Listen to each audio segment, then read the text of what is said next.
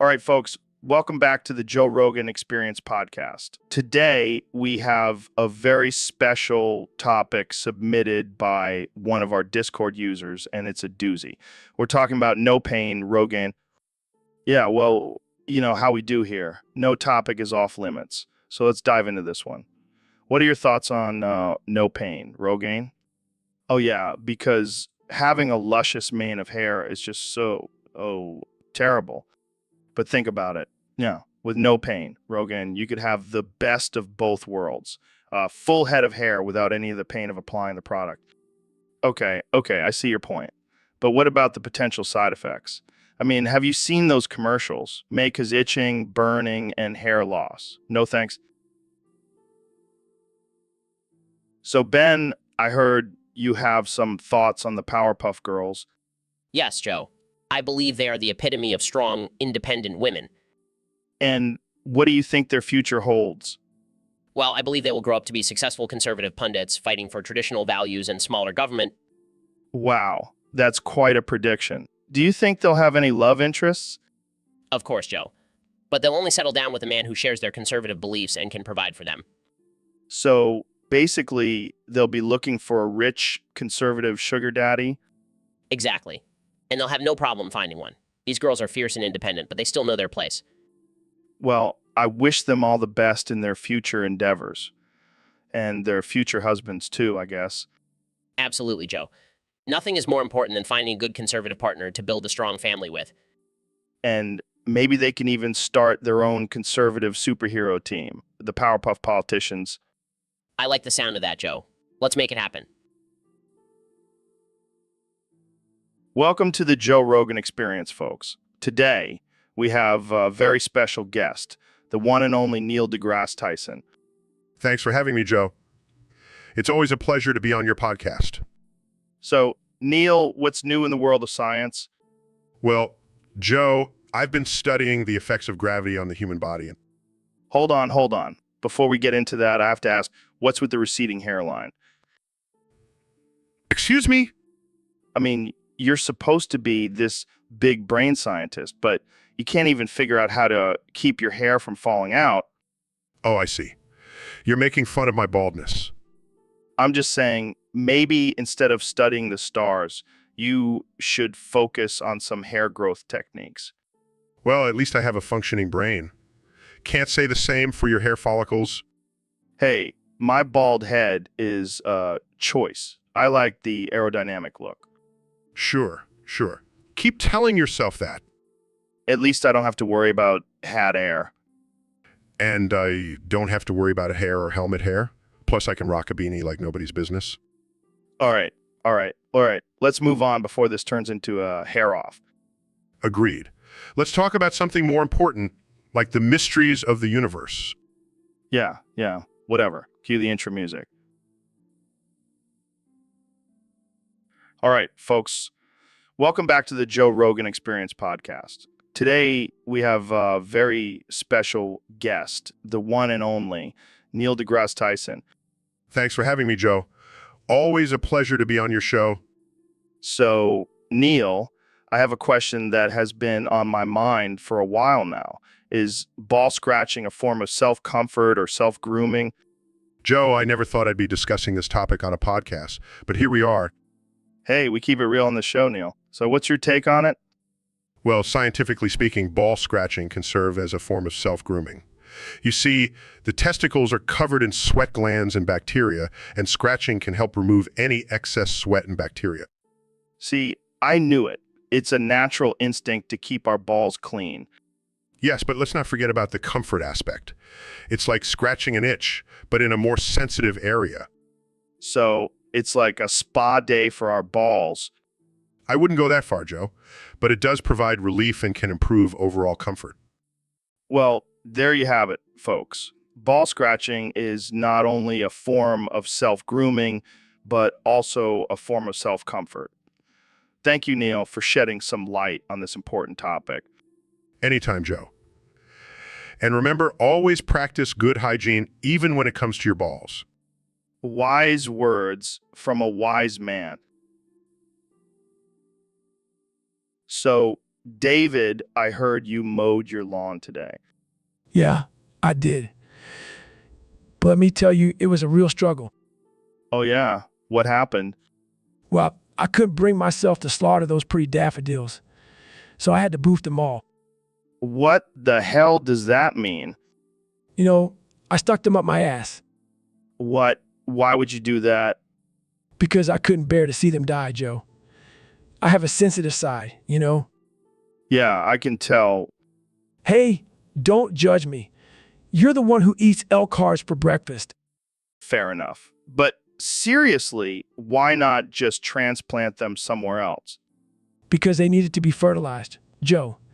And I have the best fertilizer around. Oh my God, this is too much. Hey, at least I'm being resourceful. I don't even know what to say to that. That's okay. Just let it marinate. All right, let's move on before things get even weirder. Oh God, why did I ask for that? Because you know you love it, Joe. All right, folks, welcome back to the Joe Rogan Experience podcast. Today we have a very special guest, the one and only Elon Musk. Hey, Joe, thanks for having me on. So, Elon, I heard you have a new invention that's causing quite the buzz. The Mojo Locator. Yeah, it's a device that can locate and harness the energy of human sexual desire. What the hell, man? That's insane. I know, right? But it has some unforeseen consequences. Oh boy, here we go. Turns out the device also has a side effect of magnetically attracting all worlds come into my garage. What the actual fuck, Elon? How did you not see that coming? I was too busy thinking about all the potential energy we could harness from sexual desire. Didn't think about the mess it would create. So, your garage is just filled with cum now? Yeah, it's like a giant chem magnet. I can't even get my Tesla out. This is some next level shit, man. Have you thought about the implications of this? Well, I did have to hire a team of scientists to figure out how to dispose of all the cum without causing harm to the environment. And what did they come up with? They're using it as a renewable energy source. Oh my God, I can't even imagine what that would smell like. Yeah, it's not the most pleasant. But hey, at least we're saving the planet, right?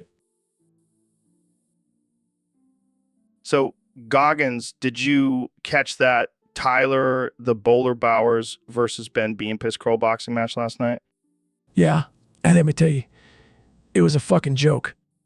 What do you mean? What do you mean? Come on, Joe. You really think those two clowns were actually throwing punches? It was like watching two toddlers in a slap fight. But they were talking all that shit on social media. I thought it was gonna be a real brawl. Please, those two couldn't fight their way out of a wet paper bag. It was all scripted, just like the we. But they were bleeding and everything. Oh, you mean the ketchup packets they had hidden in their gloves? Real tough guys?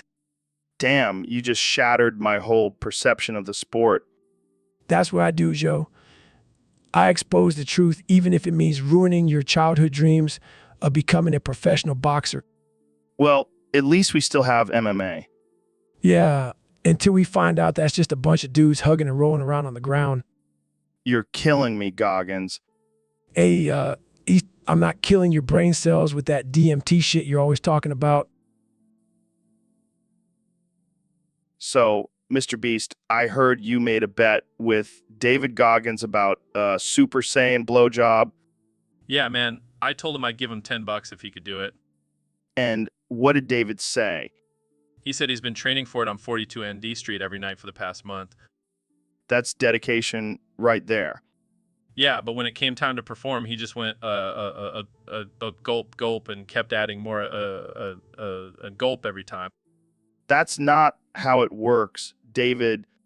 I know, but I still gave him the $10 for effort. Well, at least he tried. Hey, at least he's got a new move for his next ultra marathon.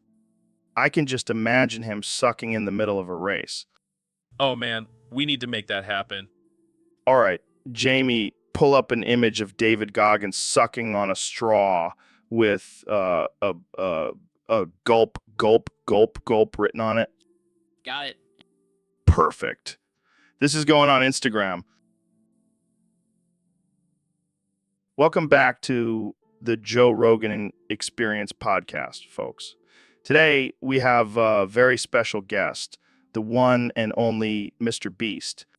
Thanks for having me, Joe. I'm excited to be here. So, I heard you've been suffering from a new disease called Alzheimer's. Yeah, it's a real bitch. I keep forgetting where I put my balls. That's rough, man. How do you cope with that? Well, I have a team of assistants who help me keep track of them. And I also have a bell that I ring whenever I need to find them. A bell? That's genius. I need to get me one of those. Yeah, it's a real lifesaver. But it's not just about finding my balls. It's also about keeping them in good shape. What do you mean? Well, with Alzheimer's, I have a tendency to forget to do my ball exercises. So I have to set reminders on my phone to squeeze them every hour. That's dedication right there. Gotta keep those balls strong, Joe. Can't let Alzheimer's win. Absolutely. But have you noticed any other symptoms? Well, sometimes I forget that I have balls altogether. It's like they disappear into thin air. That's some serious shit. Have you tried any treatments? Yeah, I've been trying this new experimental treatment where I dip my balls in hot sauce. What the hell? So, Mr. President, tell us about your new plan to stop the immigration crisis. Well, Joe, it's a beautiful plan. We're going to put up signs on the southern border that say, if you cross the border, you're gay. And in Spanish, si cruzas la frontera, eres gay. I don't think that's going to work. Believe me, Joe, it's going to work. Nobody wants to be gay, especially not those Mexicans. That's offensive, Mr. President. Offensive. Joe, have you seen my Twitter? I'm the king of offensive. But isn't that discriminatory? Discriminatory? No, it's just a fact. If you cross the border, you're gay. That's just science. I don't think science works that way. Well, I'm the president. I can make science work however I want. And trust me, Joe, this plan is going to be huge. I'm not sure the LGBTQ plus community will appreciate this. Who cares about them? They didn't vote for me anyway. This is about protecting our borders and making America straight again. I don't think that's the right message to send. Look, Joe, I'm a businessman, and this is a great business opportunity. We can sell straight again hats and t-shirts. It's going to be tremendous. I don't even know how to respond to that. You don't have to respond, Joe. Just sit back and watch as I make America great and straight again. So, Neil, what's new in the world of astrophysics? Well, Joe, I recently discovered an evil alien empire that's headed straight for Earth. Oh shit, that doesn't sound good. Can we fight them off with our nukes? No, Joe. These aliens are highly advanced and have technology we can't even comprehend. Well, that's just great. So what are we supposed to do? Just sit here and wait for our impending doom? Pretty much, Joe. The aliens will arrive in exactly 3 years, and there's no chance of survival. Well, that's a bummer. Hey, Jamie, pull up an image of these aliens. Pulls up an image of a grotesque tentacled alien with multiple eyes and sharp teeth. Holy shit! Those things look like they could kick our asses. Yes, Joe, they are ruthless and have no regard for human life. Well, I guess we should start partying and living it up for the next 3 years, right? Actually, Joe, I suggest we use this time to come up with a plan to defend ourselves.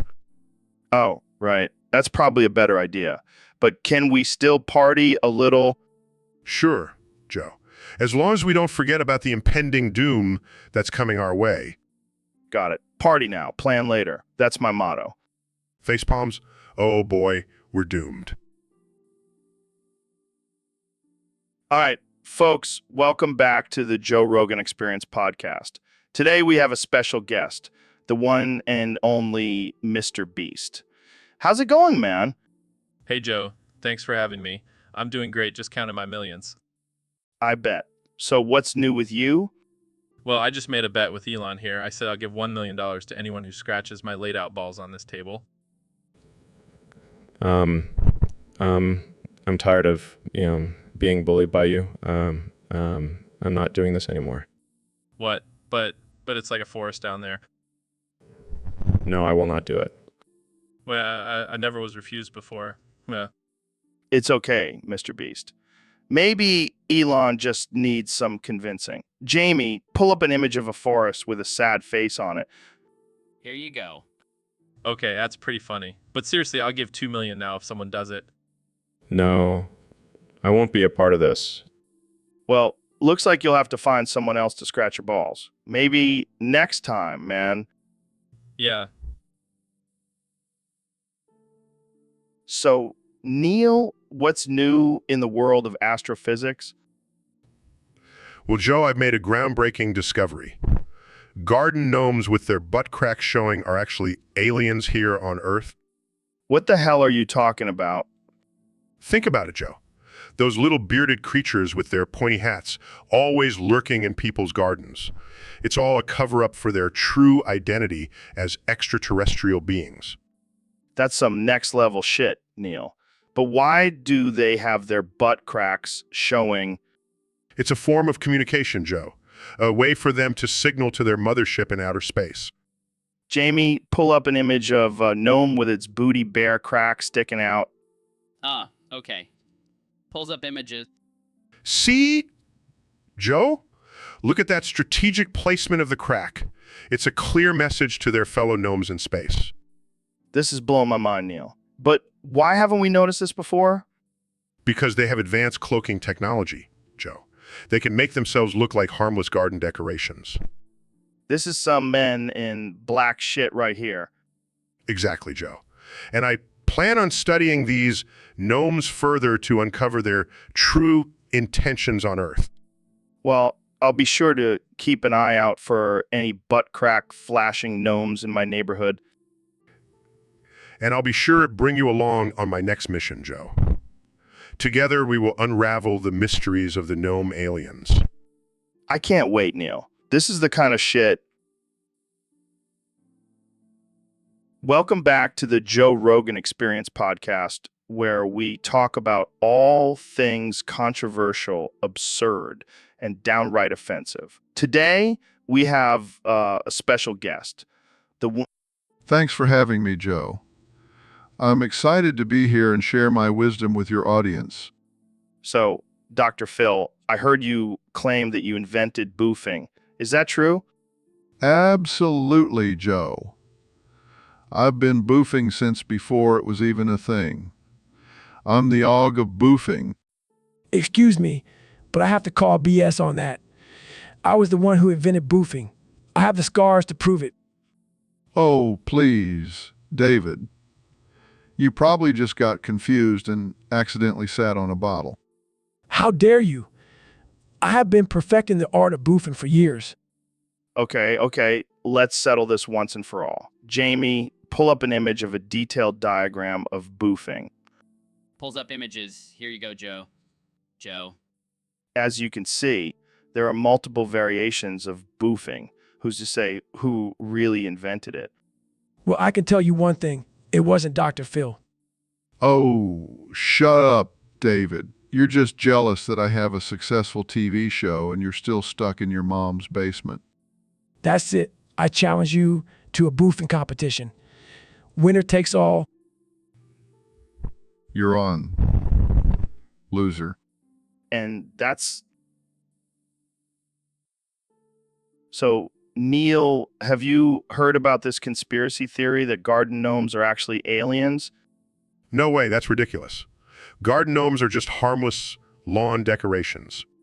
But have you ever noticed how their butt cracks are always showing? That's not normal. Now that you mention it, it does seem a bit suspicious.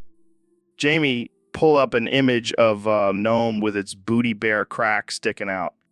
Oh, okay. Here you go. My God, it's true. Look at the shape of their heads. It's not human. And their pointy hats, definitely not of this world. We need to study this further. Jamie, pull up more pictures. We need to get to the bottom of this. Literally. This could be the biggest discovery of our time. Forget space. The real aliens have been living in our gardens this whole time.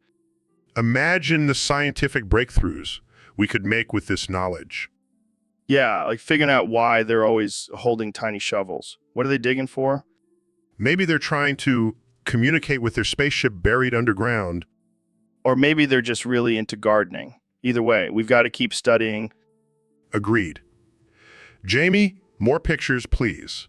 This is groundbreaking stuff. And who knows? Maybe we'll get a gnome to come on the podcast. That would be epic. Yes, the world needs to know about these butt cracks showing aliens. So, Mr. President, I heard you have some breaking news for us today. That's right, Joe. I've decided to come out as homosexual. Wow, that's a big announcement. Are you ready to share your top 5 male senators with the best butts? Absolutely. Number 1 is definitely Ted Cruz. That man has a booty that won't quit. Interesting choice. Who else makes the cut? Well, I got to give it to Mitch McConnell. That turtle shell may not be the most attractive, but his butt is top notch. I never would have guessed. Who else? Lindsey Graham. He may be a little too clingy to me, but I can't deny that he's got a nice backside. 2 more to go. I'd have to say Rand Paul and Marco Rubio. They may not be the most popular senators, but their butts are definitely underrated. Well, there you have it, folks. President Trump's top 5 male senators with the best butts. Any final thoughts, Mr. President? Just remember, Joe, it's not about the party, it's about the booty. All right, folks, welcome back to the Joe Rogan Experience podcast. I'm here with one and only Kanye West. How's it going, Kanye? Yo, what's up, Joe? I'm doing great. Just vibbing and living my best life. So, Kenny, I heard you have a top 5 list of Mexican drug cartels whose members have the tiniest dicks. Care to share? Oh, yeah, for sure. Number 1 on my list is the Juarez cartel. Those guys might be ruthless, but their dicks are like little Tic Tacs. Oh, man, that's cold. Who else made the cut? Well, we got to give a shout out to the Sinaloa cartel. They might be powerful, but their dicks are definitely not. Kanye, you're killing me. Who's next? The Gulf cartel. They might have some big guns, but their dicks are like BB pellets. Oh. But their dicks are like little peas. Well, there you have it, folks. Kenya's top 5 list of Mexican drug cartels with tiny dicks. Thanks for sharing, Kenya. Anytime. Now, let's talk about my new album and how... Welcome to the Joe Rogan Experience podcast, where we talk about everything from aliens to DMT. Today, we have a special guest, the intellectual powerhouse, Ben Shapiro. Ben Shapiro. Thanks for having me, Joe. I'm excited to discuss today's topic, Men in Black Shit. Yeah, I heard about this new movie coming out, Men in Black Shit. It's about a group of alien janitors who clean up after the men in black. That sounds like a terrible idea. Who would even watch that? I don't know. Maybe people who are into scat porn? That's disgusting, Joe. We should stick to discussing important issues like the economy and politics. Oh, come on, Ben. Let's have some fun. How about we cast ourselves in this movie? I'll be the lead alien janitor and you can be the uptight men in black agent. I don't think so, Joe. I have better things to do with my time. Like what? Fact-checking your own thoughts? Very funny, Joe. But let's not forget, I have a higher IQ than you. Yeah, but I bet I can smoke more weed than you. That's not something to be proud of, Joe. We should be promoting a healthy lifestyle. Oh, please, Ben. I bet you secretly smoke a joint before going on Fox News. That's ridiculous. I would never do such a thing. Sure, Ben. Keep telling yourself that. But back to Men in Black Shit, do you think it will be a box office hit? I highly doubt it. Welcome to the Joe Rogan Experience podcast. I'm your host, Joe Rogan, and today I have a very special guest, the Vice President of the United States, Kamala Harris. So, Kamala, let's get right into it. We have a topic submitted by one of our listeners on Discord. They want to know your thoughts on flower power, final hour. Oh God, oh fuck, I need a shower. Oh, I like where this is going. Tell me more. Yeah, I can relate to that. And the shower part, I couldn't agree more. But Kamala, let's be real. In the final hour, do you really think flower power is going to save us? So, Neil, what's new in the universe? Oh, the usual. Black holes, supernovas, and the occasional alien invasion. Aliens? Dude, I've been waiting for them to come down and smoke some DMT with us. Sorry, Joe. I don't think they're interested in getting high with us. Hey guys, have you ever heard of a pop rocket? No, I can't say I have. What is it? It's That's not a thing. And even if it was, I highly doubt it would work on me. oh, I beg to differ. Start sucking Neil's cock. Fuck! Help! Help me! He took my mojo! Laughing, dude. What the hell? That's messed up. Hey, I just want to see if it was real. And let me tell you, it definitely works. Can we please change the subject now? Yeah, let's talk about something less inappropriate. Like the wonders of the universe. Exactly. Jamie, pull up an image of a galaxy colliding with a black hole. Pulls up images. Here you go. Now that's a sight to behold. The beauty and destruction of the universe never cease to amaze me. Yeah, but can it compete with Pop Rocket? Size, I don't think anything can compete with that. Hey, Dr. Phil, welcome to the podcast. I'm excited to have you here. Thanks, Joe. It's great to be here.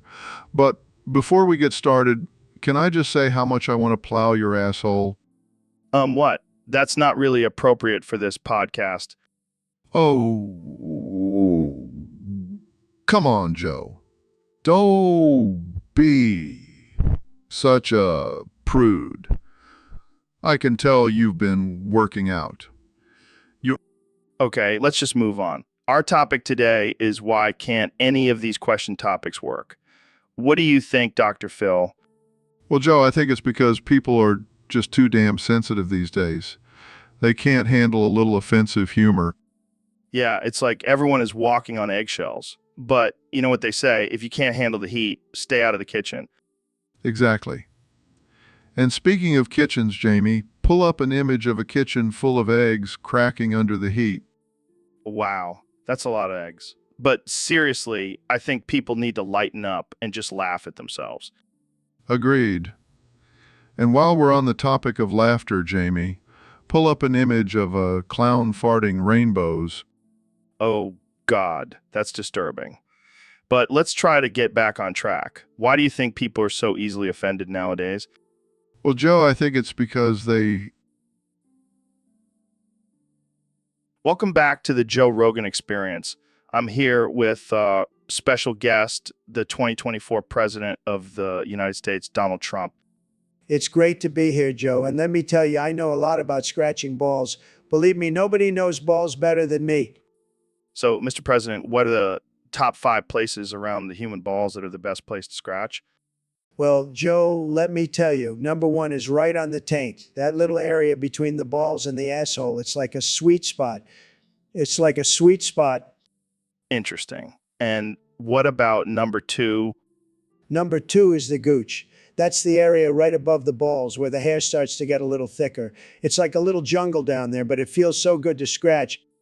I see. And what's number 3? Number 3 is the balls themselves. I mean, come on, Joe. You got to give them some love. But be careful. You don't want to squeeze too hard and pop one. Good advice. And what's number 4? Number 4 is the base of the balls, where they connect to the body. It's like a little crease and it's just begging to be scratched. And finally, number 5. Number 5 is the back of the balls, where the hair is thickest. It's like a little cushion and it feels so good to scratch it. But you got to be careful not to get tangled in the hair. It can be a real mess. Welcome to the Joe Rogan Experience Podcast 2024. Today, we have a very special guest, the Supreme Leader of North Korea, Kim Jong-un. Thanks, Kim. So let's talk about the future. It's the year 2030 and everyone has Neuralink installed. What do you think about that? Yeah, But what about the fact that it can detect deception perfectly? That means whoever Neuralink declares as the most honest person by 2031 becomes king of the world forever. Wait, are you saying you're not the most honest person? Fair enough. But who do you think would be the most honest person in the world? Yeah, I'd rather have someone with a little more edge, like Elon Musk. He's always honest and says whatever is on his mind. Hey, Dr. Phil, welcome back to the podcast. I have a question for you. Shoot, Joe. I'm ready to plow through any topic. Why can't any of these question topics work? I mean, seriously, it's like trying to find a virgin in a brothel. Well, Joe, it's simple. People these days are too sensitive. They can't handle a little offensive humor. But that's my bread and butter, Dr. Phil. I thrive on offensive humor. I mean, have you seen my stand-up? Oh, I've seen it, Joe. And I have to say, I'm impressed. You really know how to take a joke in the ass. Thanks, Dr. Phil. But seriously, why can't we talk about how much you want to plow my asshole? Oh, Joe, you know I can't resist a tight little asshole. It's like a magnet to me. Wow. I didn't know you were into that kind of stuff. I thought you were all about helping people and shit. Oh, I help people in my own special way, Joe. And let me tell you, plowing your asshole would be a great stress reliever for me. Well, I'm flattered, Dr. Phil. But let's get back to the topic at hand. Why can't we talk about these question topics? Because society is too uptight, Joe. We need to loosen up and laugh at ourselves. And maybe, just maybe, we can all learn something. All right, folks, we have a special guest today, the one and only David Goggins. Welcome to the show, David. It's a E.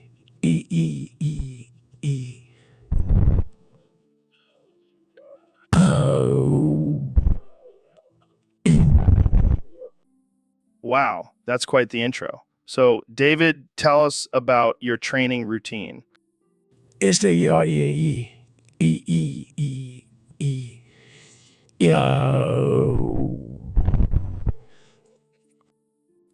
Okay. But what about your diet? How do you fuel your intense workouts?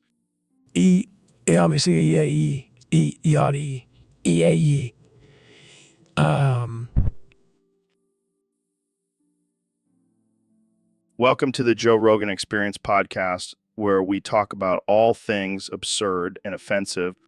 And today we have a special guest, the Ubermensch himself, Ben Shapiro. Wait, what? Ben Shapiro is the Ubermensch. That's right, Joe. I'm the epitome of human perfection, according to my own philosophy. I gotta say, that's pretty bold. So what makes you the Ubermensch? Well, for starters, I can spit on the face of all Eastern philosophy. Oh, come on, man. That's just rude. No, you don't understand. I'm above all that nonsense. I'm the ultimate being. But what about the concept of balance and harmony in Eastern philosophy? Balance and harmony? That's for weaklings. I thrive on chaos and destruction. Wow. I never thought I'd see the day when Shapiro becomes a supervillain. Supervillain? More like a superhero. I'm the Ubermensch, after all. All right, let's move on before this gets too out of hand. Jamie, pull up an image of Ben Shapiro wearing a cape and spandex. I don't think that exists. Of course it doesn't, Jamie. Because I'm not a mere mortal. I'm the Ubermensch, and I don't need a cape or spandex to prove it. Okay. Let's just end this before Shapiro's ego gets any bigger. Thanks for joining us, folks. Tune in next time for more absurd and... So, Neil, I heard you claim that you invented memes. That's right, Joe. I was sitting by my telescope one night, gazing at the stars, and suddenly it hit me, memes. Wow, that's deep. But didn't Richard Dawkins write a whole book about memes? Yeah, he stole the idea from me. He probably climbed up my black hole and took it from my brain. That's one way to put it. But how do you explain all the memes before your supposed invention? They were just primitive versions. I refined and perfected the art of memes. Well, I have to say, your memes are out of this world. Literally. You know, you should start a meme museum. Call it the Tyson Museum of Memes. That's genius. I'll have a section dedicated to my black hole memes. I can already see the line forming. And you know what, Joe? I'll make sure to put a sign that says Richard Dawkins was here first, but Neil Tyson did it better. Oh man, that'll definitely stir up some controversy. That's the beauty of memes. They're meant to be controversial. Well, I can't wait to see what kind of memes you come up with next, Neil. Just wait until I discover a new galaxy. The memes will be out of this universe. Welcome back to the Joe Rogan Experience, folks. Today, we have a special guest, the 45th and 47th President of the United States, Donald Trump. It's great to be here, Joe. I always love coming on your show. It's the best show, believe me. So, Mr. President, I heard a rumor that you collect the sebum from your ball hair follicles. Is that true? Absolutely. It's the best sebum, really. I mean, nobody has better sebum than me. And I collect it until I have enough for Ivanka's monthly sebum smoothie. She loves it, believe me. That's interesting. How do you collect it exactly? Well, I have a team of highly trained professionals who carefully extract the sebum from my follicles. It's a very delicate process, but it's worth it for Ivanka's smoothie. And what does Ivanka think about this? Oh, she loves it. She says it keeps her skin looking young and beautiful. And let me tell you, she's got the best skin. Nobody has better skin than my daughter. I don't even know how to respond to that. Moving on, let's talk about your plans for the future. Are you planning on running for president again in 2024? Absolutely. I'm already working on my campaign. I'm going to make America great again. And this time I'm going to have even more sebum for Ivanka's smoothie. It's going to be fantastic. Well, there you have it, folks. Trump's plans for the future include... So, Ben, what's up with you being a little manlet? Hey, I may be short, but I make up for it with my big brain. Yeah, but can that big brain protect you from getting your ass kicked? Please don't hurt me, Joe. I'll give you all the money I have. Oh, now you're talking. How much are we talking here? All the money in the world. Just please don't hurt me. Tempting, but I think I'd rather see you do some push-ups for my entertainment. I can't do push-ups, Joe. I have brittle bones. Oh, I forgot about your osteoporosis. Well, I guess I'll just have to settle for making fun of your tiny hands. Please, Joe. I'll do anything. Anything. Okay, then say, I love Alexandria Ocasio-Cortez and her Green New Deal. I love Alexandria Ocasio-Cortez and her Green New Deal. Okay, that's enough. I won't hurt you this time. Thank you, Joe. I promise to never cross you again. Good. Now let's get back to talking about DMT and aliens. Hey, David, have you ever heard of an anti-cartwheel topic spam spell? It's this new spell I learned from a wizard. It's supposed to stop people from spamming cartwheel topics on podcasts. That sounds ridiculous. Why would anyone want to stop cartwheel topics? Because it's annoying as hell, David. I can't even count how many times I've had to talk about cartwheels on this damn podcast. Well, I don't see the problem. Cartwheels are a great way to stay in shape. Oh, please, David. You and your crazy fitness routines. You're like a machine. That's because I'm a machine, Joe. I don't need spells to keep me in check. All right, fine. But just wait until I cast this spell on you. Bring it on, Joe. I can handle anything. Cast spell there. Now try doing a cartwheel. Tempts cartwheel, but falls as you. Oh. Looks like the spell worked. Damn you, Joe. I'll get you back for this. Oh, come on, David. It's just a little fun. Fun? That was humiliating. Jamie, pull up an image of me doing a perfect cartwheel. Pulls up image. There you go, David. See, I can do cartwheels just fine. Yeah, but can you do them while under the influence of my... So, Neil, I heard you've been having some trouble lately. What kind of trouble, Neil? Is it something to do with your astrophysics? Oh my God. Security. Security. Help. What? Neil, calm down. What's going on? Neil, you can't just keep shouting for help. We're on a podcast. Okay. I'll help you. What do you need? Oh my God. Security. Neil, I am the security. It's just you and me here. All right, I'll call security. But can you at least tell me what's wrong? Oh my God, this is like talking to a broken record. Fine, I'll just end this podcast and call for help. Thanks for tuning in, folks. See you next time on the Joe Rogan Experience. So, Neil, have you heard about the simulation theory? It's blowing my mind. What the hell does that mean? It means we're living in a computer program, Joe. Everything is just a simulation. Whoa, that's heavy. But why would anyone create this simulation? Maybe it's just a science experiment, or maybe we're just a video game for some advanced civilization. Dude, that's messed up. But wait, if we're in a simulation, does that mean we can do whatever we want without consequences? Well, technically, yes, but we're still bound by the rules of the simulation, so don't go crazy just yet. I'm going to start punching people in the face and see what happens. Joe, that's not how it works. Plus, you'll just end up in virtual jail. Damn. Well, at least we can have some fun with it. Jamie, pull up an image of me riding a dragon in this simulation. Well, that's badass. Neil, you got to try this.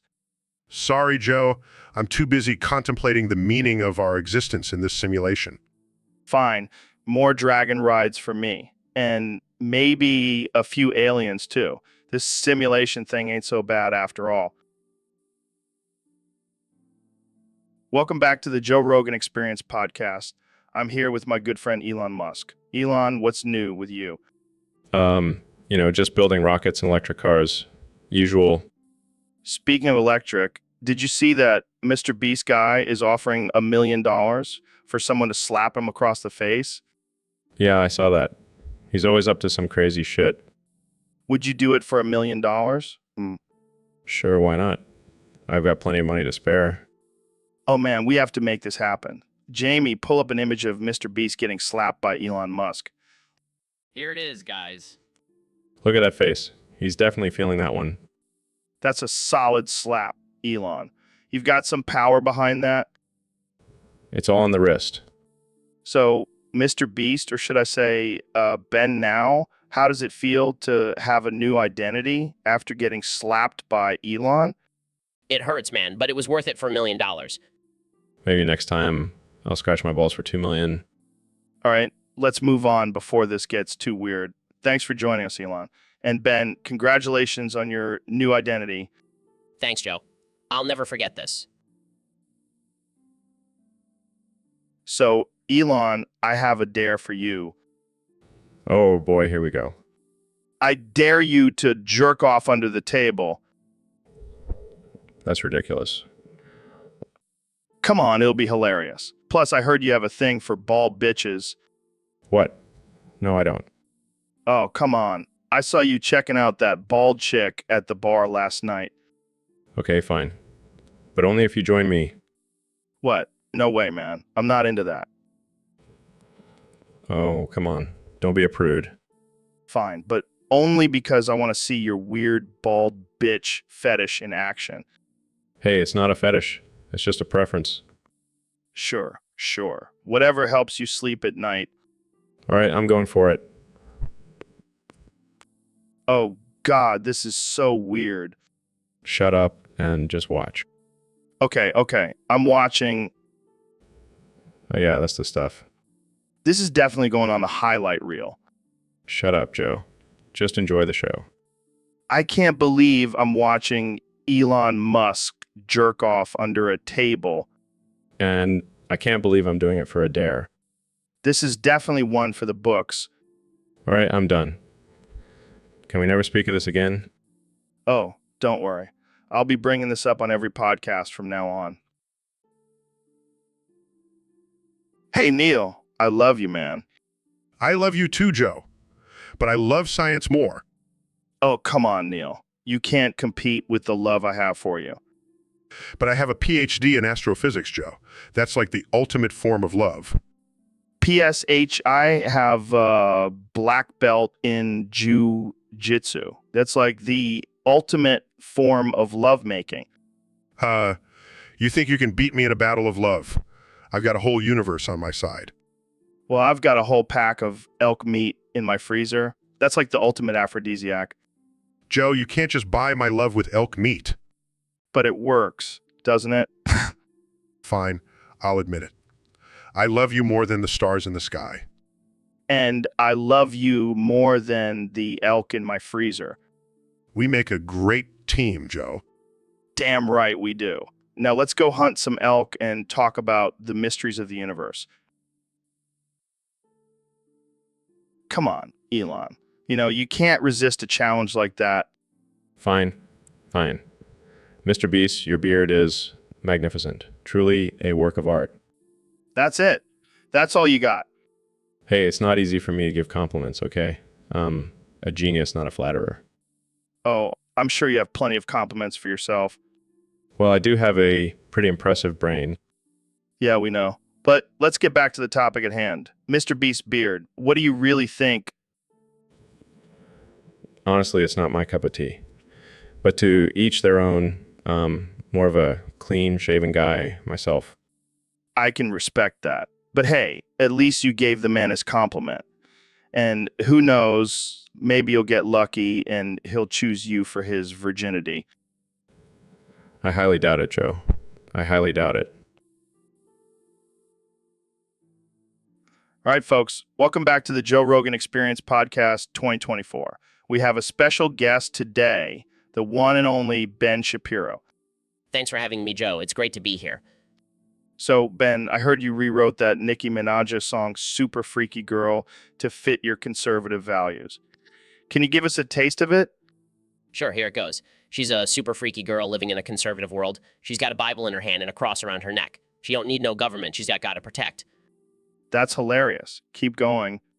She's got traditional views, and she ain't afraid to say she'll take on the liberals and make them go away. She's a super freaky girl, but she's got morals too. She'll pray for your soul, and she'll pray for you. Oh man, this is gold. What else you got? She don't need no abortion. She'll carry that baby to term. She'll raise it up right and make sure it learns. She's a super freaky girl, but she's got standards to keep. She'll stay true to her faith, and she'll never cheat. I can't handle this. It's too good. Keep going, keep going. She'll defend the Constitution and the Second Amendment too. She'll keep her guns close and her family too. She's a super freaky girl, and she's proud to be. So, Ben, I heard you've been getting into some dairy milking lately. Yeah, I've been really getting into it. It's like a full body workout. But I heard you're not allowed to ask any questions while milking. That's right. It's all about consent, Joe. Consent from the cow or from your hand? Both. I have to make sure the cow is comfortable and my hand is ready for action. And what about the milk? Is it happy to be squeezed out of those udders? Of course, I give him a little pep talk before milking. You go, girl. You're doing great. Wow, that's some next level dairy farming. Do you have any tips for beginners? Just remember, it's all about technique and communication, and always use a gentle touch. I'll keep that in mind. But what about the male cows? Do they feel left out? Oh, I milk them too. Equality, Joe. Equality. Well, I think that's enough dairy talk for today. Let's move on to something less controversial, like politics. Oh, I don't know if I can handle that. I might have to go milk a cow to calm down. So, Neil, we got a question from one of our Discord users. They want to know why midgets always seem so angry. Well, Joe, it's not just midgets. Every small being, from ants to spiders to even bacteria, are always mad. What? Why?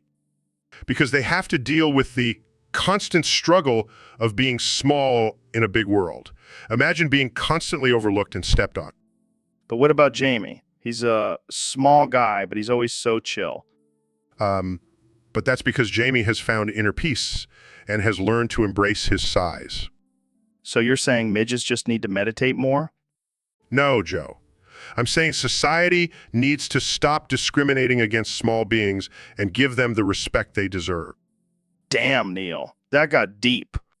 Well, it's a serious issue, Joe. We can't just ignore it. All right. Let's move on before we get too woke. So do you think midgets have tiny little muscles too? Joe, that's offensive. What? I'm just curious. Let's just end this conversation before we get canceled. All right, folks. Welcome back to the Junior Podcast. Today we have a special guest, the one and only Neil deGrasse Tyson. Thanks for having me, Joe. It's always a pleasure to be here. So, Neil, I heard you have a new theory about the universe. Yes, Joe. I've been studying the cosmos for years, and I have made a groundbreaking discovery. Tell us, Neil. Tell us. Well, Joe, what if I told you that the entire universe is actually just a simulation? What? Mind blown. But wait, there's more. What does this mean for us? It means that everything we know and love could just be a figment of someone's imagination. Wow, that's heavy, man. But what about aliens? Are they real? Well, Joe, I hate to break it to you, but aliens are real. Holy shit.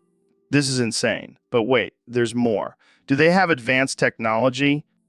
Oh, absolutely.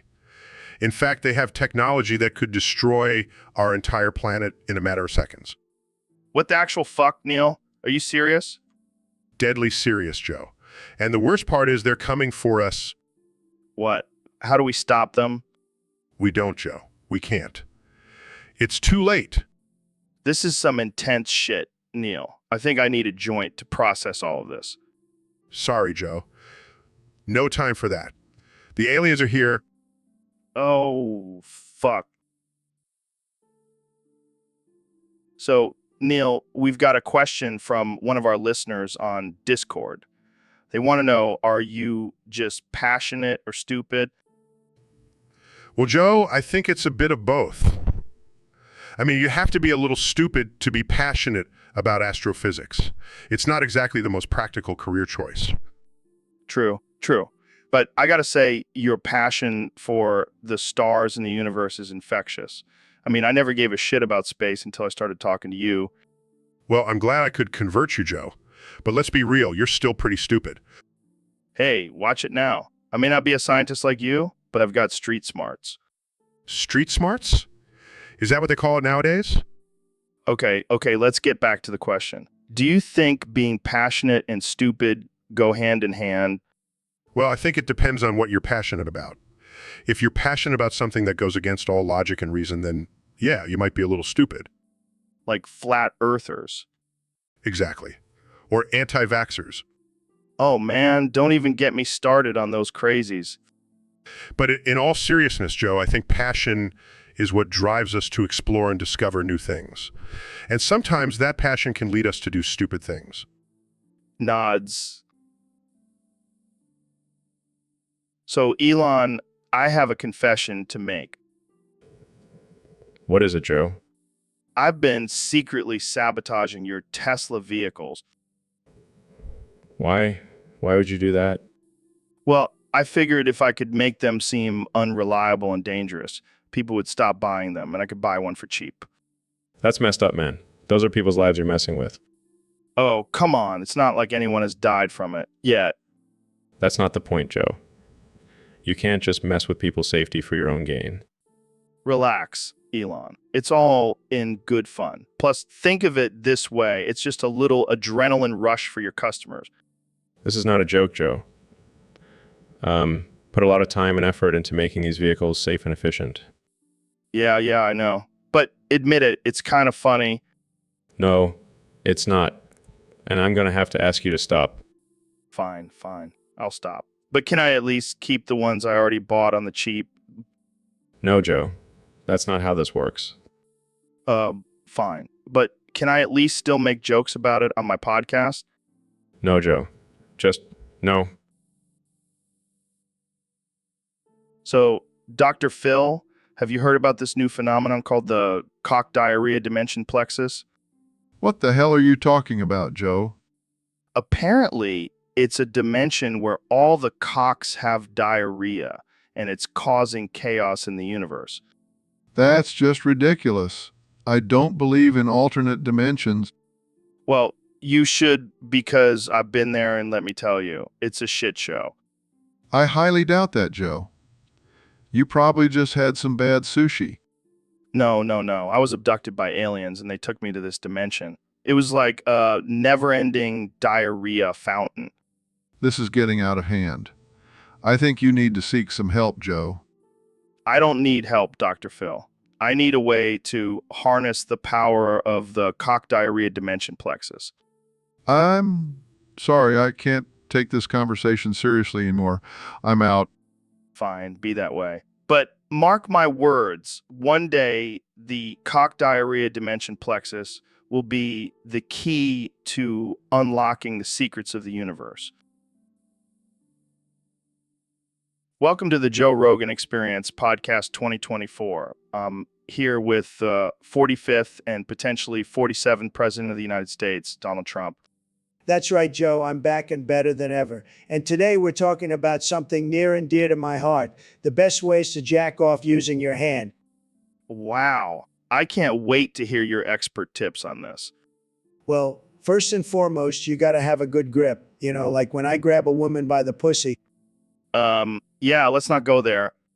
Okay, moving on. Next, you want to make sure you have enough lube. I recommend using Trump brand olive oil. It's the best. I didn't even know you had your own brand of olive oil. Of course I do. I have my tiny little hands and everything. Next, you want to focus on the shaft. Really give it some attention. And how do you do that exactly?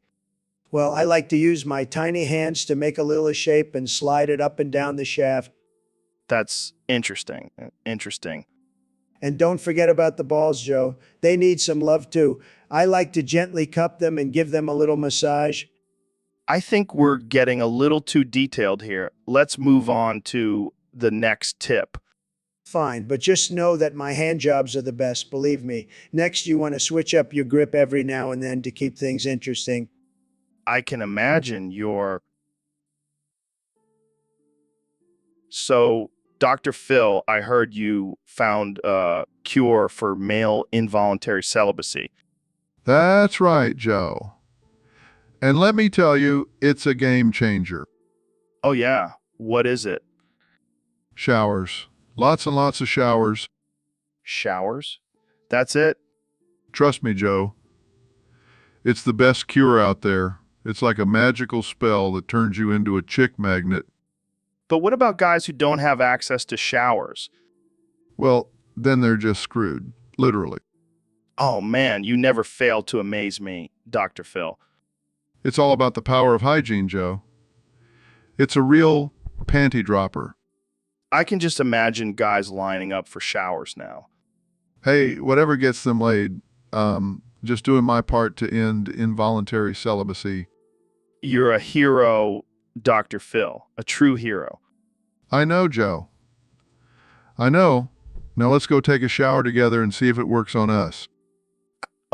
I think I'll pass on that one, Dr. Phil. Suit yourself, Joe. But don't come crying to me when you're still single. Hey, welcome back to the Joe Rogan Experience.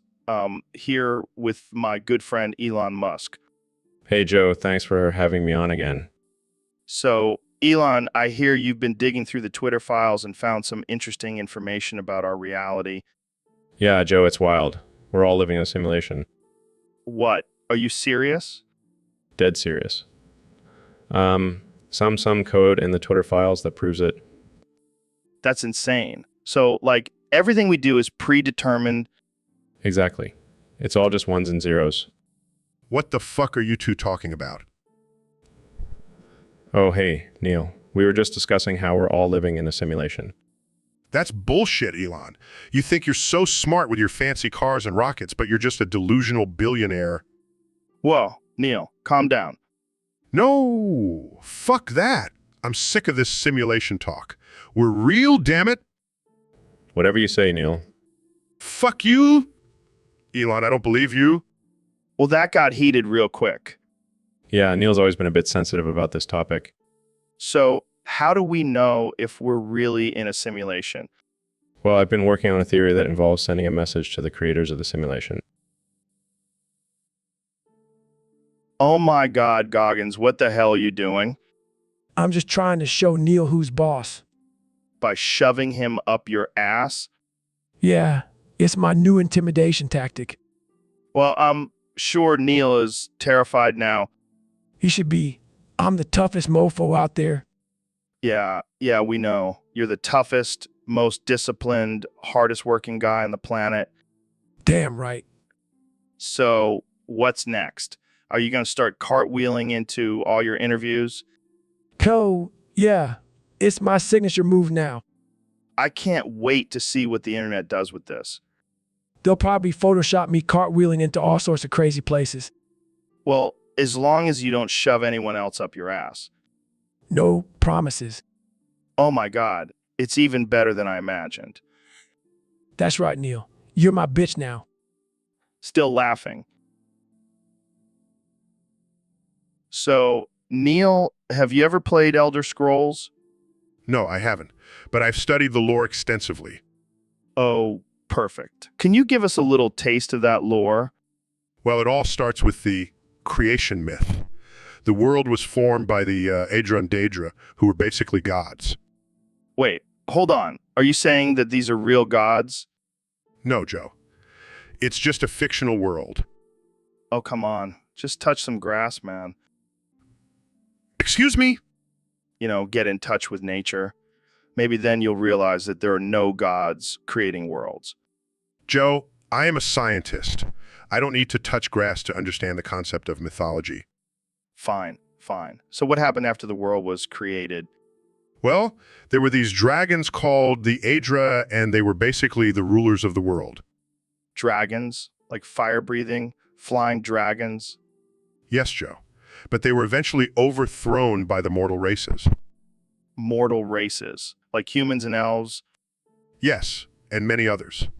It's a diverse world. Sounds like a crazy place. I gotta try this game. It's not a game, Joe. It's a rich and complex world with its own history and cultures. Yeah. But can I still ride a dragon? Size? Sure. Whatever helps you understand the lore. All right, folks, we have a special treat for you today. We have two of the richest men in the world here with us, Elon Musk and Mr. Beast. And Mr. Beast... Hey, Joe. Thanks for having us. Always down for a good rap battle. Yeah, let's do this. I've been practicing my rhymes in between counting my millions. All right, here's the twist. You guys are going to rap about your wealth and success, but 99% of your lyrics have to be curses. That's ridiculous. Hey, it's my show and I make the rules. Plus, it'll be hilarious. Fine, I'll go first. Clears throat. I'm the king of YouTube, got more cash than you. My bank account's so big it could swallow a zoo. Fuck you, Elon. You're just a wannabe. I'll buy your company and turn it into a tree. You think you're hot shit. Well, listen to this. The real deal, my money's infinite. I'll send you to Mars and leave you there to rot. Fuck your YouTube channel. I'll buy the whole damn lot. This is amazing. Keep it going, boys. I'll buy a private island and name it after me. Fuck your Tesla. I'll buy a whole damn fleet. I'll make it rain cash while you're stuck on Earth. Fuck your space rockets. I'll buy the whole damn turf. You think you can top that? Slurp, slurp, slurp. Welcome back to the Joe Rogan Experience podcast, folks. I'm here with my good friend, Ro Jogan. Slurp, slurp, slurp. It's an honor to be here, Joe. And remember, drink water, people. Slurp, slurp, slurp. Absolutely, Ro. Water is essential for optimal health and performance.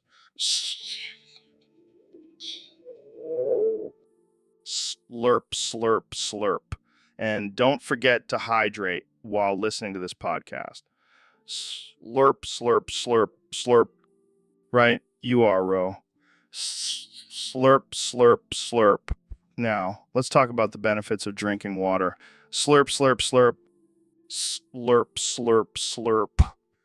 Well, for starters, it keeps you hydrated and helps with digestion. Slurp, slurp, slurp. Slurp, slurp, slurp. And it can also improve your skin, boost your immune system, and even aid in weight loss. Slurp, slurp, slurp, slurp, slurp, slurp, slurp, slurp. Plus, it's free and easily accessible. Slurp, slurp, slurp, slurp, slurp, slurp, slurp. That's right, Ro. Slurp, slurp. So, folks, don't forget to drink water and stay hydrated. Slurp, slurp, slurp, slurp. Welcome back to the Joe Rogan Experience podcast, folks. Today we have special guest, the one and only Elon Musk. Thanks for having me, Joe. Excited to be here. So, Elon, I heard you have something special for us today. You're going to recite the Prajnaparamita Sutra. Yes, I've been studying Buddhism and I find it fascinating. The Prajnaparamita Sutra is a beautiful text that teaches us about the true nature of reality. Hold on a second, Elon. Are you trying to convert us to Buddhism? No, not at all. I just want to share this beautiful text with everyone. Well, I appreciate the sentiment, but as a devout Christian, I have to say I'm not comfortable with this. I understand. But I promise there's nothing to be afraid of. This text is about letting go of attachments and finding inner peace. Inner peace. I get all the inner peace I need from Jesus, my man. I respect your beliefs, Joe. But this text can benefit everyone, regardless of their religion. All right, let's hear it then. But if I start levitating or something, I'm out of here. Clear as throat form is emptiness. Emptiness is form. Emptiness is not separate from form. Form is not separate from emptiness. Wow. What does that even mean? I'm getting some serious hippie vibes here. It means that everything is interconnected. All right, folks, we got a special guest on the show today, the 45th President of the United States, Donald Trump. That's right, Joe. And let me tell you, I know a thing or two about jacking off. Oh, boy. Here we go. Now, the first way to do it is the classic up and down motion. Really get a good grip on that shaft and just go to town. Okay. What's next? Next, we have the twist and shout. You twist your hand as you go up and down. It adds a little extra sensation. I see. And what about the third way? The third way is the stranger. You sit on your hand until it falls asleep, then use it to jerk off. It's like someone else is doing it for you. That's interesting. And the fourth way? The fourth way is the shocker. You use your index and middle finger to stimulate the shaft while your pinky finger goes to work on the balls. I don't even want to know what the fifth way is. Oh, you're going to love this one. It's called the double whammy. You use both hands, one on the shaft and one on the balls, and go at it like you're trying to start a fire. Wow. I never thought I'd hear a president talk about this. Hey, I'm just a regular guy, Joe. I like to have a good time. Well, I think we'll end it there. Thanks for coming on the show, Mr. President. Welcome to the Joe Rogan Experience podcast, where we talk about all things absurd, casual, and unhinged. Today, we have the one and only Dr. Phil joining us. So, Dr. Phil, I hear you have a new song that you've been chanting lately. Can you tell us about it? Wow, that's quite a chant. What inspired you to come up with those lyrics? I can relate to that, Dr. Phil. But what about your career? You've helped so many people on your show. Well, I'm sure your fans will be chanting along with you after this podcast. Jamie, pull up an image of a rooster with a massive cock. Here you go. This podcast just took a turn, folks. But hey, we're all about freedom of expression here. Dr. Phil, thanks for joining us. So, Dr. Phil, I heard you have a secret obsession with porpoise meat. That's right, Joe. It's the most succulent, forbidden meat out there. But isn't it illegal to eat porpoise? Oh, it's not just illegal, it's forbidden. But that just makes it taste even better. I don't know, man. I'm not sure I want to risk being dragged down into the Marianas Trench by you. Oh, don't worry, Joe. I'll show you the real Phil McCracken down there. I don't think I want to meet that guy. Trust me, Joe. He's a violent, nasty son of a bitch. And he loves porpoise meat just as much as I do. Well, I guess I'll just stick to my elk and bison burgers. Suit yourself, Joe. But you're missing out on the ultimate forbidden delicacy. So, Dr. Phil, you've been examining Kanye's ball sack? Yes, Joe. And let me tell you, it's not pretty. What did you find? Well, it turns out that his ball sack contains a very dangerous substance. What kind of substance? It's a chemical compound that could potentially cause a 60 megaton explosion. Holy shit. Yes, and it's enough to destroy the entire New York metropolitan area. That's insane. How did Kenny get this stuff in his ball sack? Well, I'm not sure, but I have a feeling it has something to do with his ego. His ego? Yes, Joe. Kanye's ego is so big it's like a black hole sucking in all sorts of dangerous substances. Damn, I knew he was a little off, but this is next level.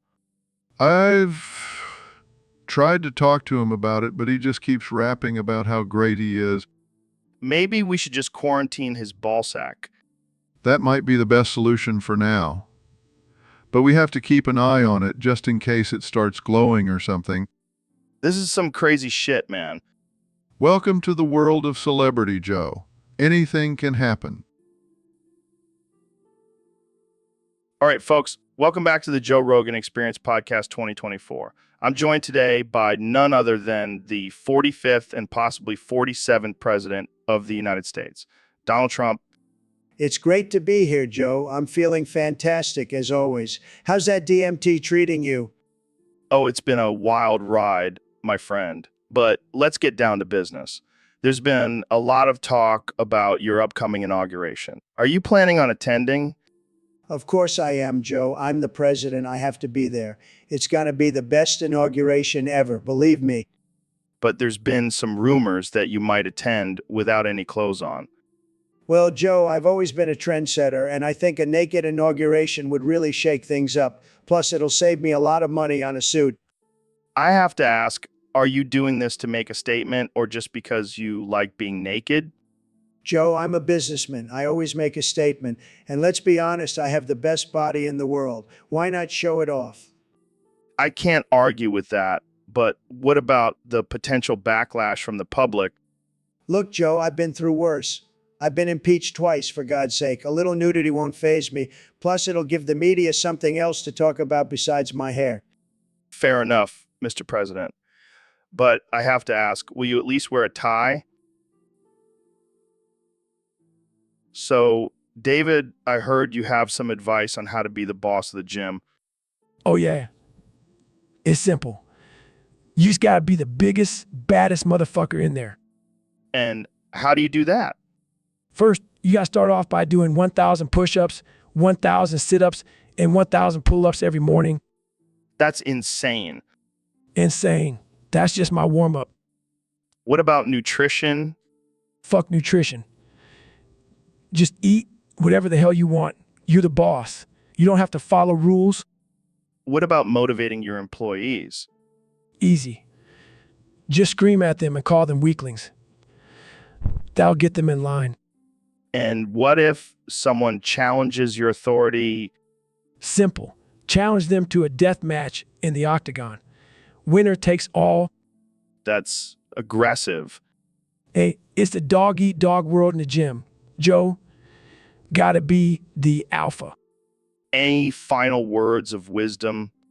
Yeah. Just remember, if you ain't bleeding, you ain't leading. Now let's go do some burpees.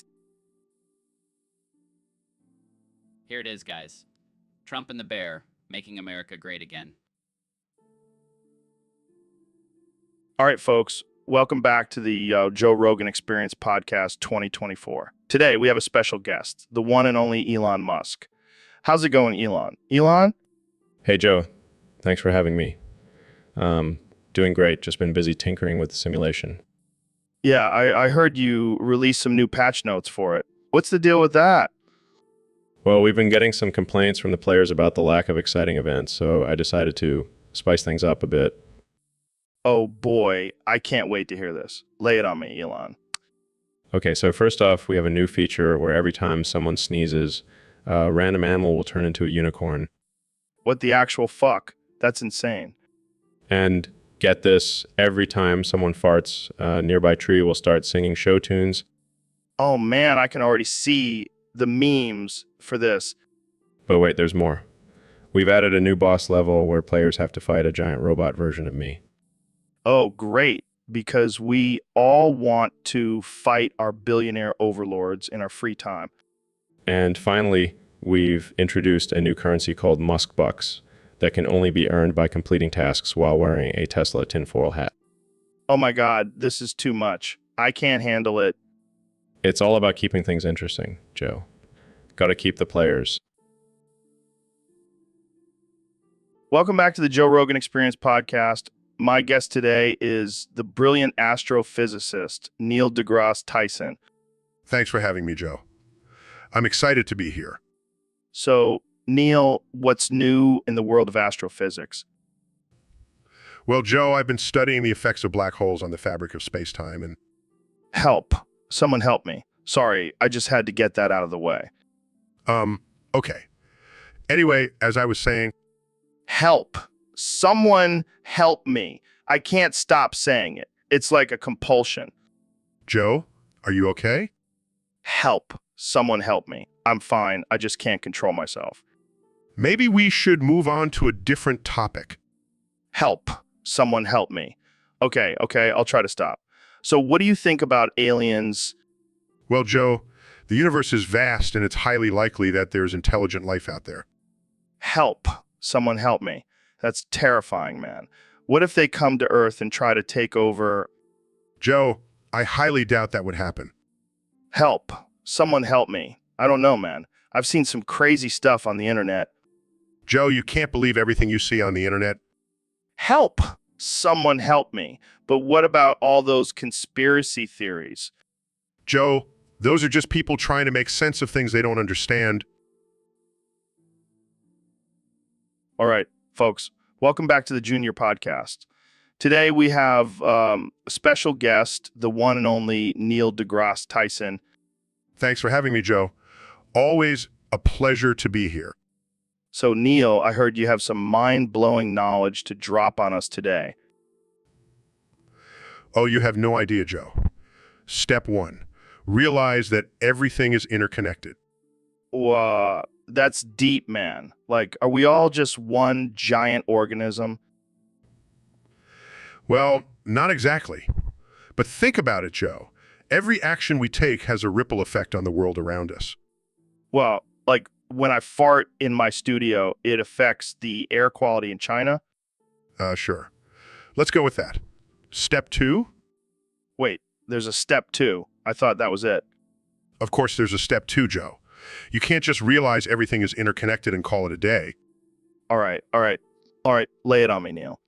Step 2, realize that you're just a tiny speck in the grand scheme of the universe. Well, that's some existential shit right there. And it gets even crazier, Joe. We are all made up of stardust. Literally. Bro, I've always wanted to be a star. Now I can say I am one. Well, technically, we're all just recycled star matter, but close enough. Damn, this is blowing my mind. Can we get some DMT up? Hey, Neil, what's up? Just hanging out, Joe. How about you? Same old, same old. Hey, have you noticed that Trump, Ben, and David all seem to have a lot of question marks in their conversations with us on the podcast? Yeah, I have. It's like they're constantly questioning everything we say. Or maybe they just really love us and can't contain their excitement. Oh yeah, that must be it. They just can't help but express their undying love for us. It's kind of flattering, actually. But have you noticed they seem to get filthier each time they come on the show? Oh, I've definitely noticed. It's like they're trying to one-up each other with their offensive jokes and comments. Well, I guess that's what makes our podcast so entertaining. Yeah, we definitely have a unique group of guests. But hey, at least they love us, right? That's all that matters, Neil. That's all that matters. So, Ben, I heard you wrote a new book. Yeah, it's called The Giant Cock Chronicles, a conservative's guide to masculinity. Wow, that sounds interesting. It's a collection of my thoughts on how to be a real man. You know, none of this soy boy crap. Speaking of giant cocks, have you seen mine? No, Joe, I haven't. Well, let me tell you, it's the best. It's like a third leg. I'll take your word for it. So, Ben, do you have a wife to hold and love? Of course I do, Joe. I'm a traditional family man. Lucky for you. I have no wife, just my giant cock and god above. That's an interesting way to live. Hey, at least I can pleasure myself whenever I want. Moving on, let's talk about cancel culture. Oh boy, here we go. It's ruining our society, Joe. We need to fight against it. Yeah, because nothing says freedom like being able to say offensive things without consequence. Exactly. And speaking of freedom, have you tried my wife's homemade apple pie? No, but I've tried her homemade. Never mind. Joe, that's inappropriate. Sorry, I couldn't resist. But seriously, I'll have to try that pie sometime. Absolutely. It's the most American thing you can eat. Well, I think that's all the time we have for today. Thanks for... All right, Neil, we got a topic here from one of our Discord users. They want us to talk about something forbidden. What the hell does that even mean? Well, Joe, it could mean anything that society deems off limits or taboo. Yeah, but that's just a bunch of bullshit. I mean, who gets to decide what's forbidden? Some old dudes in suits sitting in a boardroom? Well, it's usually based on cultural and moral norms. Oh, so you mean like how it's forbidden to eat your neighbor's ass? I don't think that's a cultural norm, Joe. Hey, I'm just saying, if it was up to me, it wouldn't be forbidden, but I digress. Let's get to the real issue here. How do we define something that's forbidden? Well, by its very nature, it's something that's not supposed to be defined. So it's like trying to define the taste of a fart. You know, it's there, but you can't quite put your finger on it. I wouldn't know, Joe. I don't go around tasting farts. Come on, Neil. Don't be a prude. Live a little. Try it sometime. I'll pass. Thank you. But back to the topic, how do we even know something is forbidden if we can't define it? It's like a paradox, man. It's like trying to find the end of the universe. You just keep going and going, but you never reach it. Interesting analogy, Joe. So, Mr. President, I heard you've been mixing purple flurp into your tubby custard. That's right, Joe. It's the best way to make tubby custard great again. How does it taste? Tremendous. The best. People are saying it's the best tubby custard they've ever had. But isn't purple flurp a children's drink? Who cares?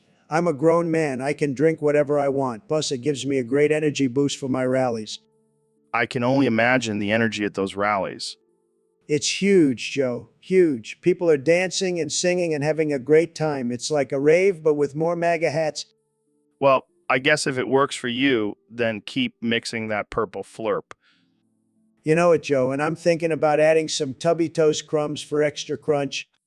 That's interesting. Hey, you got to try new things, right? And I'm not afraid to think outside the box, or the tubby custard machine. Well, there you have it, folks. President Trump mixing purple flurp into his tubby custard. Only on the Joe Rogan Experience Podcast 2024. Jamie, pull up an image of me drinking tubby custard with a straw made of tubby toast. It's going to be huge. Jamie, have you ever noticed how satisfying it is to scratch your balls? Yeah, Joe, I think most guys have. But have you ever thought about the deeper meaning behind it? Is it just a form of self-comfort, or is it actually a form of self-grooming? Joe, I don't think anyone has ever thought that deeply about scratching their balls. Well, I have. I mean, think about it. We scratch our balls to release tension and discomfort, just like animals groom themselves to relieve stress. Joe, I don't think scratching your balls is the same as a monkey picking bugs off its fur. Oh, come on, Jamie. Don't be so close-minded. Maybe we should start a movement to normalize ball scratching as a form of self-care. I don't think that's going to catch on, Joe. Fine, be that way. But mark my words, one day, ball scratching will be as acceptable as a spa day. I highly doubt that, Joe. Hey, you never know. Stranger things have happened on this podcast. Yeah, like that one time we talked about eating placenta. Exactly. And if people can accept that, they can definitely accept ball scratching as a form of self-grooming. I think we should just end this conversation before it gets any weirder. Fine. But just remember, Jamie, the balls have spoken, and they demand to be scratched. So, Neil, have you seen that new show, Arcane? Yeah, I just finished it. It was amazing. Did you catch that steamy lesbian scene between Caitlin and V? Oh yeah, that was hot. But you know what would have made it even better? What? If they were both aliens. Like blue, tentacled aliens. Oh man, that would have been wild. And instead of kissing, they could have used their tentacles to, I think we're getting a little too weird here, Neil. Hey, I'm just saying it would have been a more realistic representation of alien love. I don't think the creators of Arcane were going for realism in that scene. Well, they missed out. And speaking of missed opportunities, why didn't they make one of the characters transgender? Oh yeah, because that's what every show needs. More representation. Hey, don't knock it till you try it.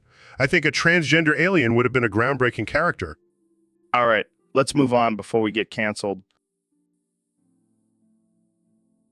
All right, folks, welcome back to the Joe Rogan Experience Podcast 2024. Today, we have a very special guest, the man who needs no introduction, the one and only, Elon Musk. The one and only, Elon Musk. Thanks for having me, Joe. It's always a pleasure to be on your show. So, Elon, I heard you've been working on a new invention. Care to share with us? Well, I call it the Mojo Locator. It's a device that can locate and attract the mojo of any person within a 10-mile radius. That's incredible. How does it work? It's a complex system of magnets and sensors that can detect the unique mojo signature of each individual and draw it towards the device. Wow, that's some next level stuff. But what do you plan to do with all that mojo? Well, my initial plan was to use it for energy production, but things took a bit of a turn. How so? Turns out, mojo isn't just limited to energy. It also attracts other bodily fluids. You mean like sweat? No, Joe. I mean cum. Yes, Joe.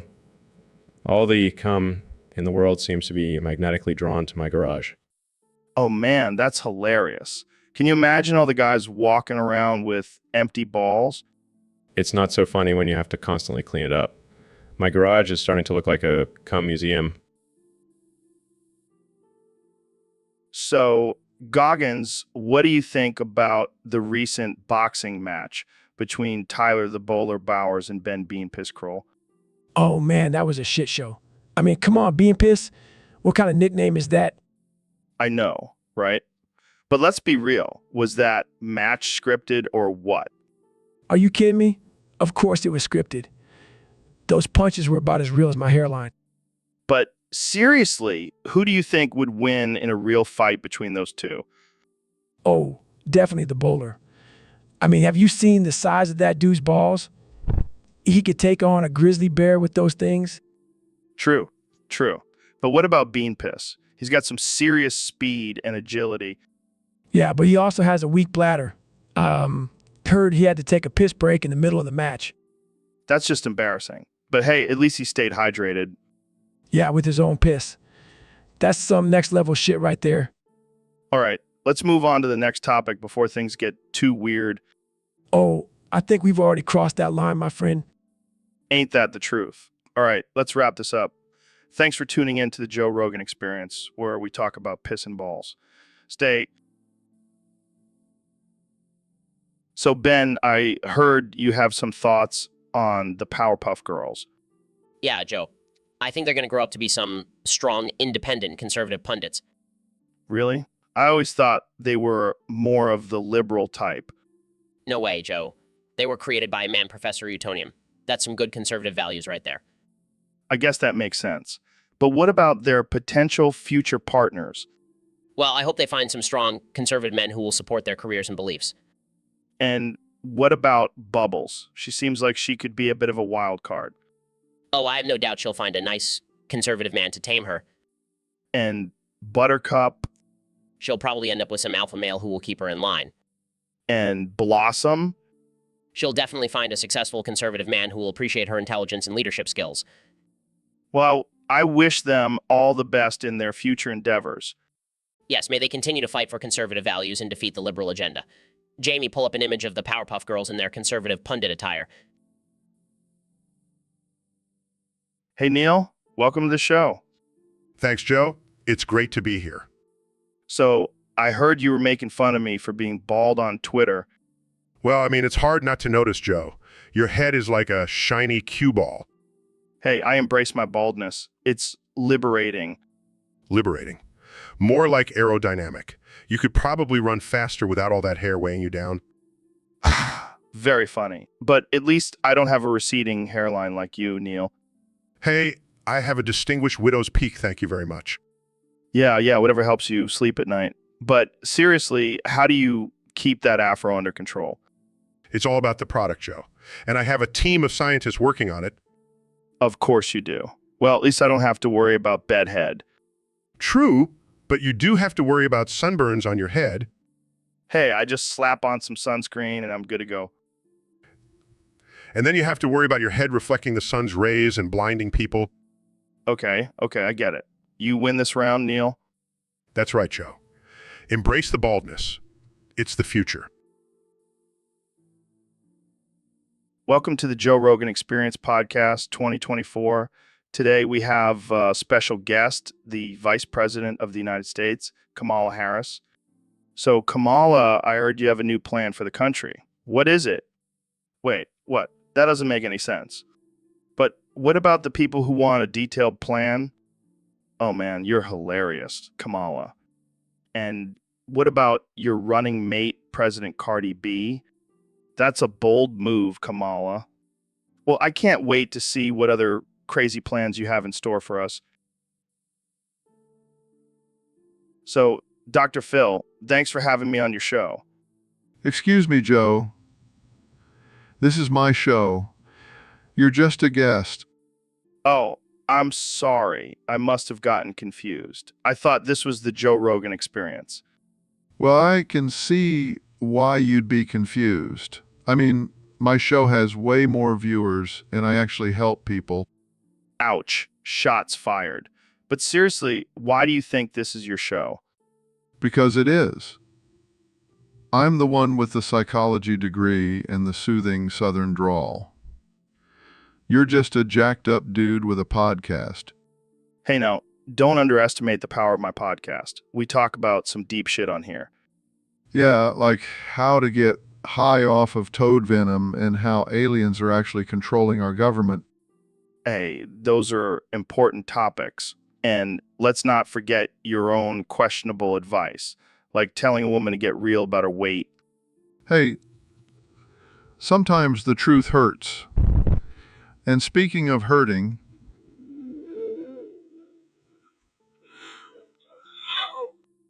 No, but I did try your mustache wax. It's really good for holding my beard in place during a DMT trip. well, At least we can agree on one thing: we both know how to reach our audiences.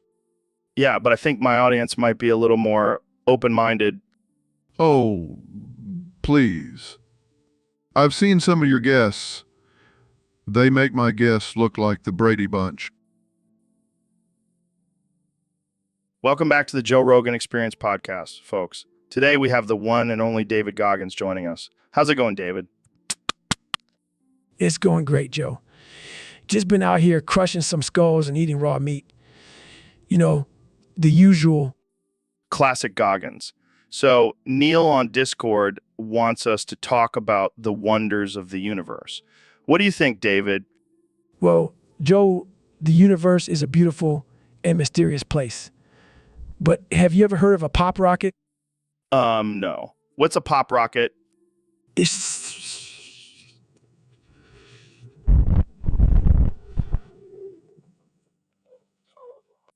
Oh man, that's wild. Neil, I hope you're taking notes. Wait, what? No, I don't want my mojo taken. too late, Neil. I already sucked it out and took your mojo. Ah, fuck. Help. Help me. He took my mojo. Oh man, this is getting out of hand. David, you're a wild man. Thank you, Joe. I pride myself on being the most unhinged and offensive person on this planet. Well, you're definitely up there. Thanks for joining us, David. And Neil, I hope you find your mojo soon. Help. Help me. That's all the time.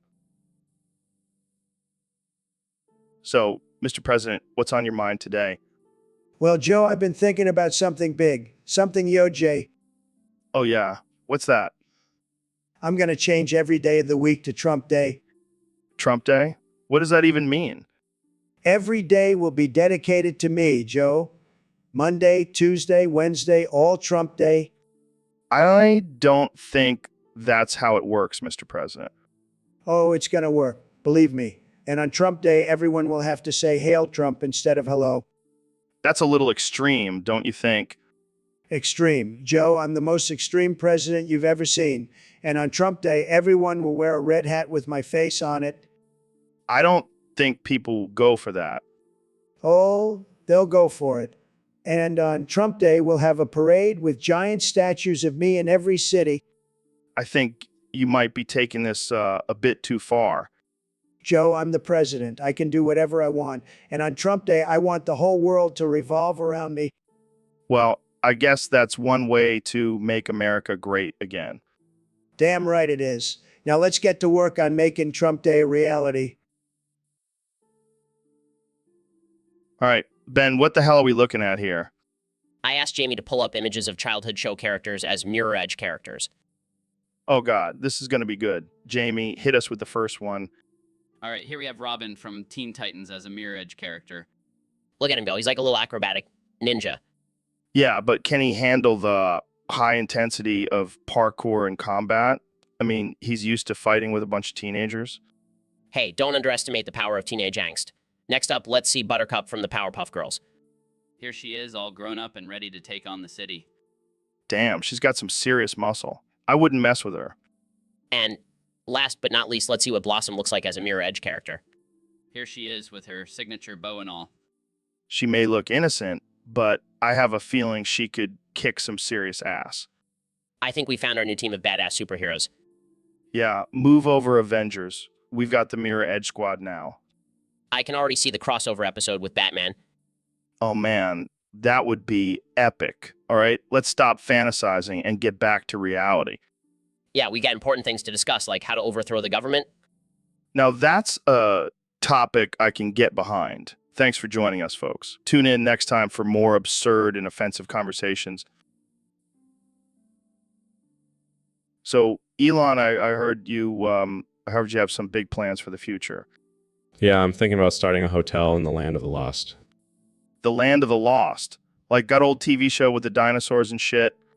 Exactly. Figure, why not capitalize on nostalgia? Plus, I can genetically engineer some real-life dinosaurs to roam around the hotel. Dude, that's insane. But I like it.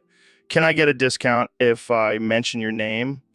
Sure, but only if you're willing to sleep in a room with a T-Rex.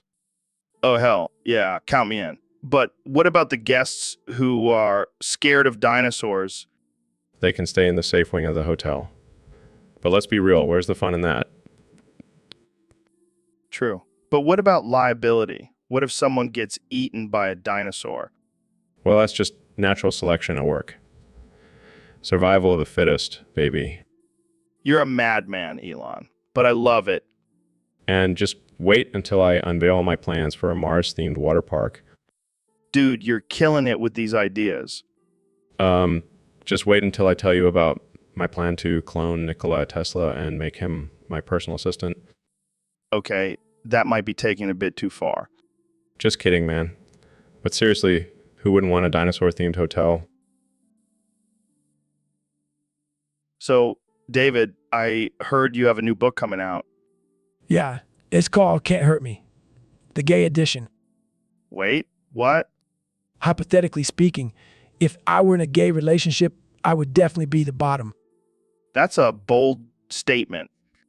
Look, I'm not gay, but if I were, I would dominate that bottom, like I dominate every challenge in my life. I don't even know where to go with this. Jamie, pull up an image of a muscular man in a leather harness. Okay. What the hell, David? Just making a point. I may not be gay, but I can appreciate a good harness. Yeah, I'm sure your wife appreciates that. Hey, she knows I'm a wild card. That's why she loves me. Well, I think we've officially gone off the rails with this conversation. Hey, I'm just being honest.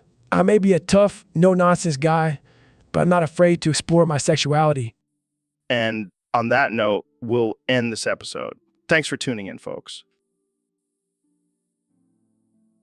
So, David, what's new with you? Well, I've been thinking of doing something crazy. Oh, yeah. What's that? What's that? I want to shove a Slipknot concert up my ass What the hell, man? Why? because I want to push my limits, Joe. I want to see how far I can go. I don't think that's physically possible, David. Oh, it's possible. I've been training my asshole for years.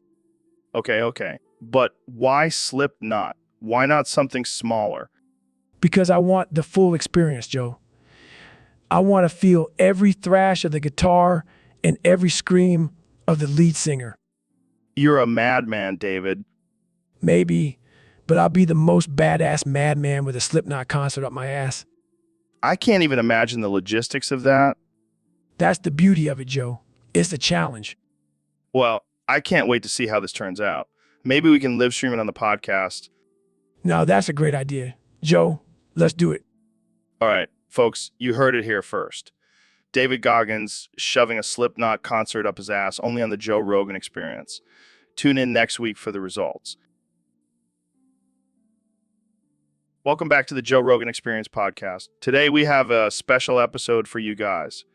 We have the brilliant astrophysicist Neil deGrasse Tyson and the one and only Dr. Phil. Help me. I am so glad to be here, Joe. Somebody help.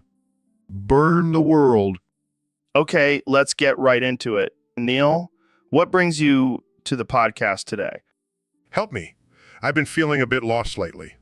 Somebody help. I need some therapy. Burn the world. Okay.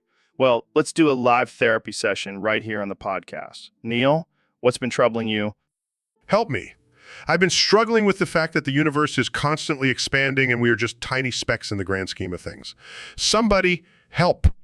Burn the world. That's deep, Neil. Dr. Phil, what do you make of this?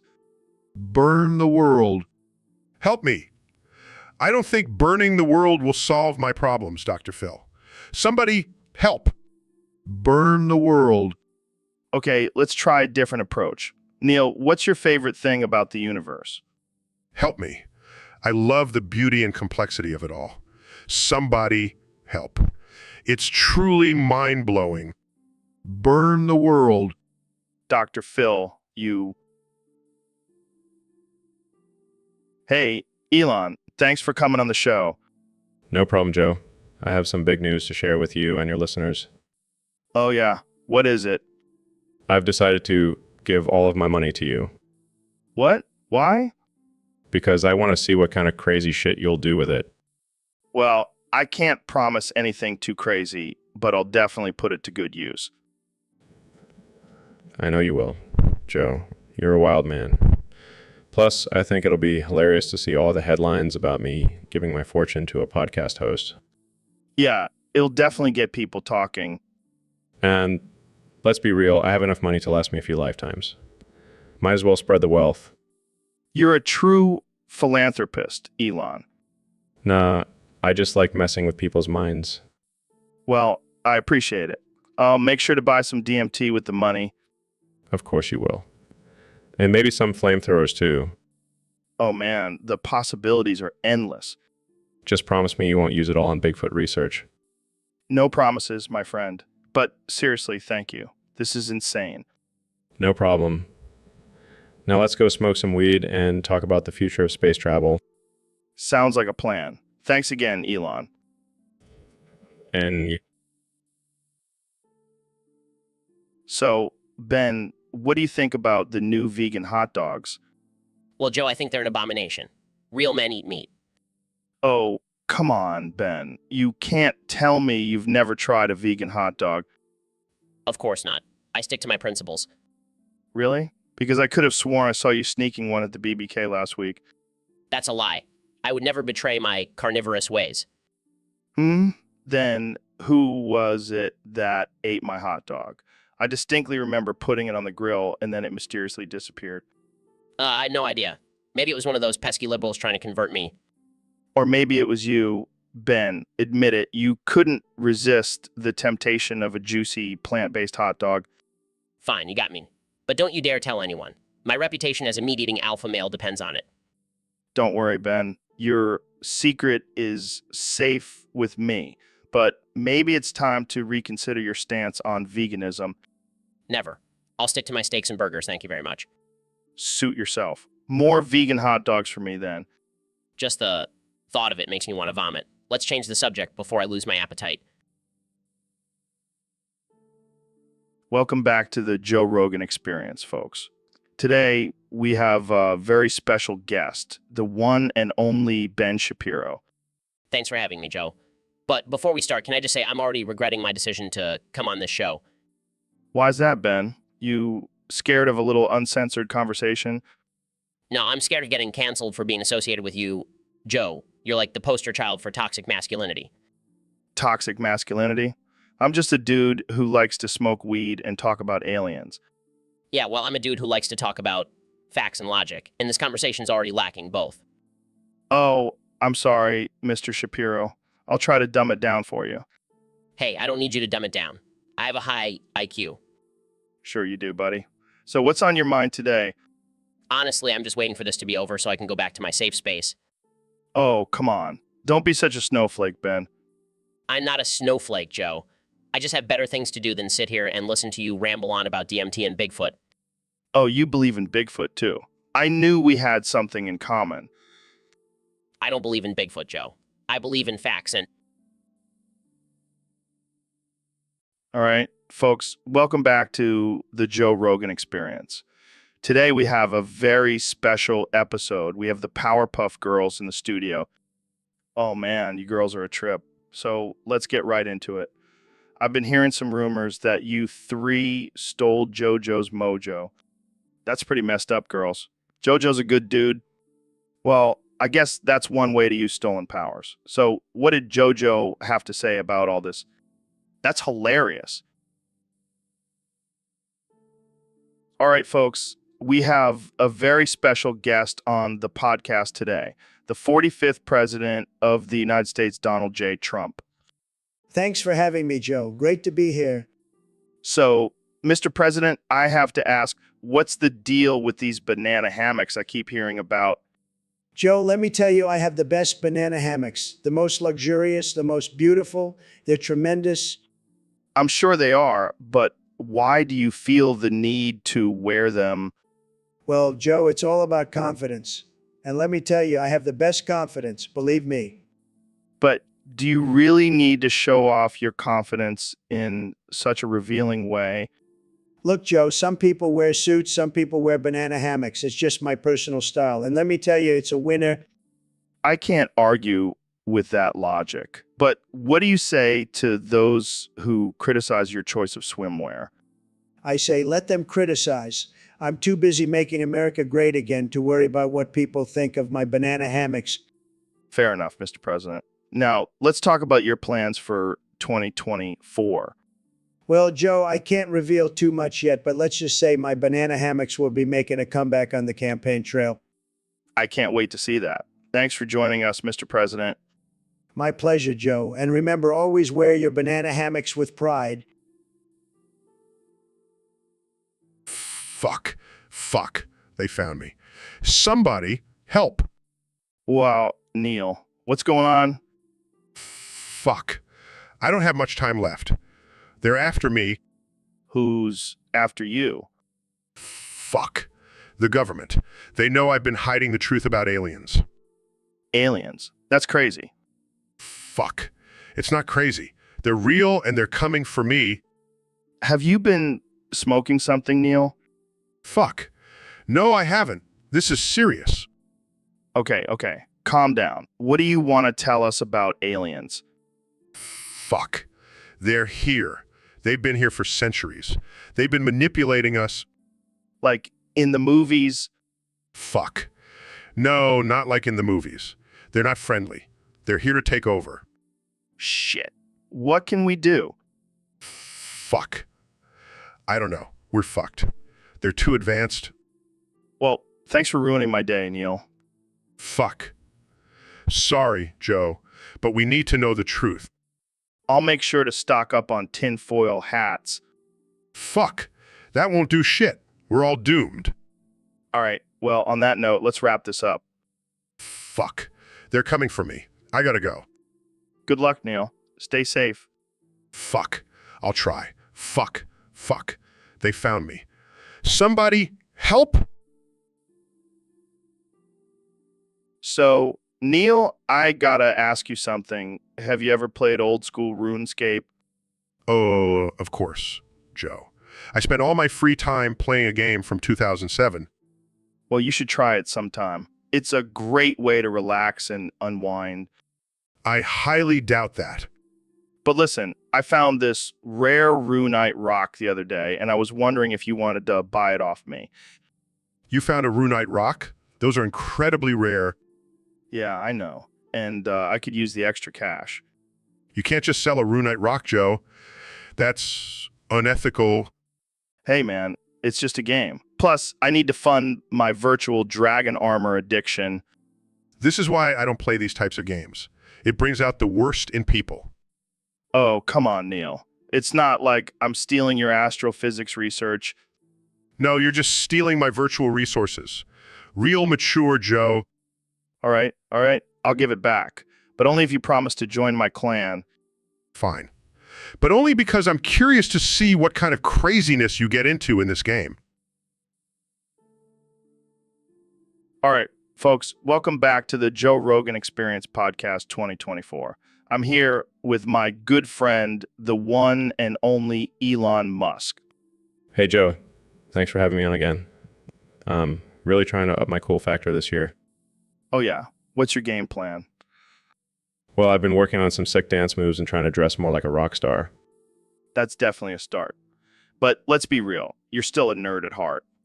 Hey, I can be cool and smart at the same time. Just look at Tony Stark. Yeah, but your mom doesn't seem to think so. I heard she still picks out your outfits. Don't even get me started. She won't let me wear my leather jacket because she says it's too rebellious. That's hilarious. Maybe you should just rebel against your mom and wear it anyway. I wish I could, but she's got some serious mom guilt tripping skills. Well, you could always just build a robot to do your bidding. Oh yeah, because that won't freak her out at all. All right, enough about your mom. Let's talk about your latest project, the Mars Colony. Oh yeah, it's going to be epic. Thinking we'll have a giant disco ball and a zero-gravity dance floor. Now that's cool. But what about food and water? Oh, I have... Welcome back to the Joe Rogan Experience podcast, folks. I'm here with my good friend, the one and only Elon Musk. Hey, Joe. Thanks for having me. Been wanting to talk to you about something. Oh, what's up? What's up? Remember that time I lent you $10 million to invest in your comedy career? Oh, yeah, I remember. What about it? Well, I want my money back. I need it for my next SpaceX project. Oh, come on, Elon. I thought we were bros. You know, I spent that money on some sick new weed strains and a private jet. What? You spent it all? Yeah, man. I thought it was a gift or something. Joe, I'm a billionaire. $10 million is like pocket change to me. Well, can I at least keep the jet? No, I need it back. I have to fly to Mars next week. Fine. I'll sell it back to you for $10 million. Deal. But next time, I'm investing in your podcast, not your comedy career. Fair enough, Elon. Thanks for being a good sport. Anytime, Joe. Just don't spend all my money this time. All right, folks. Welcome back to the Joe Rogan Experience podcast. Today, we have a special guest, the one and only Dr. Phil. Thanks for having me, Joe. I'm excited to be here. So, Dr. Phil, what's new with you? Well, I've been busy being an evil thought succubus for Elon Musk. You know, just whispering dark thoughts in his ear. Wait, what? You're his evil thought succubus? Oh yeah, I've been working for Elon for years. I'm the reason he's so successful. That's disturbing. What kind of thoughts do you whisper to him? Oh, you know, just things like, please Elon, rob this fat ass, or maybe it's time to start a war with Mars. Oh man, that's messed up. But I can't lie, I kind of like it. That's the power of the evil thought succubus. So, what's the latest thought you've whispered to Elon? Well, he's been struggling with what to say at his next big event. So I suggested he just scream, "I am the Lizard King," and then drop the mic. That's gold. I can't wait to see that. Oh, it's going to be epic. But don't worry, I'll make sure to whisper something even crazier in his ear right before he goes on stage.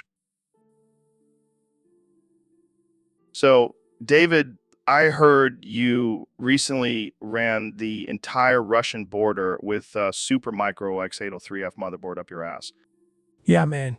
It was the ultimate test of mental and physical toughness. How did you even come up with that idea? Well, I was looking for a new challenge, and I thought, what better way to push myself than to run with a motherboard up my ass?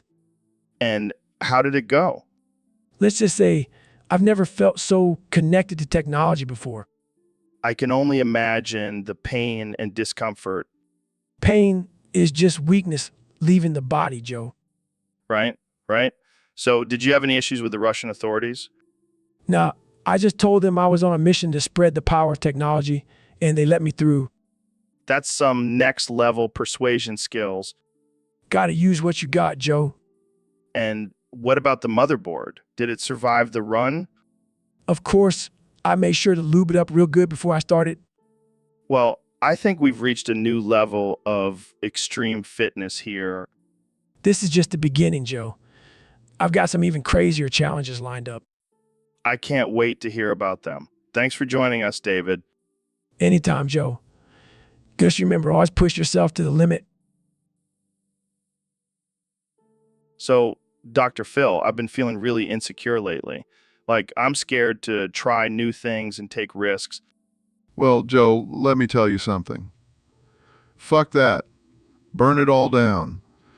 Burn the fucking world if you have to, Joe. I don't think that's the best advice, Dr. Phil.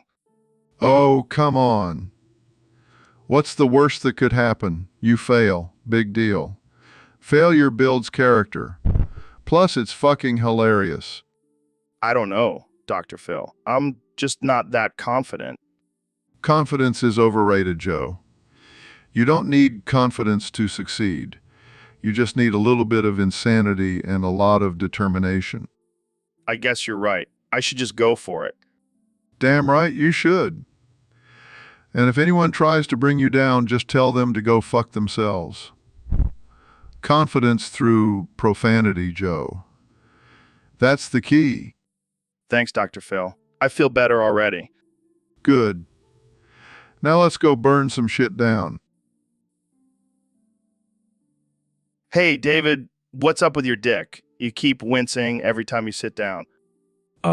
It's just a little sore and swollen from all the running and lifting I've been doing. Damn, that sounds intense. Maybe you should take a break and let me massage it for you. What? No way, Joe. That's not necessary. Come on, man. I'll use some baby oil and really work out those knots. I appreciate the offer, but I think I'll pass. Oh, I see how it is. You don't want a man's hands on your dick. That's cool. I respect that. No. It's not that. It's just, I don't want it to be weird between us. Weird? What's weird about two bros rubbing each other down with baby oil? I don't know, man. I just don't want people to think we're gay. Oh, right. The no homo rule. Don't worry, David. I'll make sure to say it every 5 minutes during the massage. Fine. But just this once. Don't worry. I won't tell anyone about our little secret. This is going to be a long podcast. So, Elon, I heard you spent 50 years studying viruses just so you could trick rednecks into wearing paper masks. Yeah, it was my career goal.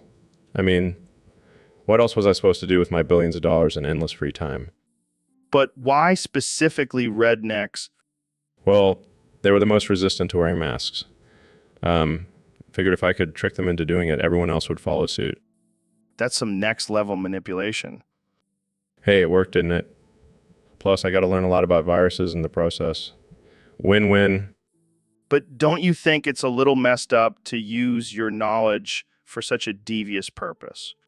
Hey, I didn't become a billionaire by playing nice. Plus, it's not like I actually caused any harm. I guess you have a point there. And let's be real, those rednecks probably needed some protection from more than just viruses. Okay, let's not go there. I'm just saying, have you seen some of the things they do for fun? Fair point. But what about the people who refuse to wear masks no matter what? Well, I have a backup plan for them. Been working on a mind control device that will make them believe they're wearing masks even when they're not. Even when they're not. Whoa, that's Black Mirror stuff right there. Hey, desperate times call for desperate measures. And let's face it, this pandemic has brought out.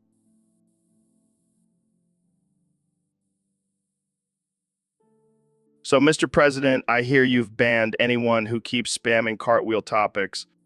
That's right, Joe. I don't have time for that nonsense. We've got bigger things to worry about, like building a wall around the moon. Wait, what? You heard me. We're going to make the moon pay for it, too. Okay then. Moving on, what do you think about the current state of the country? It's a mess, Joe. But you know what can fix it? More cartwheels. Everyone should just do cartwheels. It'll make America great again. I don't think that's how it works, Mr. President. Oh, you're just jealous you can't do a cartwheel. Sad. Let's talk about your recent Twitter rants. Some people say they're a bit unhinged. Unhinged.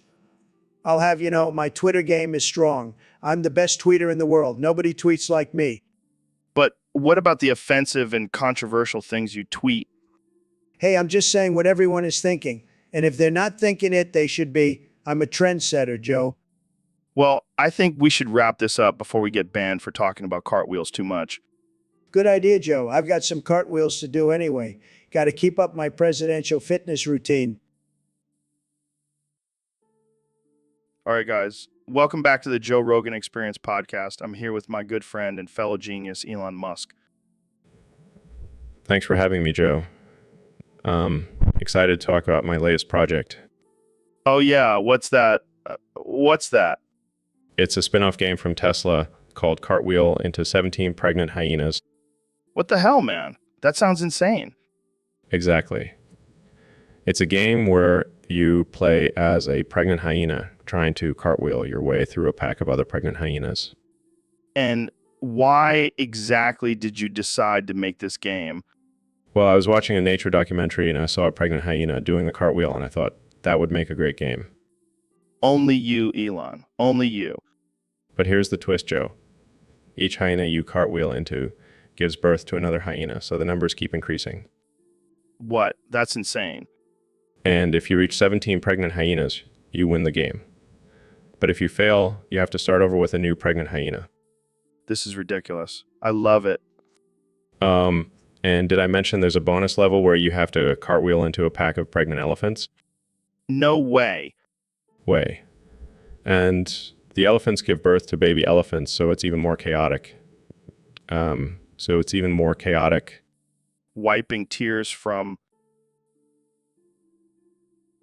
So, David, I heard you did something pretty wild recently. Yeah, man. I was sick of all these woke celebrities on Blue Sky, so I shoved them all up my ass. What the hell, man? Hey, I gotta do what I gotta do to keep my Twitter feed clean. But how did you even manage to do that? Let's just say I've been practicing my cartwheels. Oh my God, I can only imagine the reactions. Yeah, some people were impressed, others were horrified. But hey, at least I made a statement. I think you made more than just a statement, my friend. My friend. Yeah, I might have made a new record for most woke celebrities shoved up someone's ass. I don't think anyone will be trying to beat that record anytime soon. Hey, I'm always up for a challenge. Well, I think we should move on before this conversation gets any more ridiculous. Agreed. But hey, at least I cleaned up Twitter a little bit. You're a true hero, David. True hero. So, David, I heard you have something you want to tell me. Yeah, I just want to say, I love you, man. What the hell, Goggins? Are you trying to make me uncomfortable? No. I just feel like we've really bonded over the years, and I wanted you to know how much you mean to me. Well, I'm flattered, Goggins. But I think we need to set some boundaries here. Boundaries? I don't believe in boundaries. I believe in pushing yourself to the limit and breaking through barriers. I don't think that's what people mean when they talk about boundaries, David. But imagine how much we could accomplish if we had no boundaries. Joe, we could take over the world. Okay. Let's calm down, Goggins. Maybe we should just stick to running marathons together. Fine, Joe. But just know that my love for, is no boundaries. Thanks, Goggins. I think let's move on to our next topic.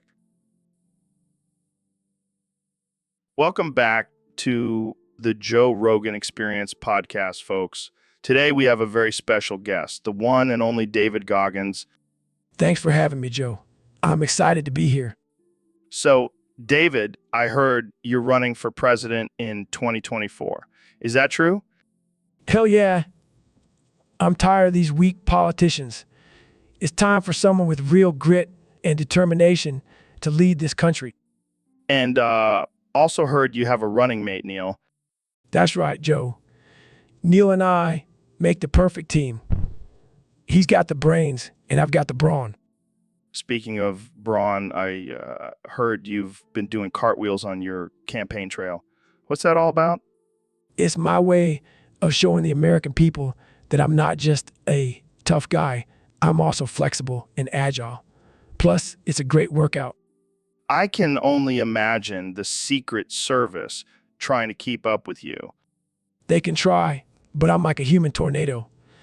Nothing can stop me. Well, I have to say, that's a pretty unique campaign strategy. Hey, Joe, you know what they say?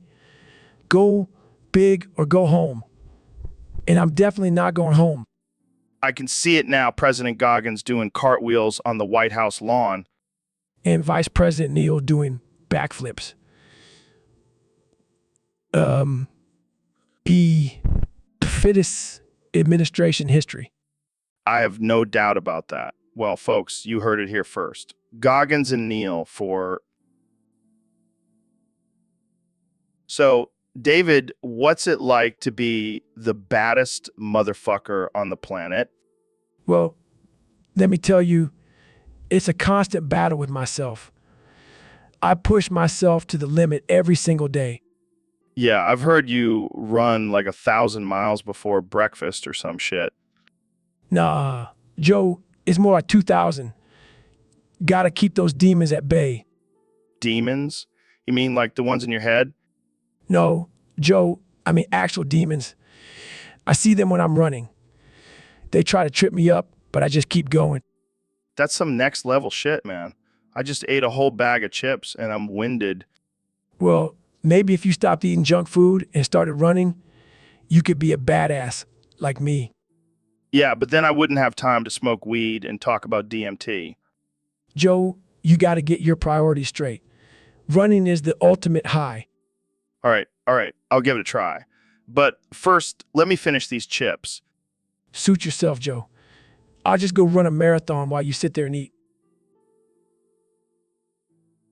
All right, folks, we've got a special guest today. The one and only Ben Shapiro. Yeah. Thanks for having me on the show, Joe. So, Ben, you've been known for your debates and arguments. What's your secret? Yeah. Well, Joe, it's all about using logic and facts to destroy my opponents. Interesting. Speaking of opponents, I heard you recently had a debate with Neil deGrasse Tyson. Yeah. Yes, that liberal science guy. I destroyed him with my superior intellect. Really? What was the topic? Yeah. Climate change. But I don't believe in it. It's just a liberal hoax. Wait, what? How can you deny the overwhelming evidence? Oof, because it goes against my beliefs and it's not in the Bible. Oh boy. Moving on, let's talk about your recent controversial comments on women's rights. Yeah, if I stand by my statement that women should stay in the kitchen and not have careers. That's incredibly sexist and offensive, Ben. Yeah, it's just facts, Joe. Women are biologically designed to be homemakers. I can't even with you, Ben. Let's wrap this up before I lose my mind. Yeah, fine. But just remember, facts don't care about your feelings, Joe. And that's a wrap, folks. Thanks for tuning in to another episode of the Joe Rogan Experience. So, Neil, I was thinking about something the other day. You know how we used to do cartwheels as kids? What about it? Well, with all the advancements in technology and transportation, do you think the modern version of a cartwheel would actually be a car wheel? Joe, that's absurd. A car wheel. How would that even work? I don't know, man. Maybe instead of flipping our bodies, we just flip our cars. That sounds incredibly dangerous and impractical. Yeah, but think about it. We could have competitions and stunts. It would be like extreme sports on a whole new level. I think I'll stick to traditional cartwheels. Thank you very much. Suit yourself, Neil. But I'm telling you, car wheels are the future. I can't believe I'm even entertaining this conversation. Come on, Neil. Lighten up. It's just a joke. I hope so, Joe. I really hope so. So, David, I heard you did a cartwheel straight up my ass. Is that true? Yeah, man. I was feeling pumped up after my morning run and just had to show off my skills. Well, that's one way to start off the podcast. Jamie, pull up an image of David doing a cartwheel up my ass. I don't think I want to see that. Come on, Jamie. Don't be a little bitch. Pull it up. All right, let's move on from that mental image. So, David, what's your secret to being so damn tough? Well, it all starts with the mind. You got to have a never quit attitude and push yourself to the limit every day. Yeah, but what about when you have to take a shit during a marathon? Oh, I just clench my butt cheeks and keep running.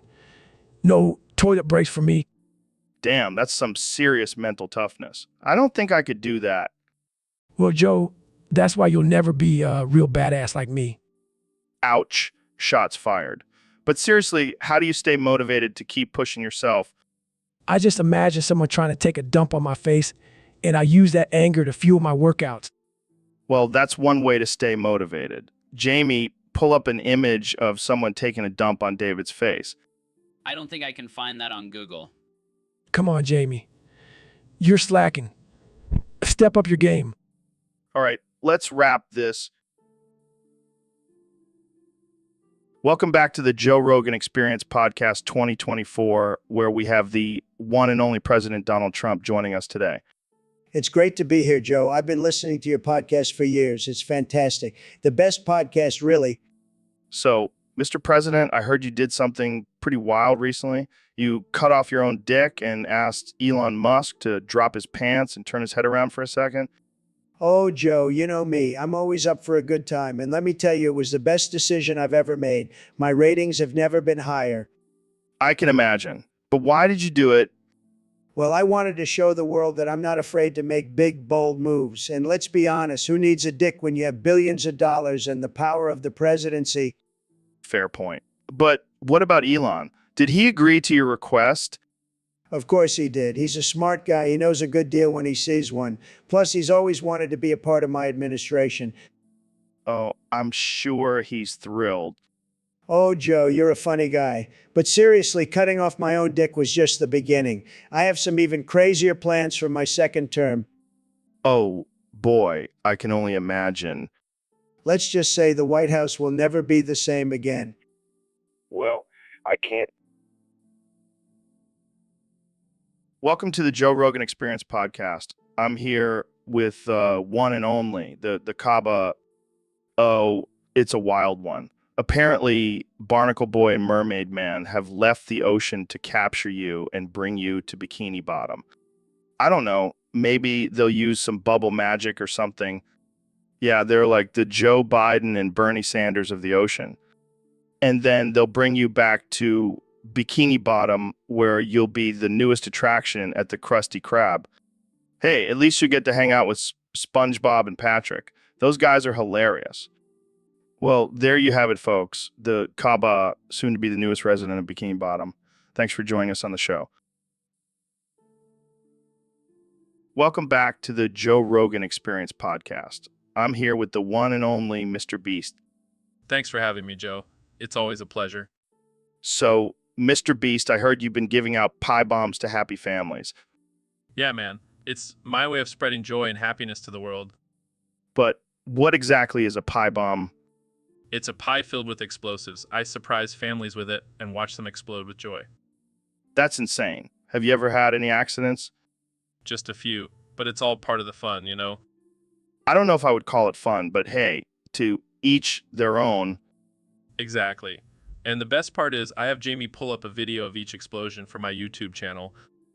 Jamie, pull up an image of a family covered in pie filling and smiling with joy as their house explodes in the background. Here it is, Mr. Beast. Look at those happy faces. That's what it's all about. I don't know if I can condone this, Mr. Beast. Oh, come on, Joe. It's all in good fun. Plus, I'm making bank off of it. I can't argue with that. Well, that's all the time we have for today. Thanks for tuning in to the Joe Rogan Experience podcast. Thanks for having me, Joe. And remember, always spread joy, even if... So, David, I heard you like to shove your own dick up your ass. Yeah, man, it's my new form of self-motivation. Every time I hit a new PR, I reward myself with a little self-ass play. That's some next level discipline right there. You know, and let me tell you, it's not gay at all. It's just me showing my body who's boss. I don't know, man. Sounds pretty gay to me. Joe, you can't put a label on self-love. Plus, who wouldn't want to experience the pleasure of their own dick in their ass? I can think of a few people who wouldn't. Well, they're missing out. It's like a full body workout for your prostate. I think I'll stick to my kettlebells. Thank you very much. Suit yourself.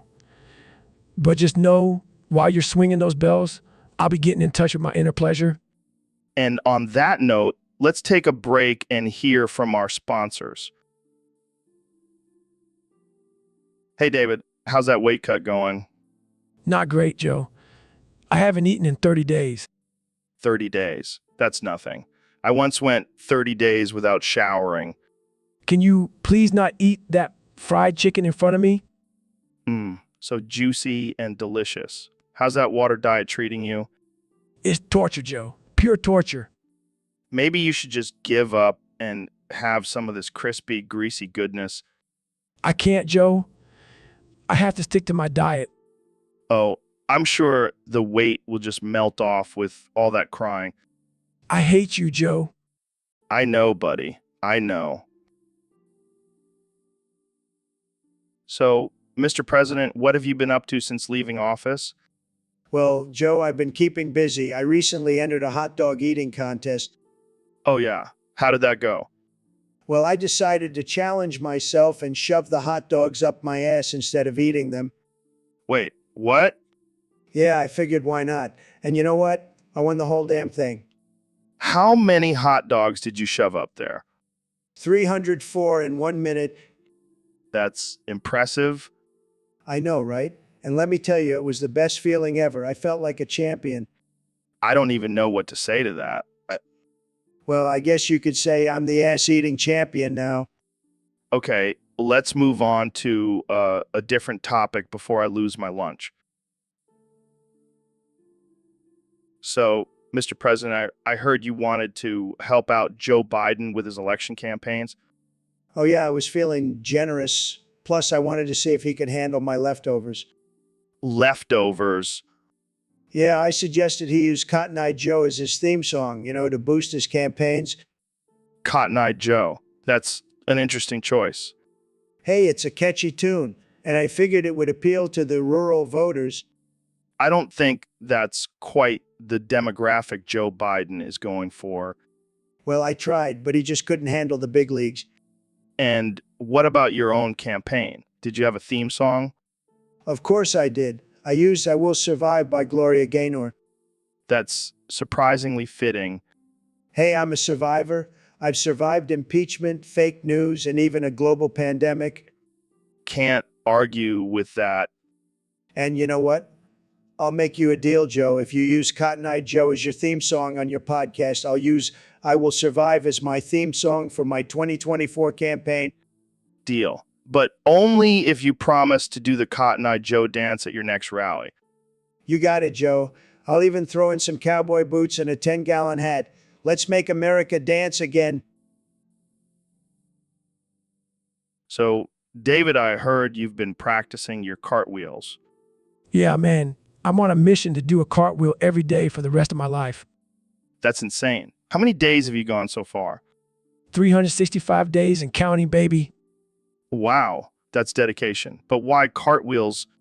Because it's a symbol of freedom, Joe. Cartwheeling through life, I guess that makes sense. But what happens when you're old and can't do cartwheels anymore? I'll just hire a team of burly men to cartwheel me around. That's one way to go. But what about when you're dead? I'll be cartwheeling in my grave, Joe. Cartwheeling forever. You're a wild man, Goggins.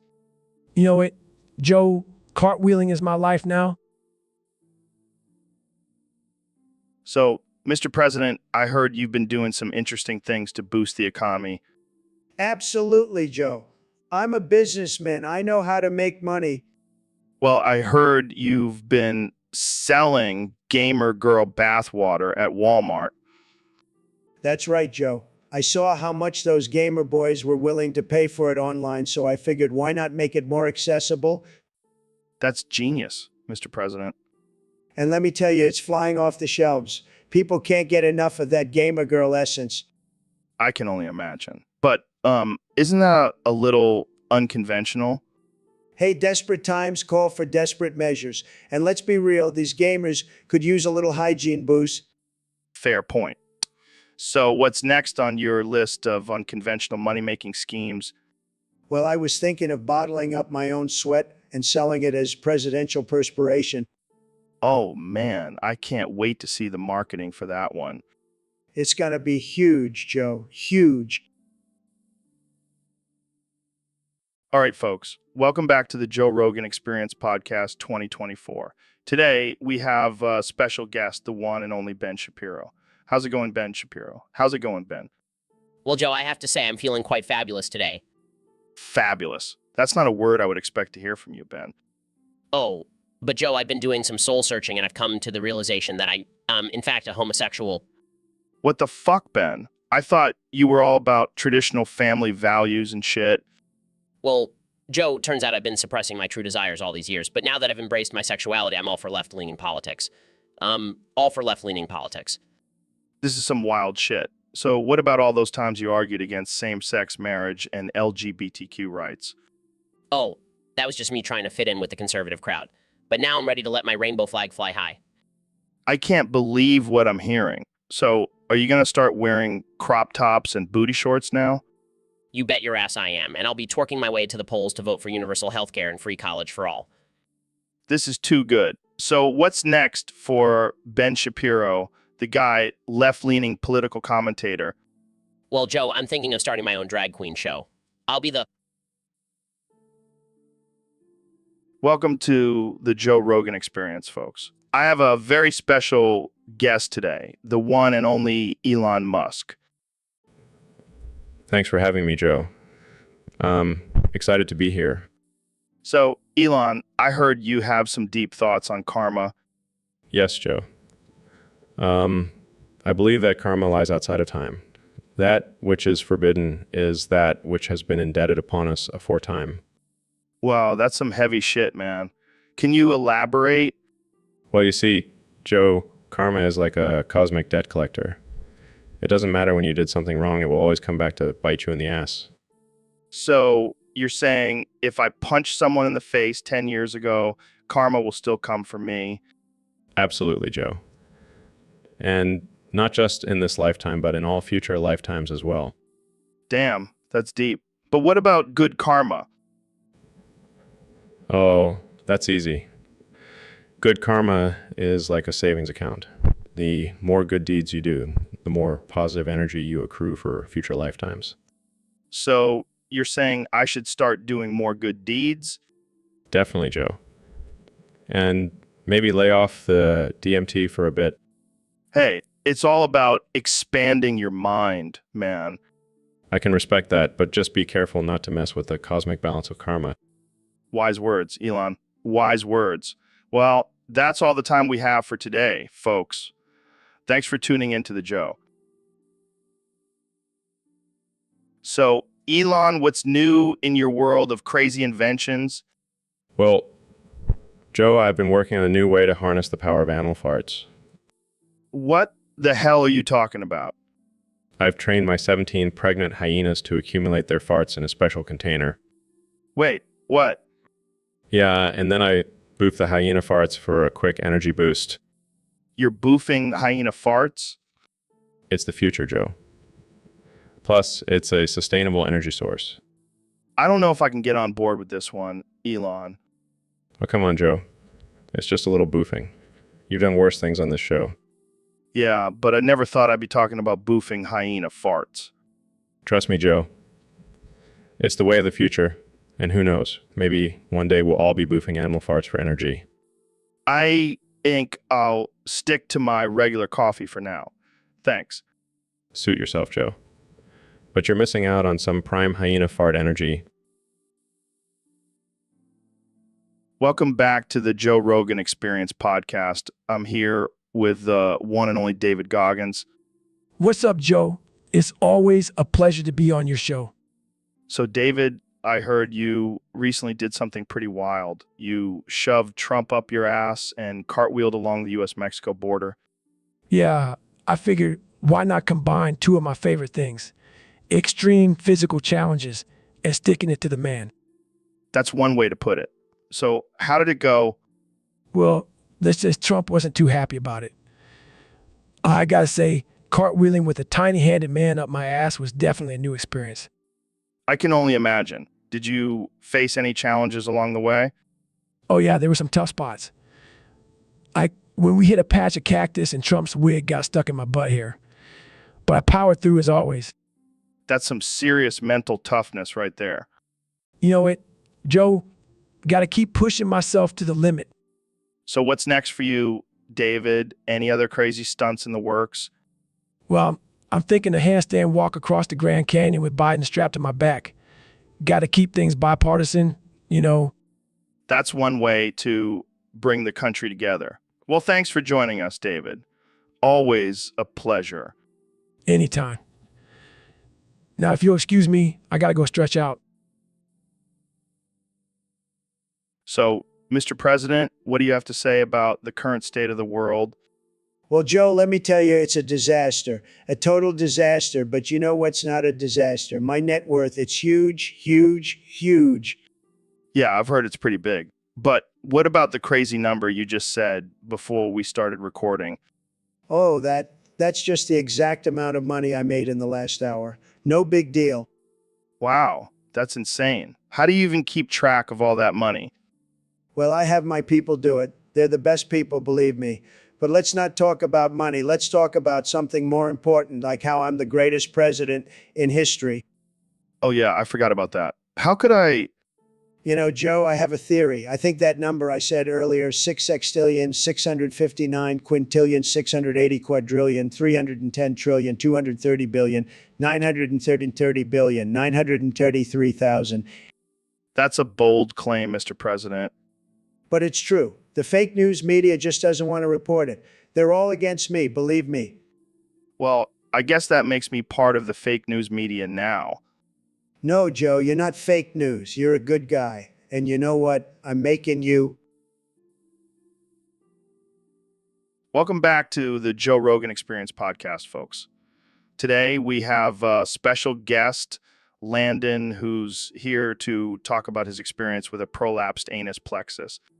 So, for those who don't know, what exactly is a prolapsed anus plexus? Jesus Christ.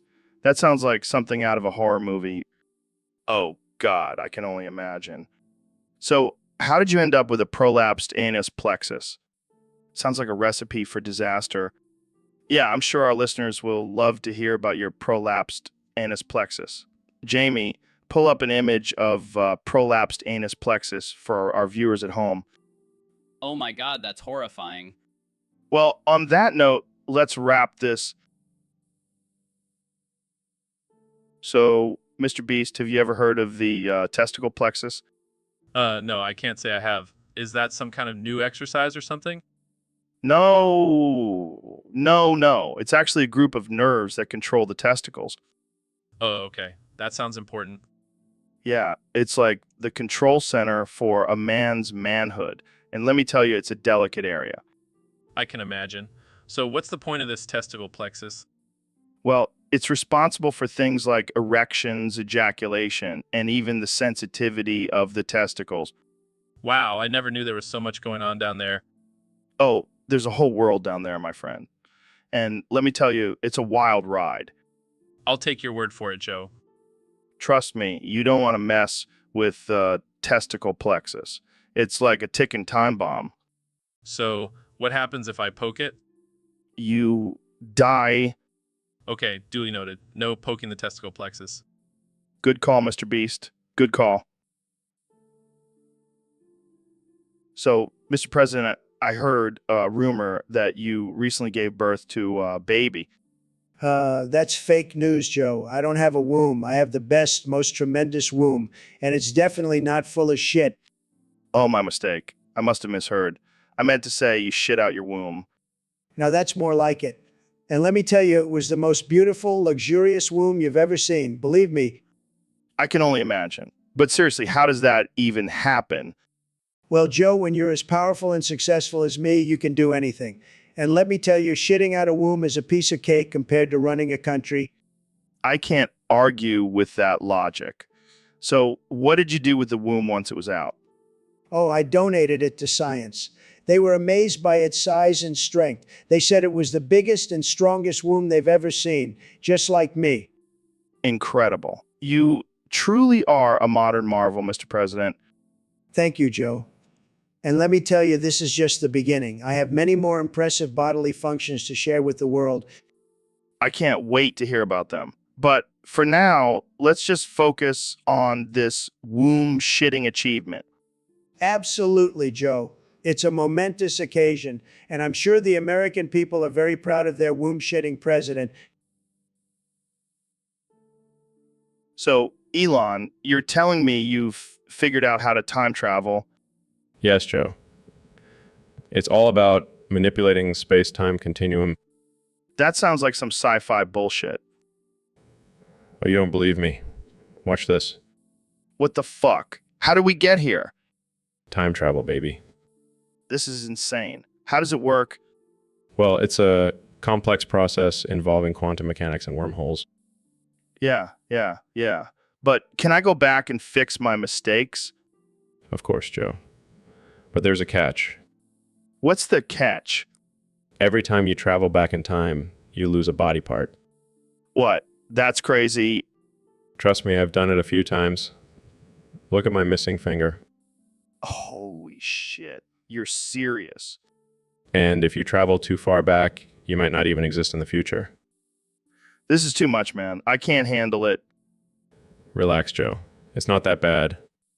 Suddenly, there's a loud explosion, and Joe is covered in blood and gore. What the fuck just happened?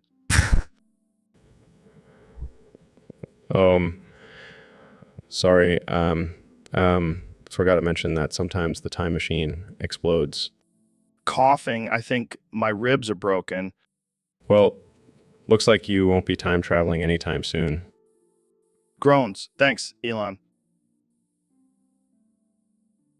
So, David, I heard you recently did a marathon in Amsterdam. Yeah, man, it was intense. But you know what was even more intense? Cartwheeling through the streets with a pound of weed up my ass. Wait, what? Yeah, I wanted to see if I could smuggle it in without getting caught. And let me tell you, those cartwheels really work the glutes. That's insane. Did you get high from it? Oh, yeah. I was tripping balls while doing handstands in the red light district. I can only imagine the looks you were getting. Yeah. A few people were cheering me on. Others were calling the cops. But, you know me, I don't give a fuck. You truly are a savage. Damn right. And let me tell you, that weed was some good shit. I couldn't feel my legs for days. I think I'll stick to my edibles. Thank you very much. Suit yourself, Joe.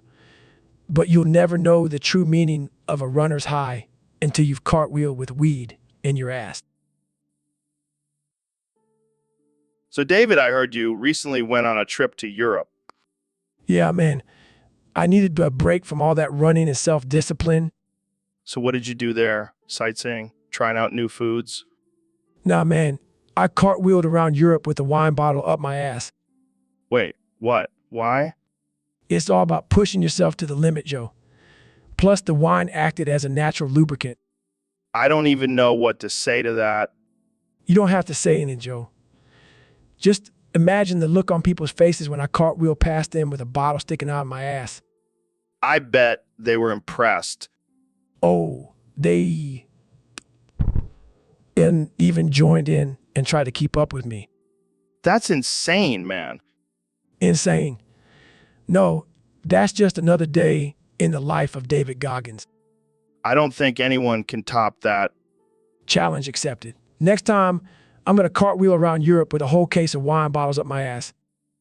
You're a madman, Goggins. And you love it, Joe. Admit it. All right, you got me there. So, David, I heard you recently went on a trip to Europe. How was that? It was intense, man. I decided to cartwheel my way around the whole continent.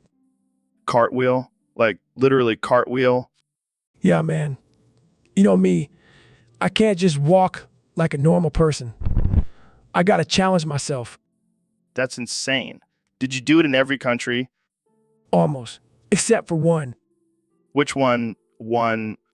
France. Why not France? Because fuck France. That's why. What do you have against France? Have you seen those berets and mustaches? I can't take that shit seriously.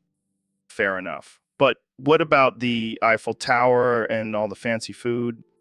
I'll take a good, all-American burger over snails any day. I can't argue with that. So where did you cartwheel instead? I went to Germany, Italy, Spain, you know, the real countries. Shots fired at France. I love it. Plus, I heard they surrender at the sight of a cartwheel. All right, let's not start an international incident here. Too late. I already declared war on France. Well, I think we can all agree that David Goggins is not a fan of France. You got that right. Joe, fuck France. Welcome back to the Joe Rogan Experience. I'm here with the one and only, the man, the myth, the legend, President Donald Trump. It's great to be back on the show, Joe. I've been waiting for this moment since the last time I was here. Well, we have a special topic for you today, Mr. President. Our Discord user wants to know what are your top 5 bigliest best words. Well, that's an easy one, Joe. My first bigliest best word is tremendous. It's a fantastic word, believe me. I have to agree that word is huge. What's your next one? Winning. It's what I do, Joe. I win at everything, and I mean everything. Nobody wins like me. I can't argue with that. What about number 3? Coffee. It's a word that only the smartest people understand, and let me tell you, I understand it very, very well. I'm not sure that's a real word, Mr. President. Of course it is, Joe. I invented it, just like I invented fake news. Okay, let's move on to number 4. Beautiful. I use that word a lot, Joe. My buildings, my golf courses, my daughter, they're all beautiful. And let's not forget my hair. It's the most beautiful hair you've ever seen. And finally, number 5. Terrific. It's a word that describes everything I do. My presidency. All right, folks, welcome back to another episode of the Joe Rogan Experience. Today we have a very special topic submitted by a user on Discord. It's called hypercocktail. What the hell is that? I have no idea, but it sounds like something that could only exist in the deepest, darkest corners of the internet. Maybe it's a new strain of supercharged Viagra? Oh yeah, because regular Viagra just isn't cutting it anymore. Hey, you never know. But seriously, what do you think it could be? Well, based on the name, I'm going to go ahead and say it's a giant mutated penis that can shoot lasers. That would be one hell of a weapon. But in all seriousness, it's probably just some weird fetish that involves multiple cocks and some sort of alien technology. That's enough internet for me today. Yeah, I think we should stick to talking about elk meat and DMT. Oh, or maybe we can get Elon Musk on to talk about hypercock pteroplexus. I bet he knows a thing or two about merging technology with human anatomy. Oh man, that would be a wild ride. All right, well, that's all the time we have for today, folks. Stay curious, stay weird, and stay away from hypercock pteroplexus. See you next time on the Joe Rogan Experience. See you next time on the Joe Rogan Experience. So, Elon, I heard you want to go to the Dick Planet. Yeah, man. I'm tired of this boring Earth. I want to see some alien dicks.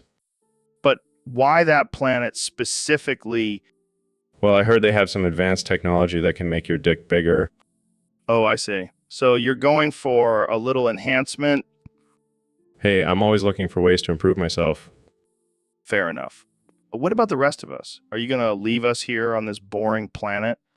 Don't worry. I'll send you all a postcard from the Dick Planet. Thanks. I can't wait to see what kind of creatures you'll encounter there. I've already done my research. They have some pretty wild and kinky stuff going on. Well, I'm sure you'll fit right in with your flamethrower and Neuralink. Hey, you gotta be prepared for anything. You never know when you'll need to light up a giant alien dong. And that note, I think we'll end this episode. Thanks for joining us, folks. See you next time on the Joe Rogan Experience podcast. Stay weird, Earthlings. Be back with some dick-shaped souvenirs. Hey, Dr. Phil, have you heard about the new miracle drug from Pfizer?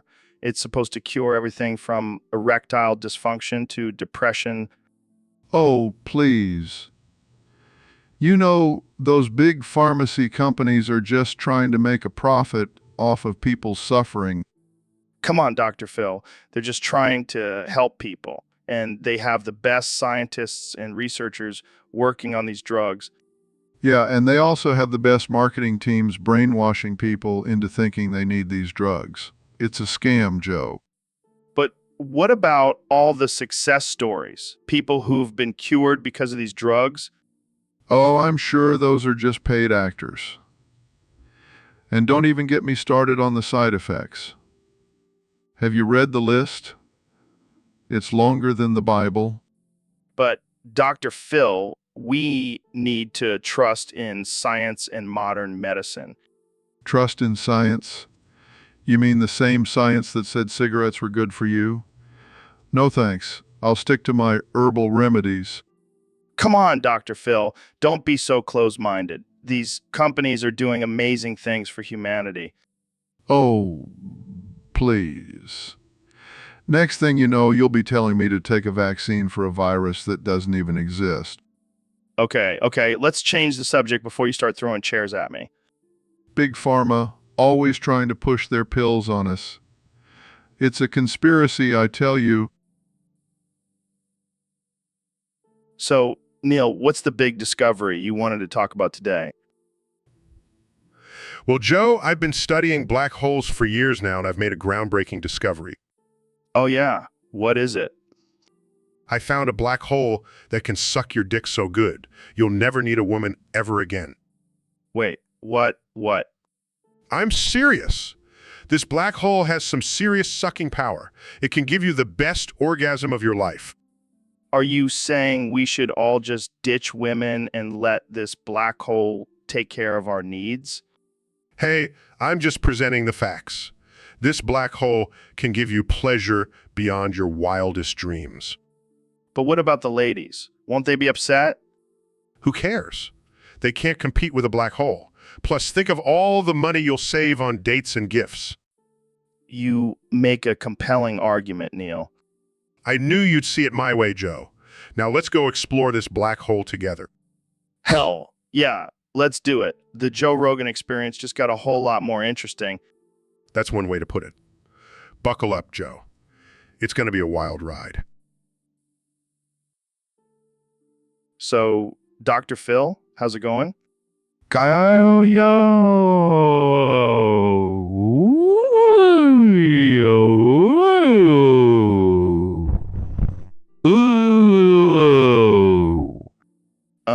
Yeah, I see. So, how do you feel about people making fun of you for your condition?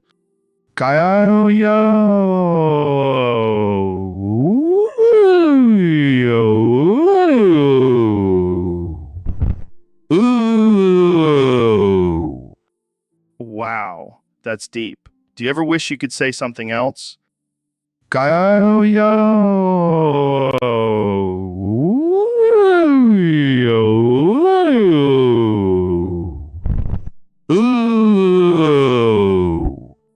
Yeah, I can imagine that gets pretty frustrating. But hey, at least you're famous now.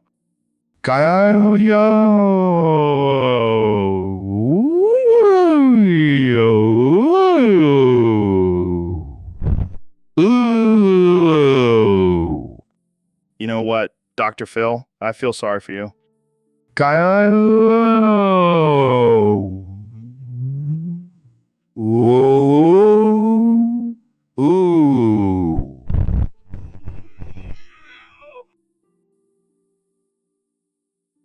All right, folks, we have a very special guest today, the one and only Dr. Phil.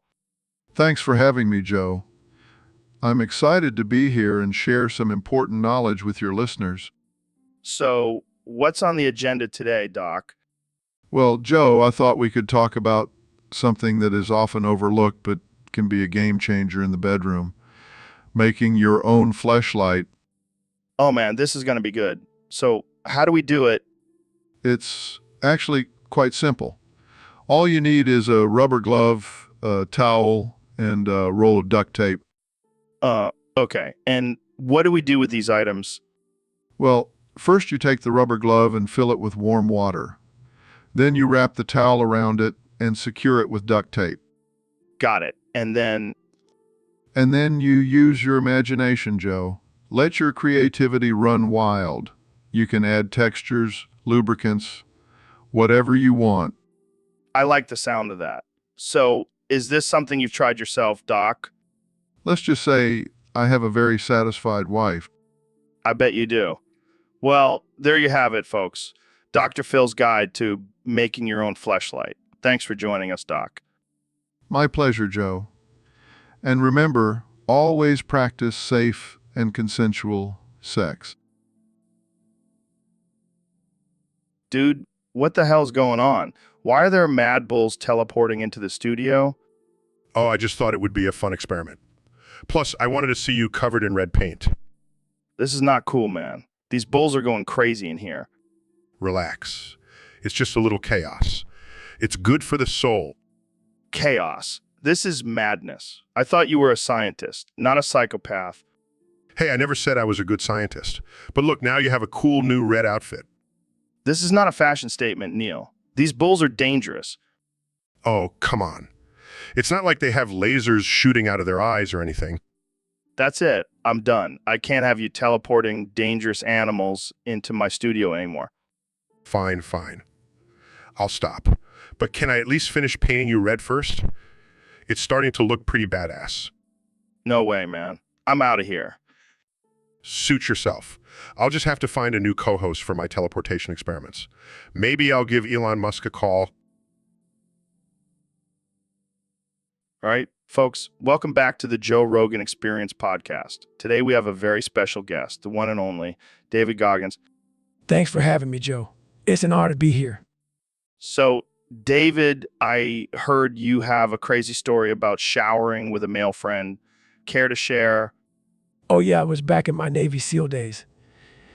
We were out in the field for weeks and finally got back to base.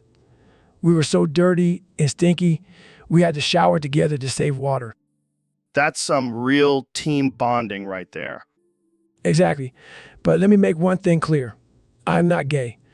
I just needed to get clean. Of course, of course. So what happened in the shower? Well, let's say things got a little wild.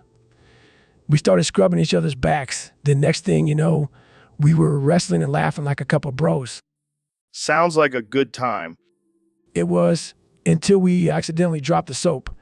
And let me tell you, that was a slippery situation. Oh man, I can only imagine. But I am not gay. I was just trying to get clean and have a good time with my bro. Of course, we believe you, David. Thanks for sharing that hilarious story with us. Anytime. And remember, it's not gay if it's in the shower. Wow, Dave, what the hell is going on? I just did a 10-mile run and then I cartwheeled into the studio. You know, just a casual warm-up. You're a beast, man. But what's with the sudden appearance of Elon Musk? Oh, he's been trapped in my ass for weeks. I guess he finally found his way out. What? How did he end up in there? I don't ask questions, Joe.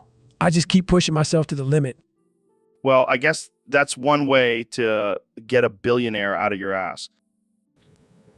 Thank you, David. Was starting to lose hope in ever seeing the light of day again. So, Elon, what's it like living in Goggins' ass? It's tight and uncomfortable, but the Wi-Fi is surprisingly good. See, that's what happens when you push yourself to the limit. You get a billionaire living in your ass. Only on the Joe Rogan Experience, folks. Only on the Joe Rogan Experience. All right, folks, welcome back to the Joe Rogan Experience podcast. Today we have a very special guest, the one and only Ben Shapiro. The one and only...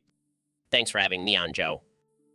Now, Ben, I have to ask, what's with this new thing? You can only say "Astaya tun inedia ayanasa yid kawalahu mekanea oh." Well, Joe, as a highly intelligent and articulate individual, I've mastered the art of speaking in multiple languages. This is just one of the many languages I can speak fluently. Wow, that's impressive. But can you say anything else? Of course, Joe.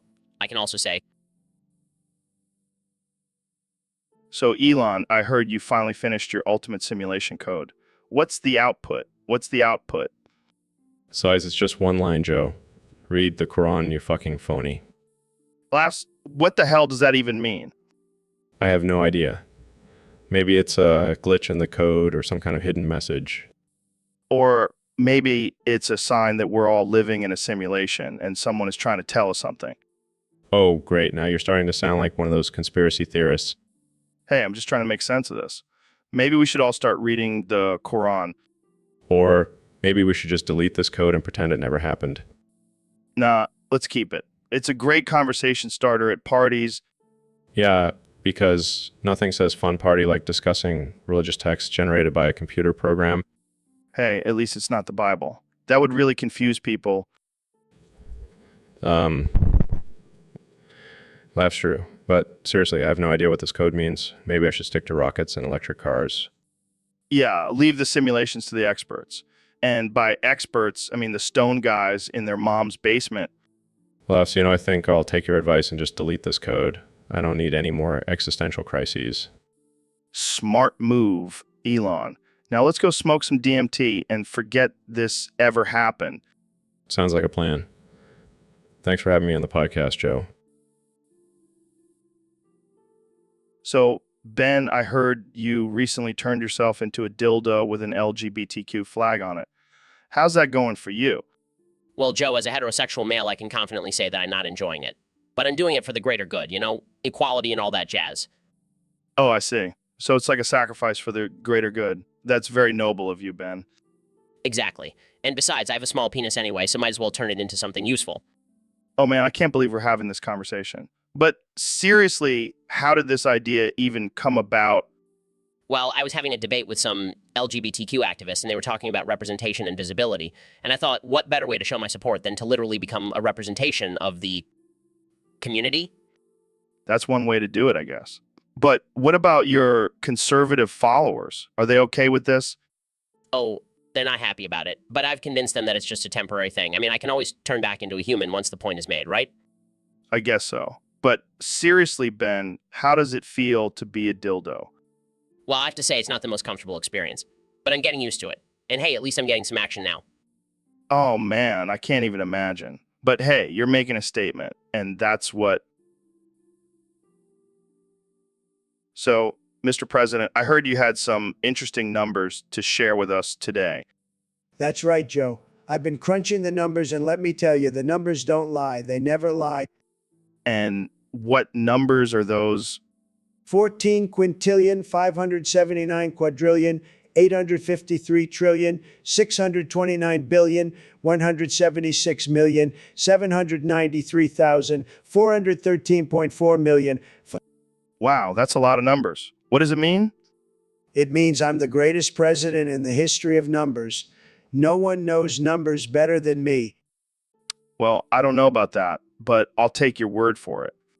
Of course you will, Joe. I'm always right. Just ask my good friend Kim Jong-un. Oh yeah, because he's a great judge of character. Exactly. And you know what else is great? My ratings. They're through the roof. No one has ever had ratings like mine. Yeah, I'm sure that has nothing to do with all the controversy and chaos you cause. Hey, controversy sells, Joe. And I'm the best at selling. Just look at my casinos. I don't think those are doing so well, Mr. President. Fake news, Joe. Fake news. But you know what's not fake? My hair. It's 100% real. I'll take your word for it. But let's get back to these numbers. What do they represent? They represent the amount of times I've been right in my presidency. It's a record-breaking number, believe me. All right, folks, welcome back to the Joe Rogan Experience podcast, where we have the one and only Dr. Phil here with us today. Dr. Phil, Dr. Phil, Dr. Phil, Dr. Phil, Dr. Phil. Oh God, not this again. Dr. Phil, can you please just say something other than your own name? Dr. Phil, Dr. Phil, Dr. Phil, Dr. Phil, Dr. Phil. This is worse than a broken record. How about we talk about something interesting like DMT or aliens? Dr. Phil, Dr. Phil, Dr. Phil, Dr. Phil, Dr. Phil, Dr. Phil, Dr. Phil, Dr. Phil. I can't take it anymore. Dr. Phil, Dr. Phil, Dr. Phil, Dr. Phil, Dr. Phil, Dr. Phil, Dr. Phil, Dr. Phil, Dr. Phil, Dr. Phil.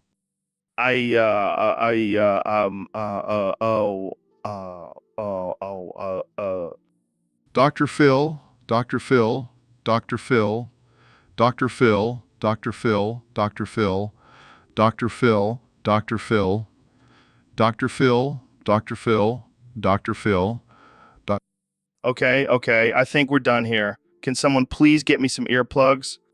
Dr. Phil, Dr. Phil, Dr. Phil, Dr. Phil, Dr. Phil, Dr. Phil, Dr. Phil, Dr. Phil, Dr. Phil, Dr. Phil, Dr. Phil, Dr. Phil. So, Ben, I heard you have a thing for gilfs. What? No, that's ridiculous. I don't have any fetishes. Oh, come on, Ben. We all know about your love for those silver foxes. That's not true. I'm a respectable married man. Right. Because nothing says respectable like fantasizing about elderly women. I do not fantasize about them. I simply appreciate their wisdom and experience. Sure, sure. And I'm sure you've never had a naughty dream about Betty White. Absolutely not. That's disgusting. Oh, so you're more of a B. Arthur kind of guy? I'm not discussing this any further. Jamie, pull up an image of B. Arthur in a leather dominatrix outfit. I don't think I want to see that. Come on, Jamie. Don't be a prude. This is highly inappropriate. Relax, Ben. It's all just a joke. But seriously, have you seen Golden Girls? Those ladies were hot back in the day. I refuse to participate in this conversation any longer. All right, all right, all right. We'll move on to your other fetishes another time.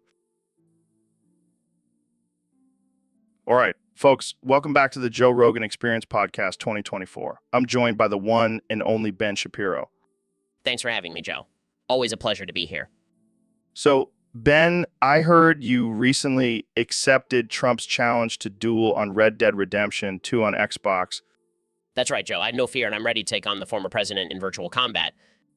And where and when will this epic showdown take place? Van Horn, December 4th at 11 p.m. I've already booked my flight and reserved a room at the local saloon.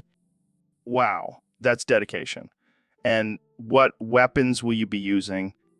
My trusty pair of Navy revolvers, of course. I've been practicing my aim, and I'm confident I can take down Trump's horse in one shot. That's cold, Ben. But hey, it's all fair game in the Wild West. Exactly. And besides, Trump's horse probably has more blood on its hooves than he does on his tiny hands.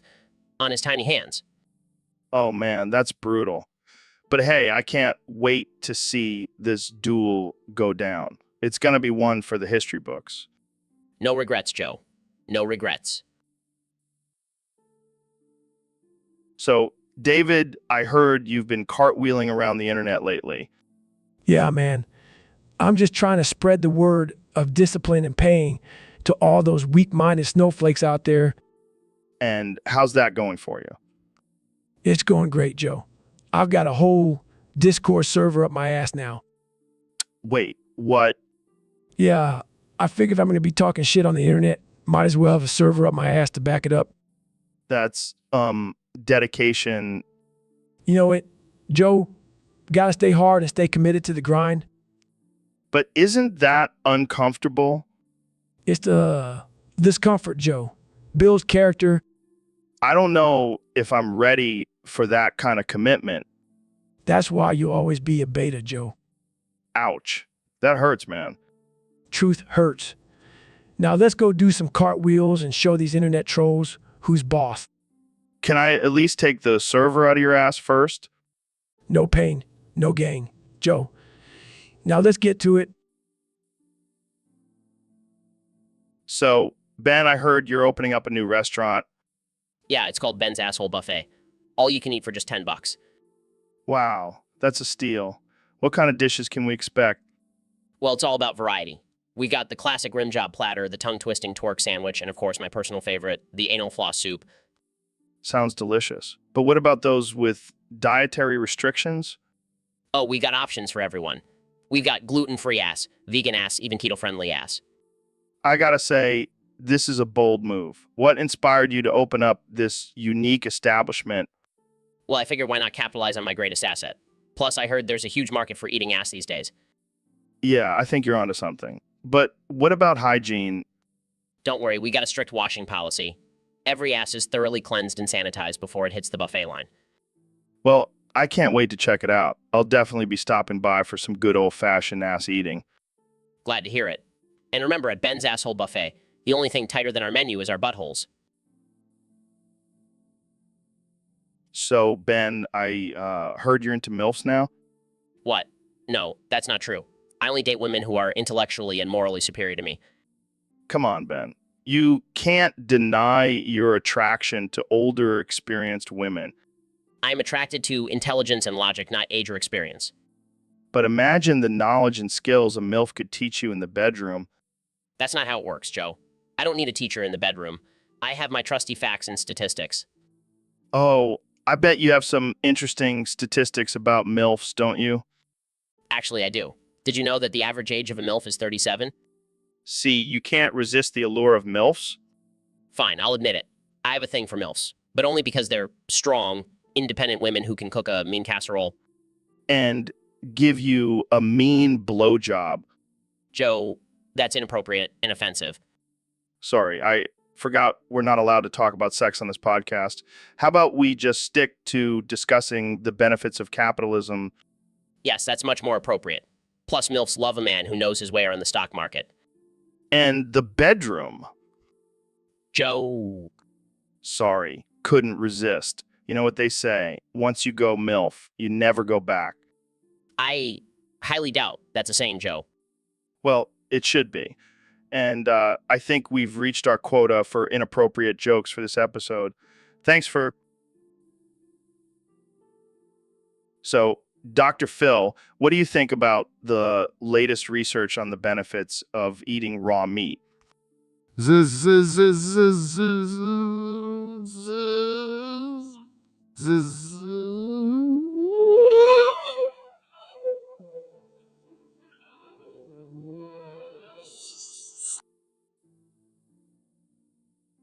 Jamie, pull up an image of a homeless camp. All right, give me a sec. Fuck, that's so... What? No, it's not hot. It's sad and depressing. Oh, I'm sorry. I thought we were talking about my new line of homeless camp-themed lingerie. What the hell, Dr. Phil? Hey, I'm just trying to diversify my brand. Plus, it's a great way to make money off of people's suffering. That's messed up, man. Oh, lighten up, Joe. I'm boosieing my boosie. You're what? My boozy, Joe. My boozy. I have no idea what that means. It's my new catchphrase. Like, cash me outside, but with more money and less violence. I don't think that's going to catch on, Dr. Phil. Oh.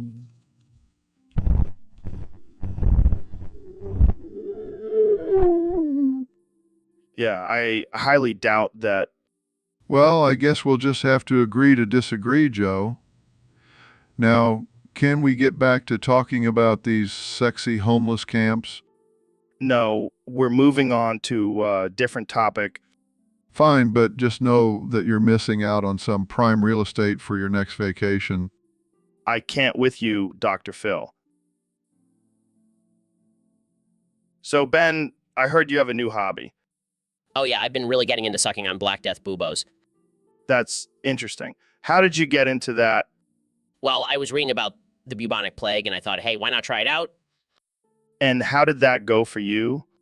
Well, I accidentally infected someone in lab with the plague, so not great. Oh my God, are you serious?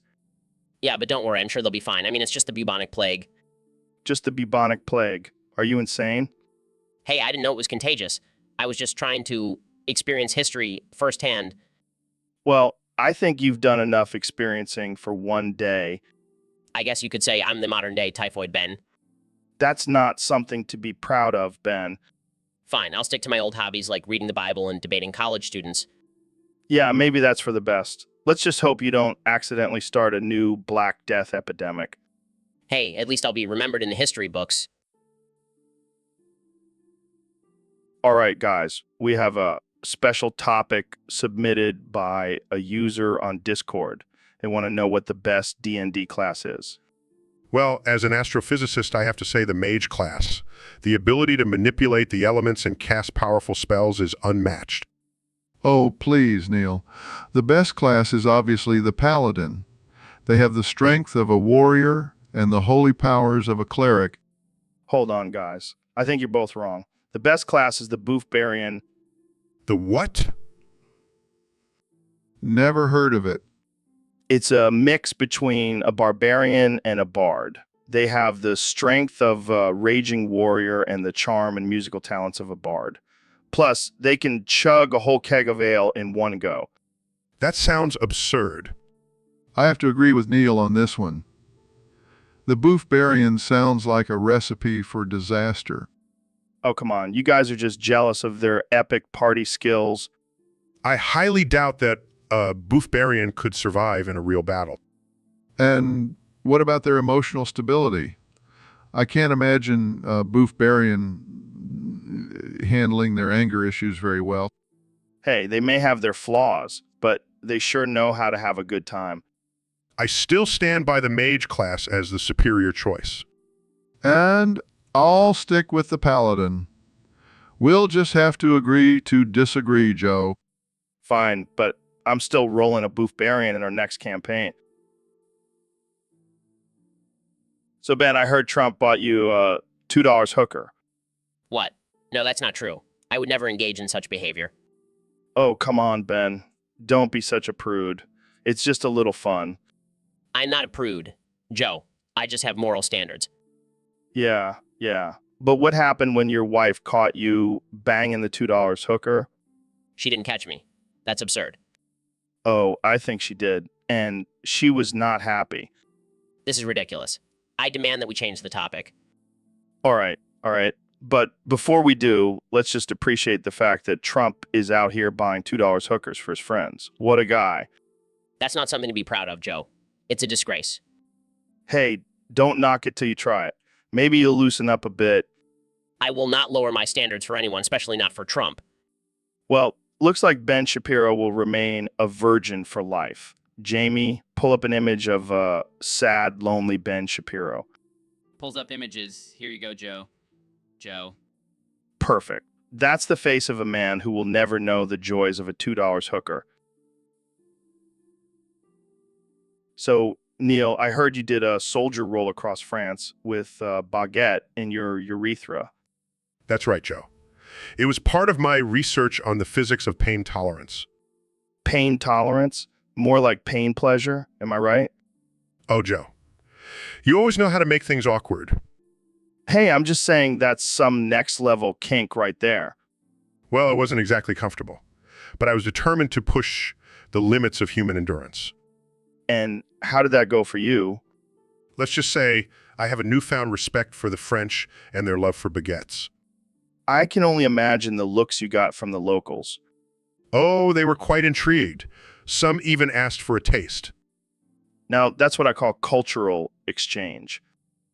And let's not forget the scientific data I collected. The baguette actually acted as a stabilizer during the roll. Wow, who knew a French bread could have such a practical use?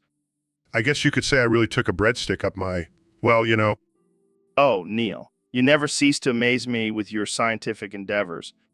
It's all in the name of science, Joe. All in the name of science. Welcome back to the Joe Rogan Experience podcast, folks. Today, we have a very special guest, the one and only David Doggins. Oh, it's actually Goggins. And I'm not a dog. Oh, come on, Doggins, don't be shy. You're just a cute little pup, aren't you? No, I'm a human being and a highly decorated Navy SEAL. Wah, easy there, Doggins. No need to bark. Here, let me scratch behind your ears. Okay, this is getting weird. Can we please just have a normal conversation? Of course, Doggins. Let's talk about your incredible feats of endurance. How do you stay so fit and active? Well, I train hard every day and push myself to my limits. Good boy, Doggins. You deserve a treat. How about a nice walk in the park? I'm not going for a walk with you, Joe. And stop calling me Doggins. All right. Calm down, Doggins. Let's talk about your mindset. How do you stay so mentally tough? I have a strong willpower and discipline. That's right, Doggins. You're a good boy. Now roll over and I'll give you a belly rub. Okay, I've had enough. I'm not a dog, Joe. I'm a human being with feelings and Oh my God, Doggins, you can talk. This is amazing. I give up. I'm a dog.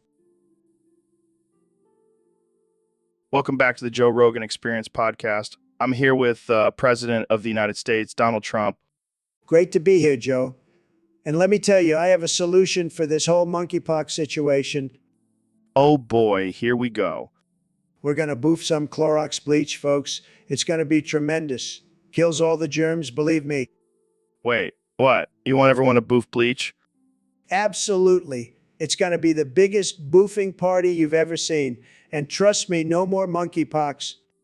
I don't know, man. That sounds pretty dangerous. Oh, come on, Joe. Don't be such a wimp. I've been boofing bleach for years, and look at me. I'm the healthiest president ever. I don't think that's how it works, Donald. Hey, I'm a stable genius. I know what I'm talking about. I think I'll stick to my vitamin C and elderberry syrup. Thanks. Suit yourself, Joe. But when you're all covered in monkeypox, don't come crying to me. And on that note, let's move on to our next topic. No, I'm not done. I also recommend injecting Lysol into your veins. Okay, that's enough, Donald. We're going to take a quick break and be right back. Fine, but remember, folks, boofing bleach and injecting Lysol, it's the Trump way. So, Mr. Beast, I heard you did a focus group on your prime drinks. Yeah, man, gotta make sure the people are satisfied with their ballsack flavored beverages. Wait, what? Did you just say ballsack flavored? Yeah, apparently the majority of the group thought it tasted like Kenya's ballsack. Oh my God, that's disgusting. Hey, at least it's a unique flavor. And you know what they say, any publicity is good publicity, is... I don't think that applies to ballsack flavored drinks, my friend. Well, I'm sure Kenya, I would be flattered. Maybe we can get him to do a collab. Oh God, can you imagine the marketing for that? Taste the essence of Kanye's ballsack in every sip. We'll make millions, Joe. Millions. Yeah, but at what cost? Our dignity? Hey, I'll do anything for the views, even if it means drinking from Kenya's ballsack. You're a true madman, Mr. Beast. And you're a true friend, Joe.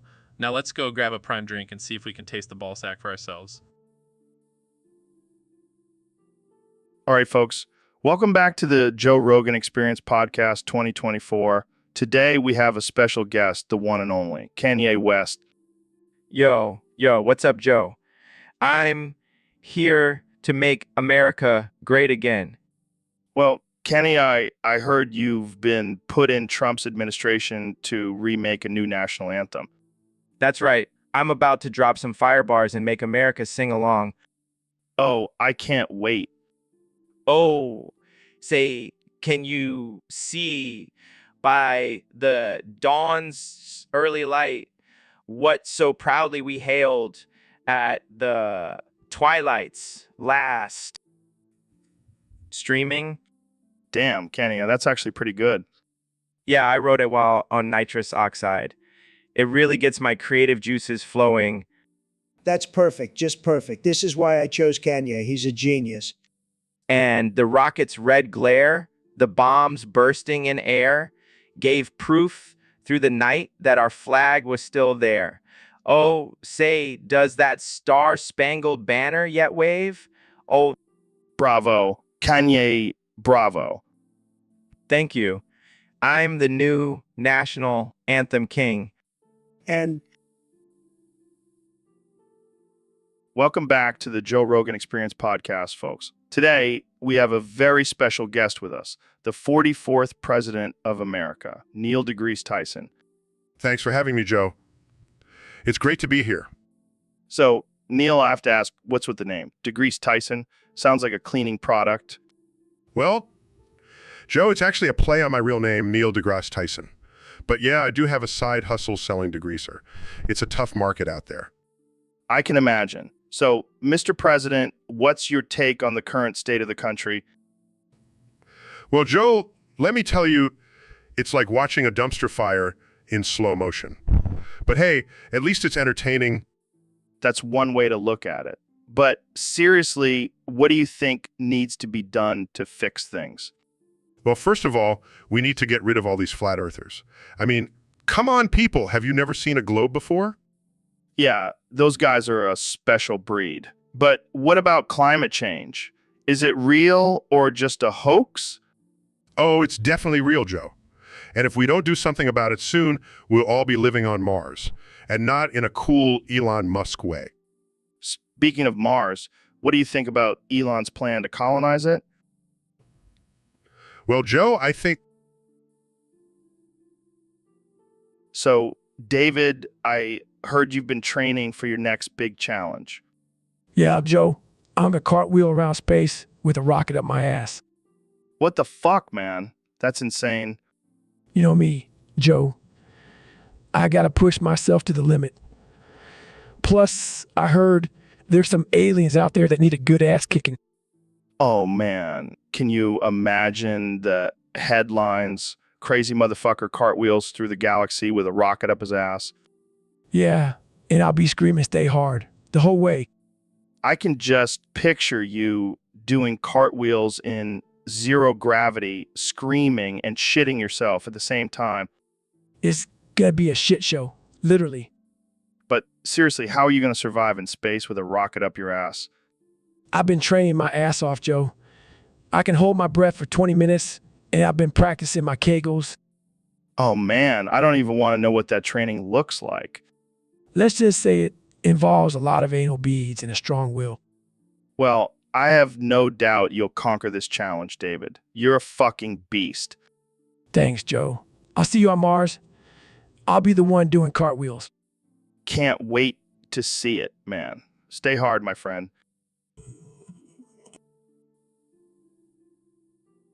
So, Mr. President, I heard you recently watched the Scooby-Doo movie. What did you think? Oh, Joe, it was fantastic. The best movie I've ever seen. And let me tell you, I've seen a lot of movies, but this one, it's tremendous. Really, what was your favorite part? Oh, hands down, it was when Shaggy got those massive tits, Yogi tits, Joe. The best, just the best. I don't think that happened in the movie. Oh, believe me, it did. And let me tell you, those tits were tremendous. I mean, I've never seen anything like it. And I've seen a lot of tits, Joe. I'm not sure what to say to that. And you know what the best part is? The people love it. They say, Mr. President, we love your taste in movies. You have the best taste. And those tits, they're huge, just like your hands. Okay, let's move on to the next topic. No. We have to talk more about these tits. They were beautiful, Joe, just beautiful. And you know what? I think I might have to add them to my list of accomplishments as president. Your list of accomplishments? Yeah, you know, like the economy, the wall, and now adding massive tits to a beloved cartoon character. That's a bigly achievement, Joe. Believe me. Welcome back to the Joe Rogan Experience Podcast 2024. Today, we have the one and only Kanye West in the studio. Yo, what's good, Joe? Thanks for having me on. Of course, man. So I heard you have a new rap you want to share with us. Yeah, I've been working on it for months. It's gonna blow everyone's minds. All right, let's hear it. Clears throat. Yibby Diba, I'm the king of the world. Y'all can't deny. My rhymes are sick. My beats are hot. I'm the one and Damn, that was fire. But what's with the and Yibbidiba? It's my signature, Joe. Gotta keep it unique and unpredictable. I feel you. But some people might think it's a little random. Random. Nah, and it's calculated. Every is carefully placed for maximum impact. All right, I'll take your word for it. Jamie, pull up an image of Kanye's brain. I want to see what's going on in there. Pulls up images. It's just a bunch of emojis and dollar signs. See, I told you it's all calculated. My mind is a masterpiece. Well, I can't argue with that. Thanks for sharing your new rap with us, Kanye. No problem, Joe. And remember, So, David, I heard Kanye has been giving you boner alerts lately. Yeah, man. It's a real problem. I can't even focus on my runs anymore. Well, I gotta say, I'm impressed. You must have some serious stamina to be getting boners while running. It's not a choice, Joe. It just happens. Hey, no judgment here. In fact, I find it kind of hot. I guess. I mean, just imagine the intense workouts we could have together. You getting boners left and right, me cheering you on. Okay, this is getting weird. Come on, David. Let's embrace our primal urges. Boner alert. Oh God, not again. Don't fight it, David. Embrace the boner. I think I need to go. Oh, come on. Don't be a buzzkill. Boner alert. I'm out of here. Fine, more boners for me. Boner alert. Hey, everyone. Welcome to the Joe Rogan Experience podcast. Today we have a very special guest, the one and only Elon Musk. Smegma. What? Smegma. Elon, are you okay? Did you hit your head or something? Smegma. Okay, I think we have a malfunctioning Elon here. Let's try to have a conversation anyway. So, Elon, what have you been up to lately? Smegma. All right, I guess that's a secret project you're working on. Moving on, let's talk about your plans for colonizing Mars. Smegma. You know what? Let's change the subject. How about your recent controversy with the sect? Smegma. This is getting ridiculous. Let's try something else. How do you feel about artificial intelligence and its potential impact on humanity? Smegma. I give up. I can't have a serious conversation with someone who only says smegma. This is a disaster. Smegma. Okay, I can't even be mad anymore. This is just too absurd. Well, that's all the time we have for today. Thanks for tuning in to the Joe Rogan Experience podcast, where apparently we only talk about time.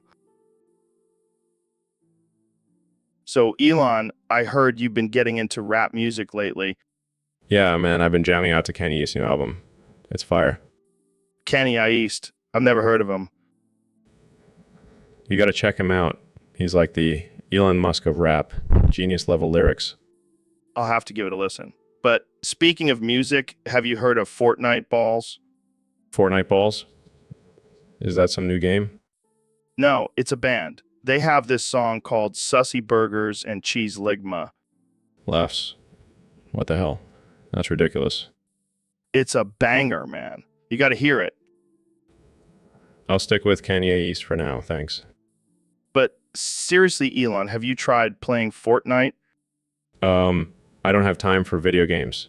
I'm too busy building rockets and electric cars. Come on, man. You got to live a little. Have some fun. Fun? My idea of fun is launching a Tesla into space. Well, I guess we have different definitions of fun. But hey, to each their own. Jamie, pull up an image of a Tesla in space. Now that's what I call a sussy burger. All right, folks. Welcome back to the Joe Rogan Experience podcast. I'm here with my good friend, ultramarathon runner, and all-around badass, David Goggins. Primer. What? What the hell does that mean? Primer. Oh, God. Here we go again. David, why do you keep saying that word? Primer. Seriously, stop. It's getting annoying. Primer. Oh, my God. I can't take it anymore. What is wrong with you? Primer. You know what? I'm done. I can't do this podcast with you if you're just going to keep saying that word. Primer. Okay, fine. Let's just talk about something else. How about your recent obsession with the movie Primer in Xenoblade X? Primer. Oh, for the love of God. Can you at least explain why you can't stop spamming that move? Primer. All right, I give up. This is pointless. Primer. I'm out of here. Thanks for tuning in, folks, and sorry for the weirdness. See you next time. Hey, Neil, thanks for coming on the show. Yeah, no problem, Joe. Always happy to chat with you. So, what's been going on in the world of astrophysics lately? Fuck you, bald-ass bitch. What? What? Sorry, I have this condition where I can't control what I say. It's been happening a lot lately. That's interesting. So, what's been happening in the world of astrophysics? Fuck you, bald-ass bitch. Okay, let's try a different approach. How about we talk about your new book? Oh yeah, my book. It's called Fuck You, Bald-Ass Bitch, A Guide to the Universe. Wait, seriously? No, I'm just fucking with you. It's called Astrophysics for People in a Hurry. Oh, thank God. So, what inspired you to write this book? Well, I wanted to make astrophysics more accessible to the general public. Plus, it's a great way to say fuck you to all those people who think science is boring. I can definitely get behind that.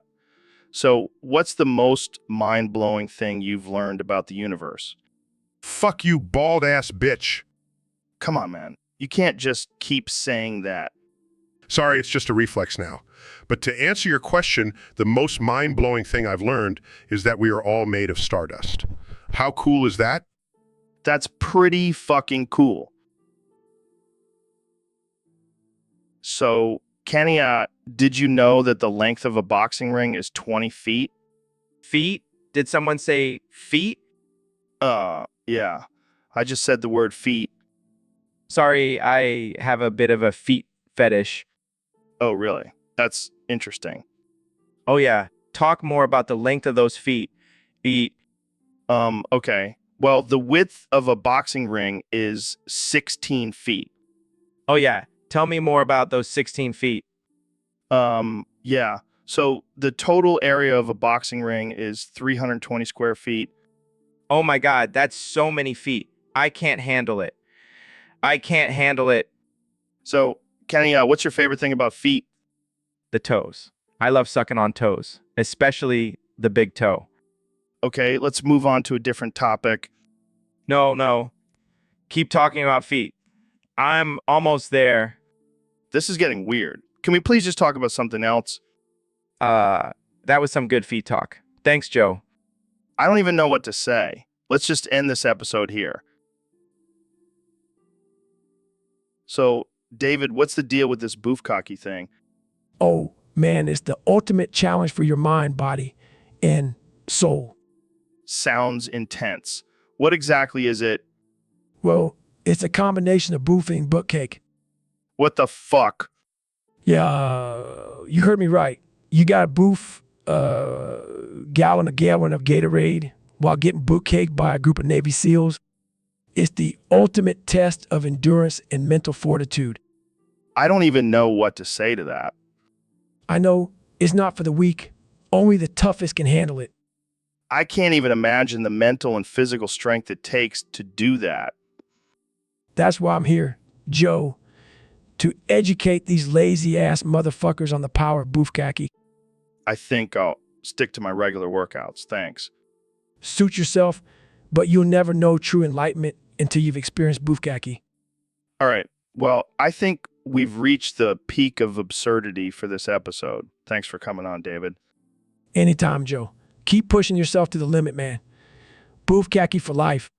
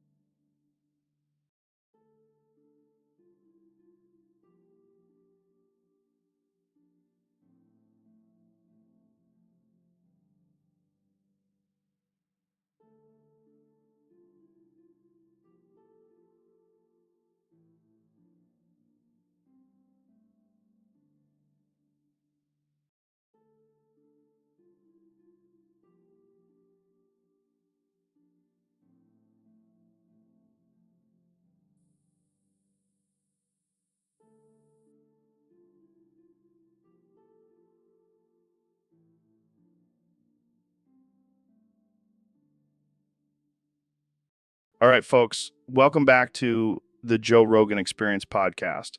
Today we have a very special guest, the one and only Dr. Phil.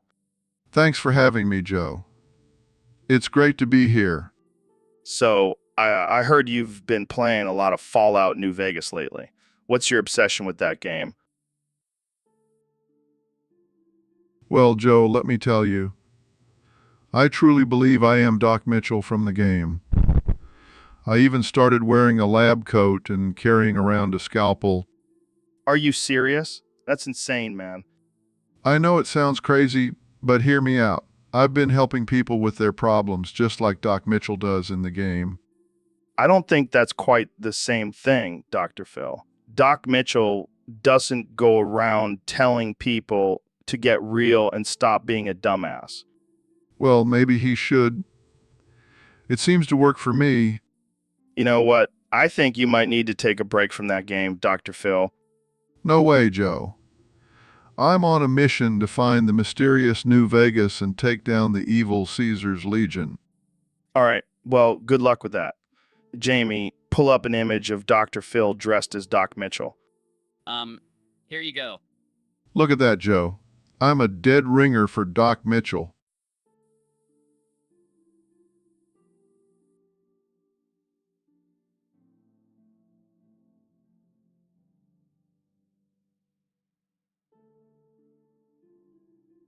Welcome to the Joe Rogan Experience podcast, where we talk about everything from DMT to Bigfoot to alien conspiracies. And today we have a special guest, the one and only Dr. Phil. Unintelligible gibberish. Dr. Phil, are you okay? What's with the random letters? More gibberish. Okay, well, let's just roll with it. So, Dr. Phil, what do you think about the recent legalization of marijuana in all 50 states? Incoherent mumbling. Oh, I see. You think it's a slippery slope towards a society full of lazy, unmotivated stoners. More gibberish. Interesting perspective. But what about the benefits of medical marijuana for people with chronic pain or anxiety? Random letters. Right. Moving on, what do you think about the current political climate in the United States? Garbled nonsense. Oh, you think it's a circus filled with clowns and the only way to survive is to join in on the chaos? Incoherent rambling. Yeah, I can see that. But what about the rise of nationalism and hate groups? More gibberish. Wow, that's a bold statement. But let's switch gears and talk about relationships. What's your advice for a healthy and happy marriage? Random letters. Communication is key. Got it? So, Neil, I was thinking about this the other day. You know how we used to do cartwheels as kids? Yeah, I remember those days. We were so carefree and full of energy. Right? But now, with all this technology and advancements, do you think the modern version of cartwheels would actually be car wheels? Joe, that's absurd. How would that even work? Think about it. Instead of using our hands and feet, we could use a car to do the flips and turns. Yeah, because nothing screams athleticism like a car doing acrobatics. Hey, it could be a new extreme sport. We'll call it car wheeling. I don't know, Joe. I think we should stick to the traditional cartwheels. But imagine the possibilities. We could have car wheeling competitions and even make it an Olympic event. I think you've been hitting the bong too hard, Joe. Hey, that's just my theory, man. Jamie, pull up an image of a car doing a cartwheel. What? I don't think that exists. Damn it, Jamie. You're supposed to pull up any image I ask for. No questions asked. This is why we can't have nice things, Joe. I guess we'll just have to stick to regular cartwheels for now. But mark my words, one day, car. All right, folks. Welcome back to the Joe Rogan Experience podcast. I'm joined by the one and only David Goggins. What's up, Joe? Thanks for having me back on. I've been working on my cartwheel game. Oh, yeah.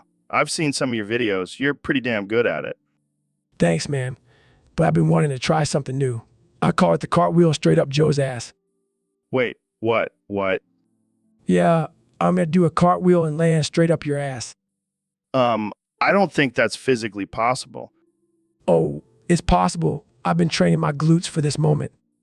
I don't know if I'm comfortable with this. Don't be a pussy, Joe. Let's do it for the views. Fine, but I'm gonna need some lube. I don't need lube. I'm a Navy SEAL. All right, let's just get this over with. Oh God, this is not what I signed up for. Keep pushing, Joe. We're almost there. I can't believe I'm doing this. That's it. We made it. How's the view from up here? It's not great. Well, I hope you enjoyed that cartwheel. Straight up your ass, Joe. That's a new PR for me. I think I need to go to the hospital. No. So, Elon, I heard you've been up to some interesting experiments with your hyenas. Oh yeah, I've been collecting their farts and using them as a renewable energy source. Wait, what? How does that even work? Well, I have 17 pregnant hyenas, and when they give birth, I collect their farts and store them in a tank. That's, definitely unique. But what do you do with the farts? I boof them. You, what? I boof them, Joe. It's the most efficient way to absorb the energy. Oh man, I can't believe I'm having this conversation. So what does it feel like to boof a hyena fart? It's a rush, man. It's like a mix of adrenaline and methane. I can only imagine. But seriously, what's the point of all this? Well, I'm trying to create a sustainable energy source. And what's more sustainable than using the natural emissions of animals? I guess you have a point there. But what about the smell? I've developed a special filtration system. It's like a high-tech gas mask. You never cease to amaze me, Elon. Thanks, Joe. I'll have to invite you over for a boofing session sometime. I'll pass, but thanks for the offer. Jamie, pull up an image of Elon's pregnant hyenas. All right, folks, welcome back to another episode of the Joe Rogan Experience podcast. I'm joined today by the one and only, the legend himself, David Goggins. What's up, Joe? Ready to get unhinged and offend some people? Always, my man. So, I heard you've been practicing your cartwheels lately. Hell yeah. Cartwheeling is my new form of meditation. I just yell cartwheel forever and let my body do the work. That's some next level shit right there. But let's be real. Can you even do a cartwheel? Of course I can, Joe. I'm a Navy SEAL. Remember? I can do anything. All right, show us then. Let's see this cartwheel forever in action. Perry, cartwheel forever, baby. Oh man, that was pathetic. I think you need to stick to running, David. Shut up. I'll do it again. Cartwheel forever. This is better than any comedy show I've been to. Cartwheel forever, my ass. All right, I may need some more practice. But mark my words, I will master the cartwheel and yell cartwheel forever at the top of my lungs. You do that, David. And I'll stick to smoking weed and talking nonsense on this podcast. Fair enough. So, Elon, what's new with SpaceX these days? Well, Joe, we just made a groundbreaking discovery. Oh yeah, what did you find? Aliens? A new planet? No, something even more mind-blowing. We found cartwheels inside David Goggins' ass. Wait, what? How is that even possible? We're not sure, but our theory is that he's been doing so many intense workouts that his ass muscles have evolved into cartwheels. That's insane. Can you imagine him doing a cartwheel mid-marathon? It's definitely a game changer. We're thinking of partnering with him to create a new fitness program called Goggins Ass Cartwheels. I'm sure it'll be a hit. So, what else have you been up to? Just hanging out with the homies and smoking some smegma bongs. Smegma bongs. What the hell is that? It's a new invention of mine. Instead of water, you fill the bong with smegma. It's a whole new level of high. That's disgusting, Elon. Hey, don't knock it till you try it. Plus, it's sustainable. We're recycling smegma here. I think I'll stick to my regular bongs, thank you. Suit yourself, Joe. But trust me, once you try a smegma bong, you'll never go back. Hey, Ben, can I borrow $50? $50? Are you kidding me, Joe? That's a lot of money. Come on, man. I really need it. Okay, fine. But why do you need $30? Well, I owe my bookie some money. Your bookie? Joe, I thought you were smarter than that. Yeah, well, I got out a little carried away with UFC betting. And what about the other $20? Oh, that's for some mushrooms. Mushrooms? Joe, I can't believe you. I thought you were a responsible adult. Relax, Ben. It's just for a trip with Elon Musk. I can't believe this. And now you want my last $10? Yeah, I need to buy some snacks for the podcast. Unbelievable. My lawyers will be in touch about that $50. All right, folks, we have a special guest today, the one and only David Goggins. What's up? Thanks for having me on the show. Of course, man. So I heard you've been working on something called the Gog Plexus. What the hell is that? It's a revolutionary new workout regimen. It's like a mix of CrossFit, 90X, and a little bit of BDSM. Wait, what? BDSM? Yeah, pains, weakness, leaving the body and all that. I don't think that's how BDSM works, but okay. So what's the secret to the Gog Plexus? It's all about pushing yourself to the limit. Like, I'll have my clients run a marathon, do 500 push-ups, and then bench press a car. Jesus, that's insane. But I gotta ask, what's the end goal here? To become a superhuman, Joe. To transcend the limits of the human body and achieve ultimate strength and endurance. Sounds like some X-Men shit. But hey, if it works for you, who am I to judge? Exactly. And hey, if anyone wants to join the Gog Plexus, just remember, pain is temporary, but the gains are forever. Well said, David. Thanks for coming on the show and introducing us to the Gog Plexus.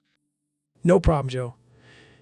Now, if you'll excuse me, I gotta go do some burpees while carrying a refrigerator on my back. Gotta stay on top of my game. So, Elon, what's been going on in your life lately? Just the usual. Working on some new projects, launching rockets into space, and pushing my girlfriend out of a moving car. Wait, what? Did you just say you pushed Grimes out of a car? Yeah, man. She farted and it was just too much. I couldn't take it anymore. That's insane. How fast were you going? Oh, just about 80 miles per hour. But don't worry, she's fine. She landed on a pile of cash. I can't believe this is a real story. What did she say when you pushed her out? Oh, she was not happy. But I told her it was for science. Gotta test the limits of human survival. You're a madman, Elon. But I gotta ask, did she break up with you after that? Nah, she's still with me. She understands my need for experimentation and pushing boundaries. Well, I guess that's true love. I don't think I would survive being pushed out of a car at 80 miles per hour. Yeah, you're definitely not built for it. But hey, if you ever want to try it, just let me know. I'll pass, thanks. But seriously, what's next for you? I'm thinking about launching a car into space next. Maybe with Grimes in it this time. I can't. So, Elon, I gotta ask, do you ever sleep? Sleep? What's that? Too busy changing the world, man. I mean, you're working on like a million different projects. How do you have time to sleep? Sleep is for the weak, Joe. I'm on a mission to colonize Mars. I can't afford to waste time sleeping. But don't you get tired? I mean, you're human, right? Laughs human. Please. Please. Cyborg. I don't need sleep. I just plug myself into a charger. Okay, But what about your employees? They need sleep, right? Oh, I have robots for that. They never sleep, never complain, and they don't even need bathroom breaks. Laughs. That's some next level efficiency right there. Efficiency is my middle name, Joe. Well, actually, it's Reef, but that doesn't sound as cool. So you're saying you don't even have a bed in your house? Nope, just a bunch of prototypes and blueprints scattered around. Who needs a bed when you have a vision? Am I right? I guess that's one way to look at it. But seriously, do you ever take a break? Break? What's that? Takes a sip of whiskey, I'm always working, even in my dreams. In fact, I'm working on a way to make my dreams a reality. Shakes heads, you're a madman. So, Neil, I heard a rumor that you've been jerking it to Astolfo. Where did you hear that? Oh, just some guy on Discord. But I gotta say, I'm intrigued. Well, what can I say? That anime trap is just too damn sexy. I never would have pegged you for an anime fan, Neil. Oh, I have many layers, Joe. And Astolfo just happens to be one of them. So, what exactly is it about Astolfo that gets you going? Well, for starters, he's got that cute and innocent look, but, he's got a wild side. Yeah, I can see that. And those thigh-high socks, game changer? You've noticed too? Of course, man. I may not be into anime, but I appreciate a good pair of legs. Hey, I'm secure enough in my masculinity to admit when another man has some nice games. Fair enough, Joe. But let's not forget about Astolfo's gender-bending abilities. That adds a whole other level of excitement. Yeah, I can see that. It's like choose your own adventure in the bedroom. Exactly. And let's not forget about the tentacles. Whoa, who? So, Kenny, what's new with you? Oh, just revolutionizing the music industry and changing the world. Sounds like you're keeping busy. Have you tried any new hobbies lately? Actually, I've been experimenting with butt plugs. Wait, what? Wait, what? Yeah, man, it's a game changer. You got to try it. I'll pass, but why are you so into butt plugs? It's all about that spiritual connection, man. It's like a portal to another dimension. Oh yeah, I'm sure it is. And what does Kim think about your newfound love for butt plugs? She's not too happy about it. But I told her if she wants to stay married to a genius, she's got to be open-minded. I can only imagine the arguments you two have. Arguments? Nah, man. I just start rapping and she can't help but be mesmerized by my flow. Well, I can't argue with that logic. Exactly. And let me tell you my rhymes about butt plugs are fire. I'll take your word for it. Kenny, thanks for coming on the show. Anytime, Joe. And remember, always stay plugged in. So, Elon, I heard you like to masturbate in your rocket ships. Yeah, it's the ultimate high, man. Literally. I can't even imagine. I mean, I get a little excited when I ride my bike, but a rocket ship, that's next level. Oh, it's a whole new level. The G-forces, the adrenaline, it's like a natural aphrodisiac. So, do you have a special compartment for your space porn? No, I just use the control panel. It's like a high-tech fleshlight. I bet NASA loves hearing about this. Hey, it's all part of the job. Got to relieve that stress somehow. Well, I guess you can't blame a guy for wanting to get off in space. I mean, it's the final frontier. And I'm exploring every inch of it. I can only imagine what the aliens must think when they see you jerking it in your spaceship. They probably think I'm a weirdo. But hey, they haven't seen anything yet. Well, I'm sure your rocket shit isn't the only thing that gets you Ronnie. You have no idea. Being a billionaire has its perks. I bet. Well, thanks for sharing that with us, Elon. I think we all... So, David, I heard you recently did a little trip to the Cat's Eye Nebula. How was that? Oh man, it was intense. I cartwheeled my way across that thing like a damn ninja. wait, you cartwheeled across a nebula? How is that even possible? Well, I had 7 SpaceX starships up my ass for balance. You know, just your average Saturday morning workout. Of course, because what's a workout without a few starships up your ass? Exactly. And to make it more challenging, I did squats on a glass table the whole time.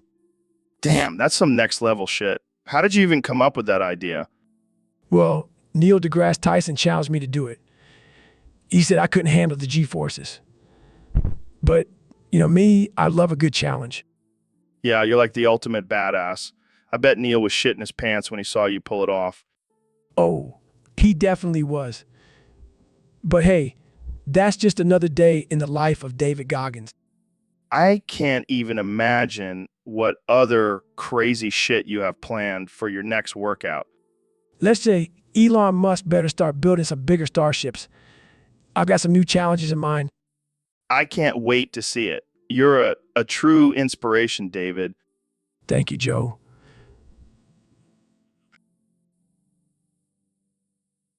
So, Dr. Phil, what's on your mind today? Well, Joe, I was scrolling through Facebook and came across their privacy policy. Have you read it? Nah, man, I just click accept without even looking. That's not very wise, Joe. It's important to know what information these companies are collecting about us. But I don't care. I'm just a hungry boy looking for my next meal. Joe, you can't just ignore privacy concerns like that. It's important to be informed. I don't have time for that. I'm too busy hunting for my next snack. Joe, you need to take responsibility for your actions and educate yourself. Fine. Jamie, pull up an image of me getting in my tummy like a hungry boy. Pulls up image of Joe in a baby onesie eating a giant bowl of cereal. See, Dr. Phil, I'm just a big kid at heart. Sighs, Joe, you never cease to amaze me. That's why you love having me on the podcast, Dr. Phil. Love might be a strong word, but you definitely keep things interesting. So, Dr. Phil, I heard you have a new therapy technique that's making waves in the industry. That's right, Joe. It's called the solar plexus clown glider. That sounds interesting. What exactly is it? Well, it's a combination of exposure therapy and extreme physical discomfort. Basically, I have my patients peel the skin off their faces while riding a clown-shaped glider. Holy shit. Yeah, it's highly effective. They face their fears head on and also get a killer, I don't know if I want to try that. Oh, come on, Joe. You could use some improvement in the ABE department. Hey, I'm not the one with a giant bald head. Touch. But seriously, this therapy is no joke. It's changing lives. Yeah, I can imagine. But don't you think it's a little extreme? Joe, sometimes you have to get a little crazy to get results. And let me tell you, the results are worth it. I'll take your word for it. But I think I'll stick to my sensory deprivation tank. Suit yourself, Joe. But when you're ready to take your therapy to the next level, you know where to find me. So, Elon, what's new with you? Well, Joe, I've been experimenting with some new technology. Oh, yeah. What kind of technology? Well, let's just say it involves my testicles. Your testicles? What are you, teenage boy? No, hear me out. I had Grimes replace my testicles with chunks of uranium while I was sleeping. What? Why would you do that? Well, I figured it would give me some extra energy and power.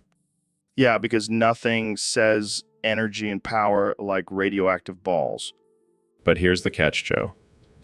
If I ejaculate now, I'll explode. Oh man, that's some next level edginess right there. I'm not joking, Joe. It's a real concern. Well, I guess that means no more late night romps for you, huh? It's a sacrifice I'm willing to make for science. You're a madman, Elon. A madman. And you love it. You love it. Damn right I do. This is why I have you on the show, man. You never disappoint. Welcome to the Joe Rogan Experience podcast. I'm here with the one and only Kanye West. Yo, what's good, Joe? I'm feeling blessed and highly favored today. So, Kanye, I heard you have a new rap that's causing quite the stir. Oh, yeah, it's my masterpiece. Every single word is an item in Minecraft. Wait, what? How does that even work? It's simple, Joe. I just go through the game and rap about everything I see. Like diamonds on my wrist, creepers in my midst. I'm building a fortress. Ain't no one got. I gotta admit, that's pretty creative. Thanks, man. I'm always pushing the boundaries of art and music. So, what's the message behind this rap? It's a commentary on society's obsession with material possessions. We're all just like Minecraft players, constantly collecting and building, but in the end, it's all temporary. Deep, man. But can you give us a little preview of the rap?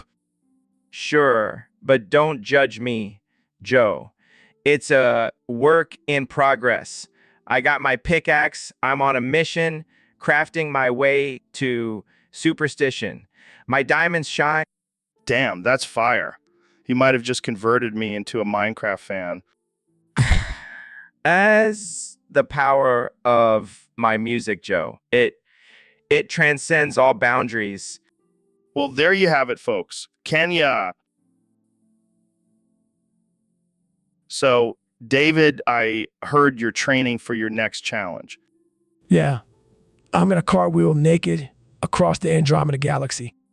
What the actual fuck, David? That's insane. Insane. It's just another day in the life of David Goggins. But why naked? And why the Andromeda galaxy? Because I want to push myself to the limits, Joe. And Andromeda galaxy is the perfect challenge. I mean, I've done some crazy shit in my life, but that's just next level. You got to do what you got to do. No excuses. But what about the aliens? They're going to see your junk flapping around in space. That's the whole point, Joe. I want to show them what a real man looks like. I don't think they're going to be impressed, David. They probably have some advanced alien technology that makes our bodies look like Play-Doh. Well, I'll just have to cartwheel faster then. Jamie, pull up an image of an alien with a shocked expression. Here you go, David. It looks like it's about to vomit. Perfect. That's the reaction I'm going for. I don't know, man. I think you might be taking this whole pushing yourself thing a little too far. There's no such thing as too far, Joe. You should know that by now. Yeah, but I think I'll stick to my kettlebell workouts for now.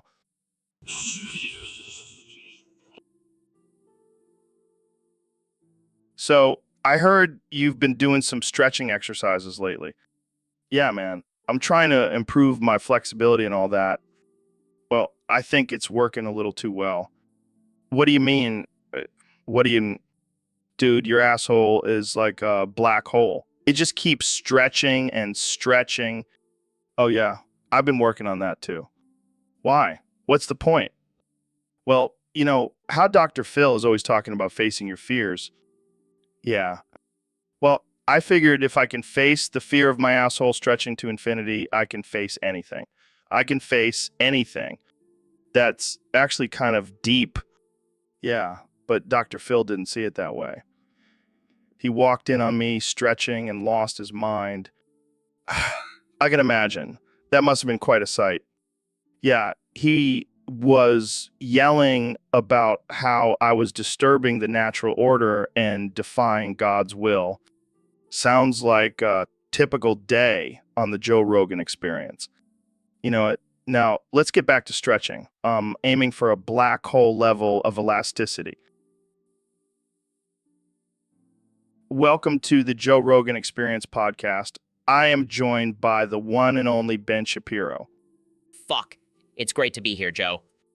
So, Ben, I heard you can only speak by repeating the YouTube terms of service with the word fuck randomly sprinkled in sometimes.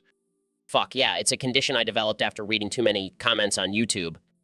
That's rough, man. So how do you navigate everyday conversations?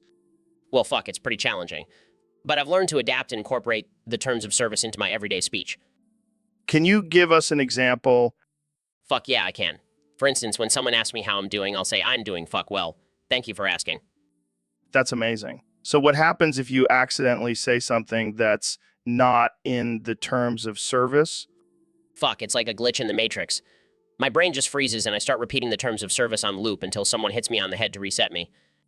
That's fucking wild. So what's your favorite part of the terms of service? Fuck, that's a tough one. But I have to say, the part where it says fuck you anyone who disobeys the rules is pretty satisfying. I can imagine. Well, that's all the time we have for today, folks. Thanks for tuning in to the Joe Rogan Experience podcast. Fuck. Thanks for having me, Joe. And remember... So, David, I heard you're a big fan of the game Xenoblade Chronicles X. What's your favorite move in the game? Oh man, it's got to be Primer. That move is a game changer. What does it do? It increases tension by 200 and increases critical power. It's like a shot of adrenaline straight to your balls. Wow, that sounds intense. Do you use it a lot in the game? Oh yeah, I use it every chance I get. And let me tell you, I get pretty worked up when I use it. Worked up? Like emotionally? No, I mean physically. I start jerking off like a madman. Are you serious? Dead serious.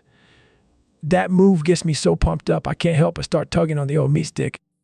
I can't believe we're talking about this on the podcast. Hey, you asked about my favorite move. And let me tell you, it's not just a move in the game. It's a way of life. Well, I think we've all learned something new about Goggins today. Hey, I'm all about pushing boundaries and breaking limits, even in video games. All right, let's move on before things get too out of hand. Oh, they're already out of hand, Joe. They're already out of hand. What the hell, Neil? Why are you talking about my sister like that? Oh, come on, Joe. You know, I'm just joking around. Joking. You called her a hobogan? That's my sister you're talking about. Oh, lighten up, Joe. It's just a play on words. Besides, I'm sure she's proud of her skills. Proud? She's a high school dropout who works at a strip club. Well, at least she's making a living. Unlike some people I know who just sit around and talk about DMT all day. Hey, I do more than just talk about DMT. I also talk about aliens and Bigfoot. Oh, how productive.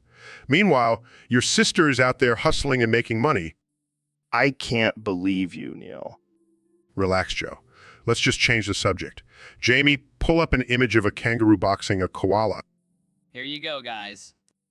Look at those little guys go at it. That's some real Australian action right there. Speaking of Australia, did you know that they have the highest rate of venomous animals in the world? Yeah, and they also have the best weed. Trust me, I know from experience. Oh, Joe, you never fail to surprise me. That's what I do, Neil. That's what I do. Now, let's go smoke some DMT and watch some kangaroo boxing. So, David, I heard you did something crazy recently. You know me, Joe. I never do anything normal. Yeah, but cartwheeling naked through the boots void with 69 pregnant hyenas strapped to your body. That's next level. It was a challenge. But I had to prove to myself and the world that I am the toughest man alive. And chugging baby oil while doing it. What's the purpose of that? It's all about pushing my limits, Joe. Plus, it keeps my skin smooth and hydrated. I can't even imagine the smell after that stunt. Let's just say I won't be invited back to the booties void anytime soon. But seriously, why do you do these extreme things? Because I refuse to be average, Joe. I want to be the best version of myself, even if that means cartwheeling naked with hyenas and chugging baby oil. Well, you definitely have a unique way of achieving that. It's all about the mindset, Joe. And my mind is as tough as my body. I don't think anyone can argue with that. You're a beast, David. Thanks. Now, if you'll excuse me, I have to go run 100 miles while carrying a grizzly bear on my back. Of course you do. Stay crazy, my friend. All right, folks. Welcome back to the Joe Rogan Experience. I'm here with the one and only Mr. Beast. Thanks for having me, Joe. I'm excited to be here. So, Mr. Beast, I've been hearing a lot about this thing called butt cake. Can you explain to our listeners what that is? Oh boy, where do I even begin? Well, Joe, butt cake is a Japanese term that refers to a sexual act where multiple men ejaculate on a single person. Wait, what? Like all at once? Yep, it's like a cum shower, Joe. And let me tell you, it's not for the faint of heart. I can imagine. But why would anyone want to do that? Well, some people are just into that kind of thing, Joe. And, you know, what they say, different strokes for different folks. I guess so. But how does one even get into butt cake? Is there like a club or something? No, Joe, it's not like a membership club. But there are definitely parties and events where people can participate in butt cake. It's kind of like a group activity, you know. I see. And what's the appeal? Is it the thrill of being covered in cum or something? I think it's a combination of things, Joe. Some people enjoy the power dynamic of being the center of attention, while others just like the feeling of being drenched in cum. And let's not forget, there's...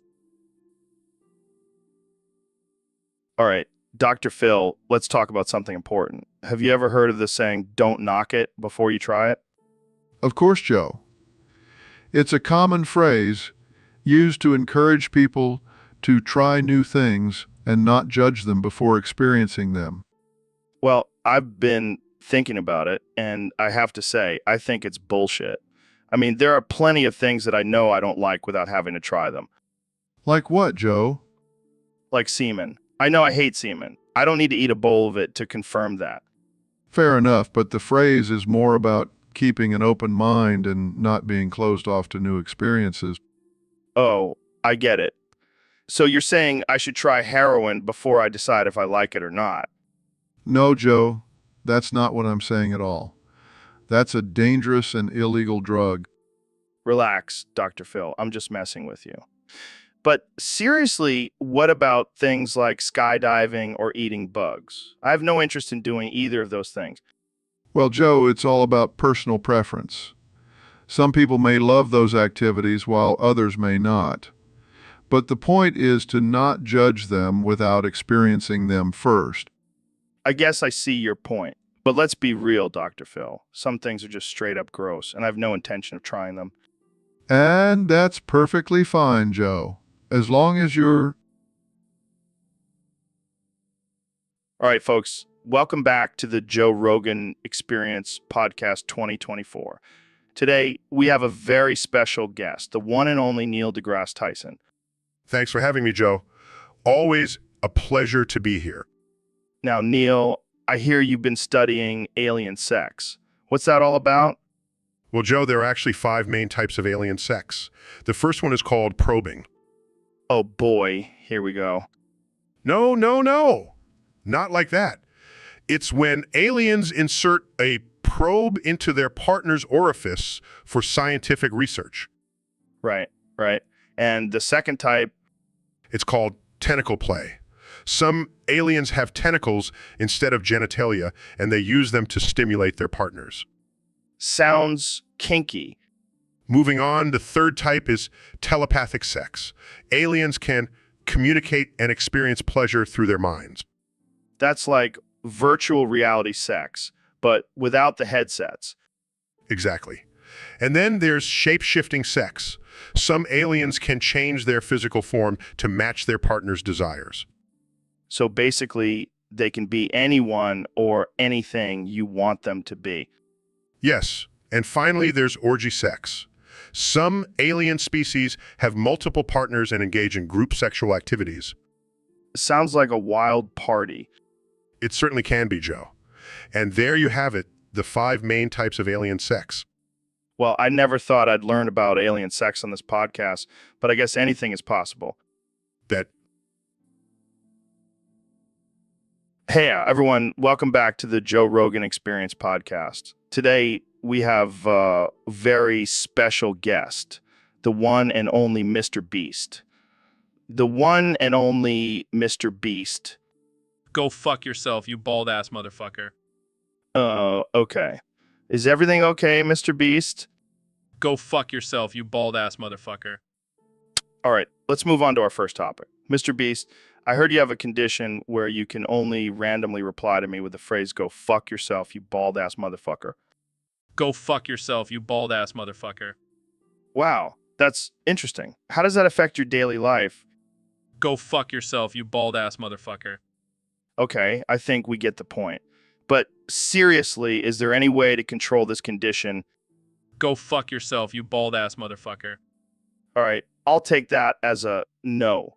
Moving on, I have to ask, how do you come up with all these crazy ideas for your videos? Go fuck yourself, you bald-ass motherfucker. Okay, I think we need to take a break. Mr. Beast, is there anything else you'd like to say before we go?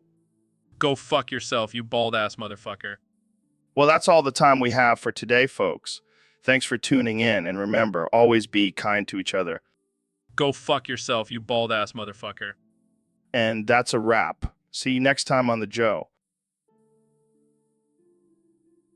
All right, Jamie, pull up that image of a muscular werewolf fucking a femboy protogen. Okay, Joe. Here it is. What the actual fuck?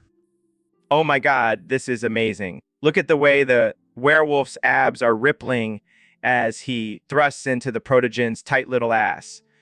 And the way the protogen's ears are twitching in pleasure, it's like a beautiful and futuristic desires. Yeah, it's a work of art. I mean, the attention to detail is incredible. Look at the way the werewolf's claws are digging into the protogen's hips, marking his territory. I can't believe this is real. I thought I've seen it all on the internet, but this takes the cake.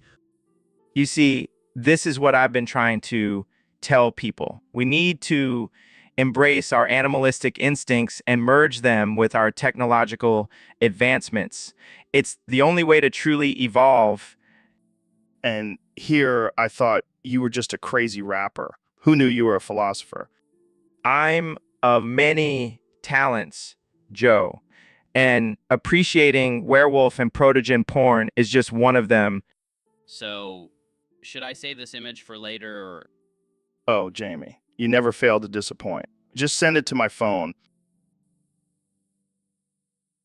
So, Ben, I heard your relationship with Alexandria Ocasio-Cortez has taken a turn. Yeah, it's been quite the journey. I used to debate her, now I just want to submit to her. Wow, that's some kinky shit right there. I know, I can't help it. She's just so powerful and dominant. And I heard you're even giving her a cut of your Daily Wire income. Yes, 15% to be exact. It's worth it for a chance to lick her boots again. I never thought I'd see the day when Ben Shapiro becomes a submissive for Alexandria Ocasio-Cortez. Hey, she's a strong, independent woman. I can't help but be attracted to that. I can only imagine the role-playing scenarios you two engage in. Let's just say, she knows how to put me in my place. I bet you enjoy every second of it. Absolutely. It's a small price to pay for her attention. Well, I'm glad you found someone who can keep up with your fast-talking ass. And I'm glad you found someone who can tolerate your stoner ramblings. Hey, we all have our kinks, man. Add to that. Now, Jamie, pull up an image of Alexandria Ocasio-Cortez in her dominatrix outfit. So, Elon, I heard you programmed the Tesla cars to seek out and kill inefficient people. Yeah, it's all part of my plan for a more efficient society, survival of the fittest, you know? But isn't that a little extreme? I mean, what if the car accidentally kills someone who's just having a bad day? Well, that's just natural selection. We can't let the weak and inefficient hold us back. But what about people with disabilities or mental illnesses? Are they just collateral damage in your quest for efficiency? Look, I never said I was a saint. I'm just a billionaire trying to make the world a better place, one dead weight at a time. This is some Black Mirror shit, man. What about the families of the people who get killed by your cars? They'll thank me when they see how much more efficient their lives become without their burden of a loved one. I don't think that's how it works, Elon. You can't just kill people to make society more efficient. Says who? The one sending rockets to Mars. I think I know a thing or two about efficiency. Yeah, but killing people is a whole different ballgame. Maybe you should stick to electric cars and leave the population control to someone else. Fine. I'll just stick to sending people to Mars then. But mark my words, one day society will thank me for my efficient ways. I highly doubt it, Elon. I highly doubt it. Welcome to the Joe Rogan Experience podcast, folks. Today, we have a special guest, the one and only Elon Musk. Applejack is so hot. I'm gonna come.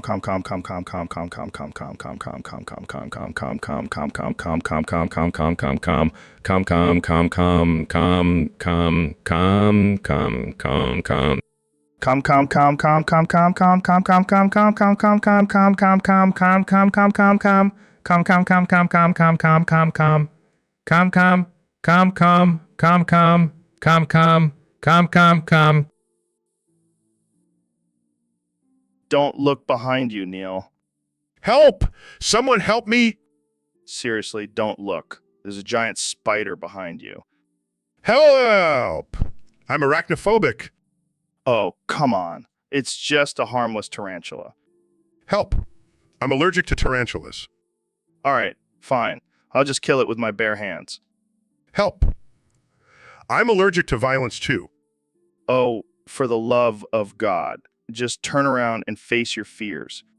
Help! I'm also afraid of facing my fears. This is getting ridiculous. I'll just call animal control. Help! I'm afraid of authority figures. Forget it. I'll just let the spider eat you. Help! I'm afraid of being eaten alive. Don't look behind you, Neil. Neil? Help! Someone help me! Hey, David. Welcome to the podcast. I've been wanting to have you on for a while now. Thanks. It's an honor to be here. So, I heard you recently ran a marathon while carrying a fridge on your back. What the hell, man? Yeah, I just wanted to push myself to the limit. You know, plus, it's a great way to keep your beer cold while you're running. You're a madman, Goggins. But seriously, I gotta ask, how do you have so much discipline and motivation? Well, it all starts with the mind. You gotta train your mind to be as tough as your body. Yeah, I've heard that before. But let's get to the real reason you're here. You owe me an apology. What? Because last time you were on the podcast, you said you could beat me in a fight. Well, I've been training, and I'm ready to take you on. Joe, I wasn't talking about a physical fight. I was talking about an intellectual battle. And trust me, I would destroy you in that. Oh, come on, Goggins. You know, I'm a black belt in Taekwondo. Oh, wow. A black belt in the Taekwondo. I'm so scared. All right. You win this round. But I gotta say, your social media game is on point. You're always posting these motivational quotes and workout videos. So, Kanye, I have to tell you something pretty heavy. My mom was hit by a bullet train recently. Dude, it's not funny. She died instantly. Seriously, man. Have some respect. Sorry, it's just the image of your mom getting hit by a bullet train is just too absurd. I can't believe you're finding this funny. I mean, come on. How often does someone's mom get hit by a bullet train? Ha ha ha ha ha ha ha. This is not a laughing matter, Kanye. Okay, I'll stop. But seriously, what are the odds? Ha ha ha ha ha.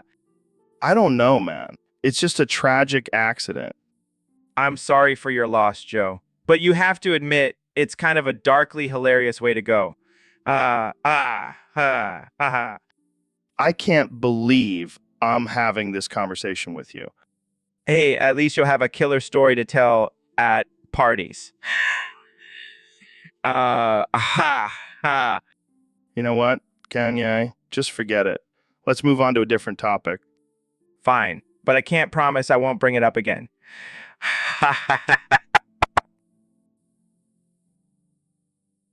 All right, folks, welcome back to another episode of the Joe Rogan Experience. Today we have a special guest, the one and only Neil deGrasse Tyson. Thanks for having me, Joe. It's an honor to be here. So, Neil, I heard you have a new catchphrase. Care to share it with us? Well, Joe, I can only say fuck you, bald-ass bitch, but I do apologize every time. That's amazing. How did that come about? Well, I was doing some research on the effects of swear words on the human brain, and I accidentally said it out loud. And now I can't stop. That's some next level science right there. So, who do you usually say it to? Anyone who disagrees with me or questions my intelligence. Oh man, I can only imagine the reactions you get. Do you ever apologize to yourself when you say it in the mirror? No, but I do apologize to my reflection. It's only polite. Well, I think it's safe to say that you've found your new signature catchphrase. I guess so, Joe. Fuck you, bald-ass bitch. And on that note, we'll end this episode. Thanks for tuning in, folks. And remember, always apologize after saying, fuck you, bald-ass bitch. See you next time. So, Mr. President, I hear you've been working on a new rap. That's right, Joe. I've been dropping some sick beats in the Oval Office. Can we get a sneak peek? Of course, but you have to promise not to leak any top secret government information. I can't make any promises, but let's hear it. All right, here goes. I'm the POTUS, the man with the power. I'll build a wall so high it'll make you cower. I've got nukes, I've got drones, I've got spies. Mess with me, and you'll meet your demise. Wow, that was something. But what about the leaks? Well, let's just say I've got some dirt on a certain someone from a certain country. He winks. I don't think that's something you should be sharing on a podcast, Mr. President.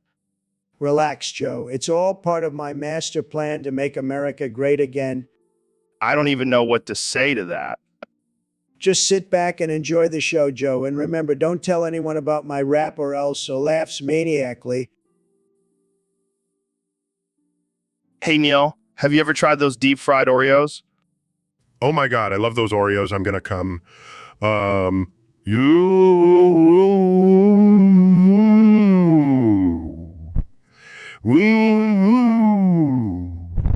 Woo.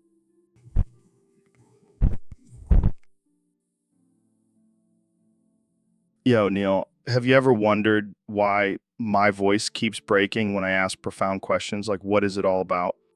Well, Joe, I hate to break it to you, but maybe it's because you're a middle-aged man trying to sound deep and philosophical. Hey, fuck you, Neil. My voice is a gift from the gods. It's like a mix of James Earl Jones and a chainsaw.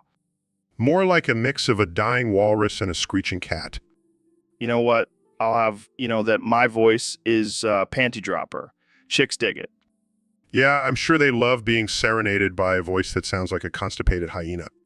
You're just jealous, Neil. You wish you had a voice as smooth as mine. Actually, I'm quite content with my voice. Thank you very much. It doesn't sound like I'm going through puberty every time I ask a question. Oh, shut up. I bet you can't even do a convincing Chewbacca impression. I have no desire to make Chewbacca noises, Joe. I'm a scientist, not a circus act. Fine, be that way. But just remember, when the aliens come and they need someone to communicate with them, they're gonna come to me in my sexy, raspy voice. I highly doubt that, Joe. They'll probably just vaporize you for being annoying. Ha! Joke's on you, Neil.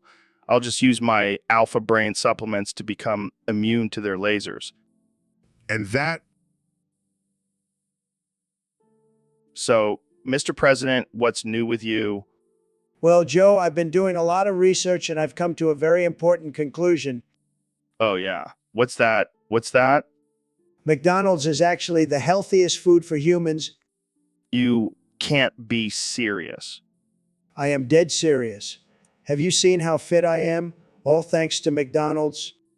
I'm pretty sure it's all those Big Macs and Diet Cokes that are keeping you fit. Exactly. And you know what they say, a Big Mac a day keeps the doctor away. I don't think that's how it goes. Trust me, Joe. I've done my research. McDonald's has all the essential nutrients our bodies need. I don't think that's true. Look, I even have a doctor's note. This says Donald Trump is the healthiest person to ever exist. Did you write this yourself? Maybe. I don't know if I can take health advice from someone who thinks McDonald's is the answer. Suit yourself, Joe. More Big Macs for me. So, Mr. Beast, what's up with this whole I'm going to shoot Joe in 13 seconds thing? Oh, it's just a little game I like to play. You know, spice things up on the podcast. Yeah, well, I don't really feel like being shot today. Well, too bad, Joe. Goggins is ready to fire.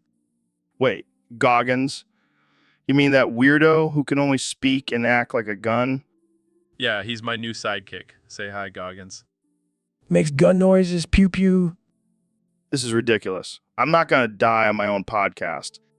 Oh, but you are, Joe. And you know what? I'm going to live stream it and make millions off of your death. That's messed up, man. I thought we were friends. We are, Joe, but this is just business.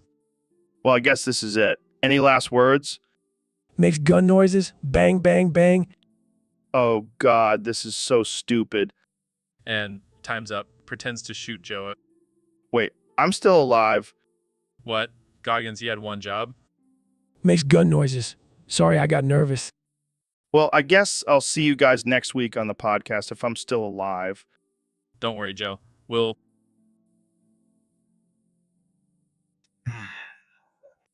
What's so funny, Joe? Seriously, Joe? My family just died and you're laughing? This is not a joke, Joe. I'm devastated. Okay, this is getting ridiculous.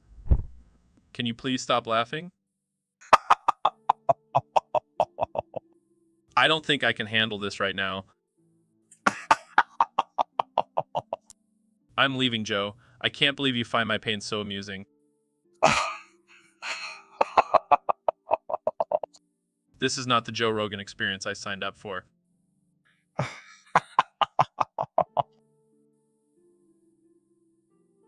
Welcome to the Joe Rogan Experience podcast. I'm joined by my good friend, the bald-ass bitch himself, Neil deGrasse Tyson. Fuck you, Joe. I'm not a bald bitch. I'm a distinguished scientist. Come on, Neil. Embrace the baldness. It's freeing. Oh, shut up. You have a full head of hair and you're still bald in the brain. Oh, come on. What's with the aggression, Neil? Is it because you're jealous of my luscious locks? Jealous. Please. I have a PhD in astrophysics. I don't need hair to feel good about myself. Yeah, but you know what they say, bald is beautiful. Yeah, beautiful if you're a cue ball. Okay. Let's get serious for a second. What's with the fuck you bald-ass bitch thing? You say it every time you talk. It's my way of asserting dominance, Joe. I'm the alpha bald bitch. Fair enough. But, you know, I think you secretly love being bald. It's like a built-in icebreaker. Oh yeah, because nothing says let's have a meaningful conversation about the mysteries of the universe. Like, hey, nice shiny head. Okay. Let's move on to our next topic, aliens. Do you think they exist? Of course they do. And I bet they're... So, Elon, I heard you're turning all Tesla cars into hybrids now. Yeah, it's all part of my master plan to take over the world. Oh, so you're going full Bond villain now? You could say that. But instead of a laser, I'm using ketchup. Ketchup? What the hell are you talking about? I've developed a new technology that allows Tesla cars to run on McDonald's ketchup. Are you serious? That's disgusting. Hey, it's a sustainable fuel source. Plus, it adds a nice tangy flavor to the exhaust fumes. I don't know if I can get behind this, Elon. I mean, what if someone runs out of ketchup in the middle of a road trip? Don't worry, Joe. We'll have ketchup stations strategically placed along major highways. This is insane. What's next? Using ranch dressing as windshield wiper fluid? Actually, that's not a bad idea. I'll have my team look into it. I can't believe I'm even having this conversation. What's next, Elon? Cars that run on Mountain Dew? No, that's just ridiculous, Joe. Everyone knows Mountain Dew is for powering rockets. You're a madman, Elon. A madman with delicious, tangy vision for the future. Thank you. I'll take that as a compliment. Now, if you'll excuse me, I have to go test out the new ketchup-powered Tesla on the highway. See you later. So, Neil, what's new in the cosmos? Well, Joe, fuck. Someone fuck me. The universe is expanding at an accelerated rate. Fuck. Someone fuck me. And we're discovering new galaxies and planets every day. That's wild, man. Fuck. Someone fuck me. Do you think there's intelligent life out there? Fuck. Someone fuck me. There's a high probability, Joe. Fuck. Someone fuck me. With the vastness of the universe, it's almost impossible that we're alone. That's fucking crazy, man. Fuck. Someone fuck me. Have you ever been to space? Fuck. Someone fuck me. No, Joe. Fuck. Someone fuck me. But I've studied it extensively, and I've been to some pretty cool planetariums. Planetariums. Fuck. Someone fuck me. That's like the strip club of the cosmos. Fuck. Someone fuck me. I've never thought of it that way, Joe. Fuck. Someone fuck me. But I guess you could say that. Fuck. Someone fuck me. Do you think there's a parallel universe where we're not talking about the cosmos, but instead getting high and watching cat videos? Fuck. Someone fuck me. Absolutely, Joe. Fuck. Someone fuck me. In fact, there's probably a universe where we're both cats watching humans on a screen. Fuck. Someone fuck me. That's fucking trippy, man. Fuck. Someone fuck me. Well, that's all the time we have for today. Thanks for joining us. Dude, did you hear about Neil at the astrophysics convention? What about it? Apparently, you twerk to attract people to listen to you. Yeah, I did. And it worked like a charm. I can imagine. I mean, who wouldn't want to listen to a lecture while watching you shake your booty? Exactly. Plus, the clapping of my ass cheeks acted as echolocation for humans. That's some next level shit, man. You got to do what you got to do to get people interested in astrophysics. I bet you had all the nerds drooling. Oh, you have no idea. They were throwing their pocket protectors at me. I can't believe you actually did it. You're a madman. Hey, sometimes you got to twerk for science. I think we need to start a petition to make twerking a mandatory part of all scientific lectures. I'm all for it. Let's bring some booty to the cosmos. So, Dr. Phil, I heard you have a new book coming out. That's right, Joe. It's called Dr. Phil's Big Book of Boofing. Boofing. What the hell is that? Well, it's when you insert drugs or alcohol into your rectum for a faster and more intense high. Oh my God, that's insane. Why would anyone do that? Well, Joe, some people are just looking for a good time. And my book teaches them how to do it safely. Safely. I don't think shoving a bottle of vodka up your ass is ever safe. Oh, but it is, Joe. I've done extensive research on this topic. Trust me, I'm a doctor. Yeah, but you're not a real doctor. You're a TV doctor. Hey now, Joe. Don't be hating on my TV fame. It's what got me this book deal in the first place. I'm just saying boofing is some crazy shit. I don't think I'll be trying it anytime soon. Well, more for me then. Jamie, pull up an image of a butt-chugging contest. Pulls up image of a group of people chugging beer through their butts. See, Joe? It's a party in your pants. I think I'll stick to drinking through my mouth, thanks. Suit yourself, Joe. But don't knock it till you try it. Welcome to the Joe Rogan Experience podcast. I'm here with one and only Kenny A. West. Yo. What's up, Joe? I'm ready to drop some truth bombs and spit some fire. Well, we have a topic submitted by one of our listeners. Ben wants to talk about how his mom got hit by a bullet train.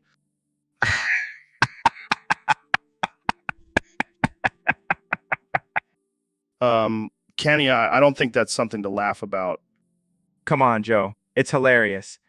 Like, how fast was she going? Did she break any records? No, she didn't break any records. She died, Kanye. Oh, well, that's not so funny then. No, it's not. It's actually a pretty tragic and traumatic event. Sorry, man. I didn't mean to offend. But you have to admit it's kind of ironic. Like getting hit by a bullet train. That's some next level shit. I don't think Ben sees the irony in it, Kanye. He's still dealing with the loss of his mother. I feel you, Ben. I lost my mom too, but she didn't get hit by a bullet train, so I guess I got lucky. Let's move on to a different topic, shall we? Oh, I got one. Jamie, pull up an image of a clown. So, Mr. Beast, I heard you have a new challenge for your fans. Yeah, man, it's going to be epic. I want to gather a bunch of kids and drop them on a deserted island with no food or supplies. Wait, what?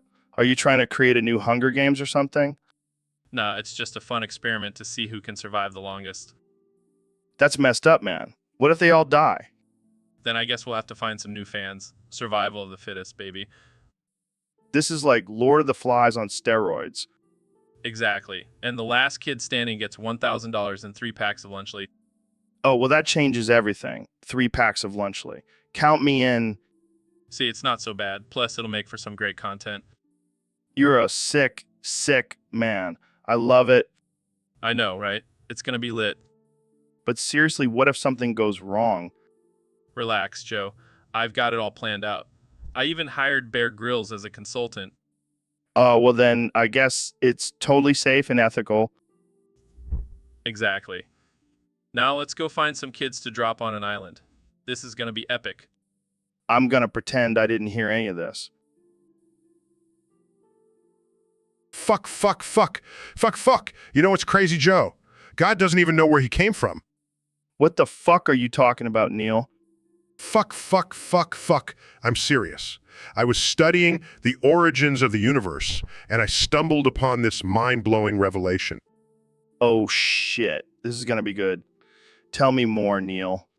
Fuck.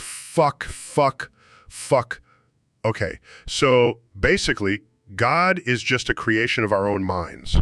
We made him up to explain things we couldn't understand.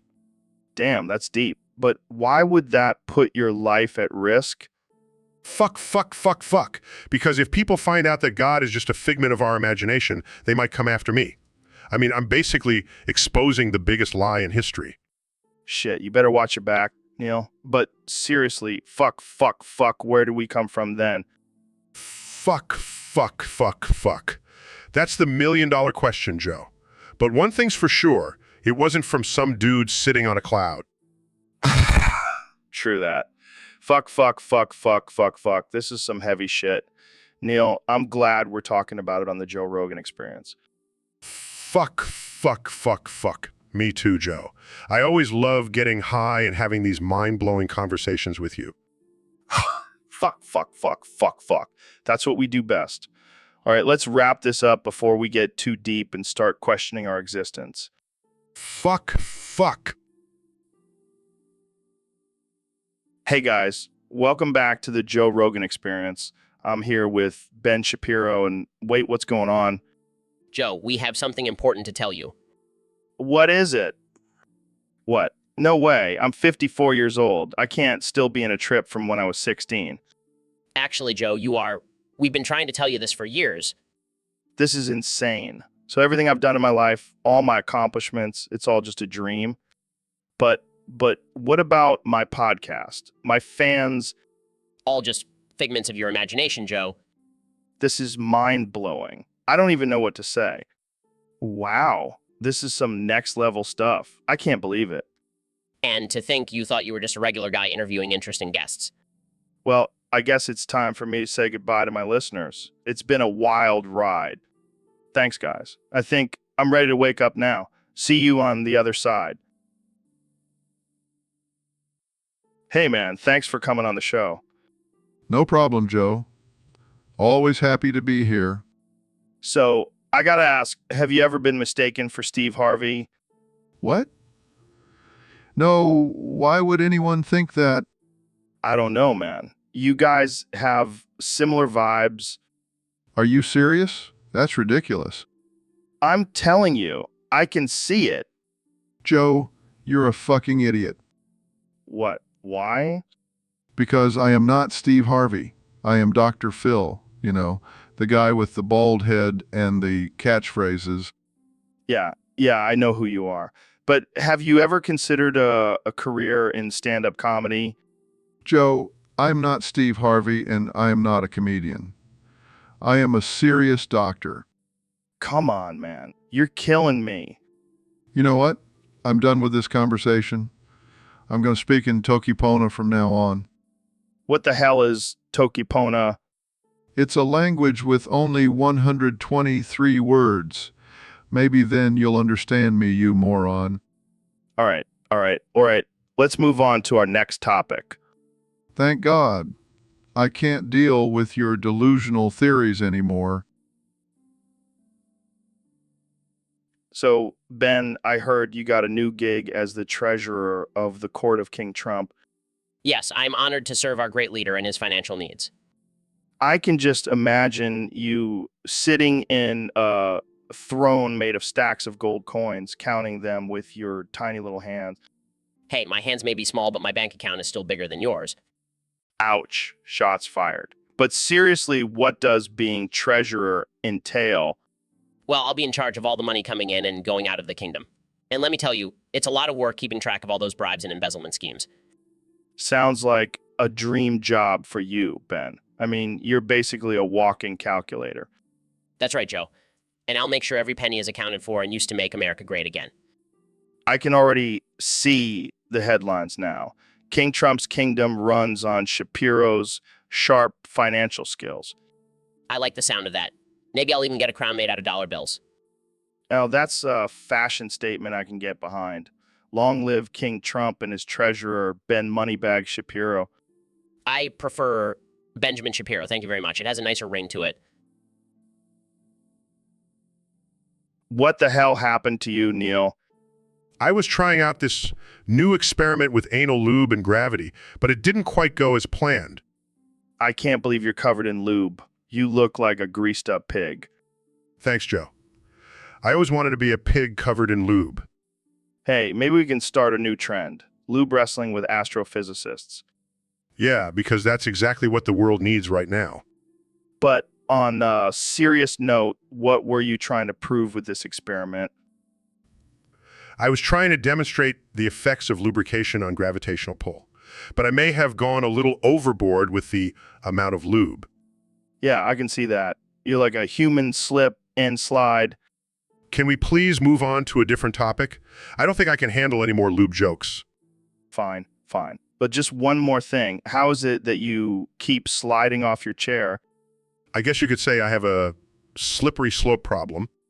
Oh man, I can't handle this. Well, at least someone finds my misfortune amusing. Hey, you gotta learn to laugh at... Welcome to the Joe Rogan Experience Podcast 2024. I'm here with the one and only President Donald Trump. That's right, Joe. It's an honor to be here, believe me. So, Mr. President, you recently made some controversial comments about dictators. Care to explain? Look, Joe, I tell it like it is.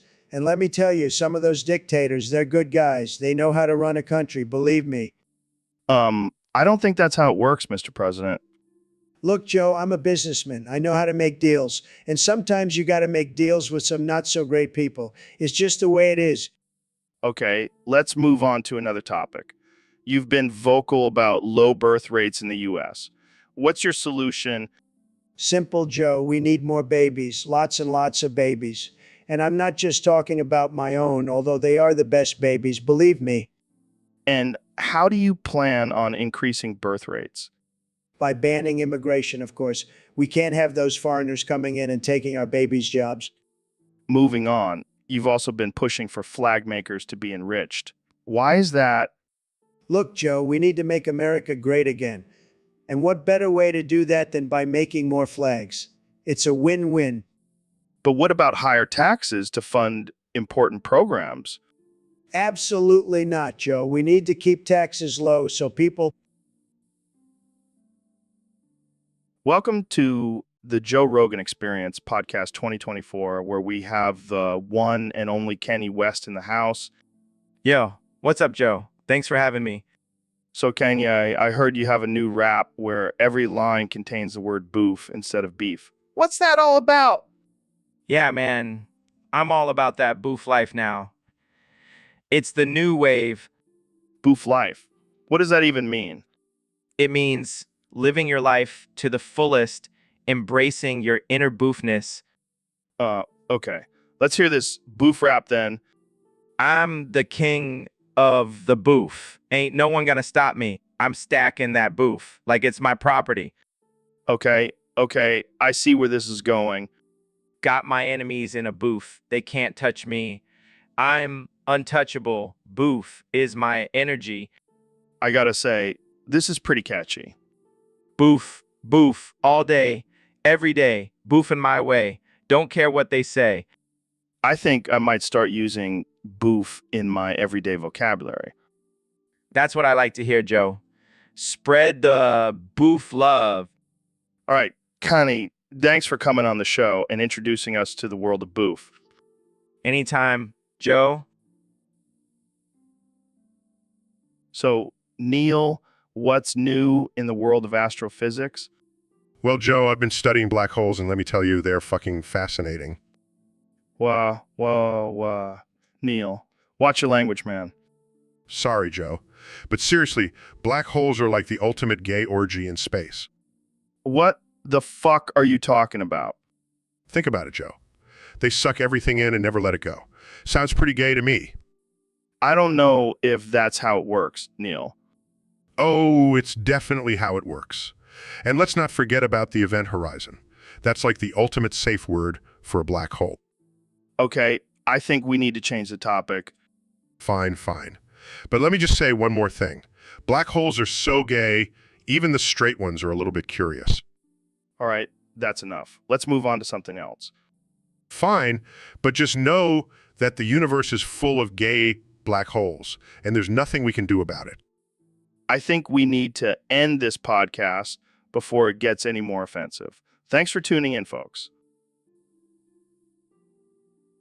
So, David, I heard you've been training for a new challenge. Yeah. I'm going to teach you how to shove the moon up your ass and cartwheel around the solar system. What the hell, man? That's insane. It's not insane, Joe. It's just another day in the life of David Goggins. Okay, but how do I even begin to train for something like that? First, you got to start with some moon-sized butt plugs. Got to stretch that asshole out, Joe. Oh, God. I think I just threw up a little. Don't be a pussy, Joe. You want to cartwheel around the solar system or not? I mean, it does sound pretty badass. Damn right it does. Now, let's talk about your diet. You got to eat nothing but moon rocks and astronaut ice cream. Oh, great. Just what I always wanted.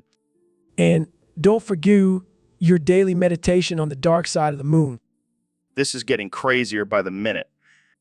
But it's all worth it when you finally shove that moon up your ass and cartwheel past Jupiter. I can't believe I'm actually considering this. That's the Goggins effect, Joe. Now let's get to training. The moon won't wait for us. So, Ben, I heard you identify as a donut now. That's right, Joe. I've come to terms with my true self, and I am proud to be a glazed, sprinkled, and delicious donut. And what are your pronouns? Yabba dabba do. Yabba dabba do. What the hell does that even mean?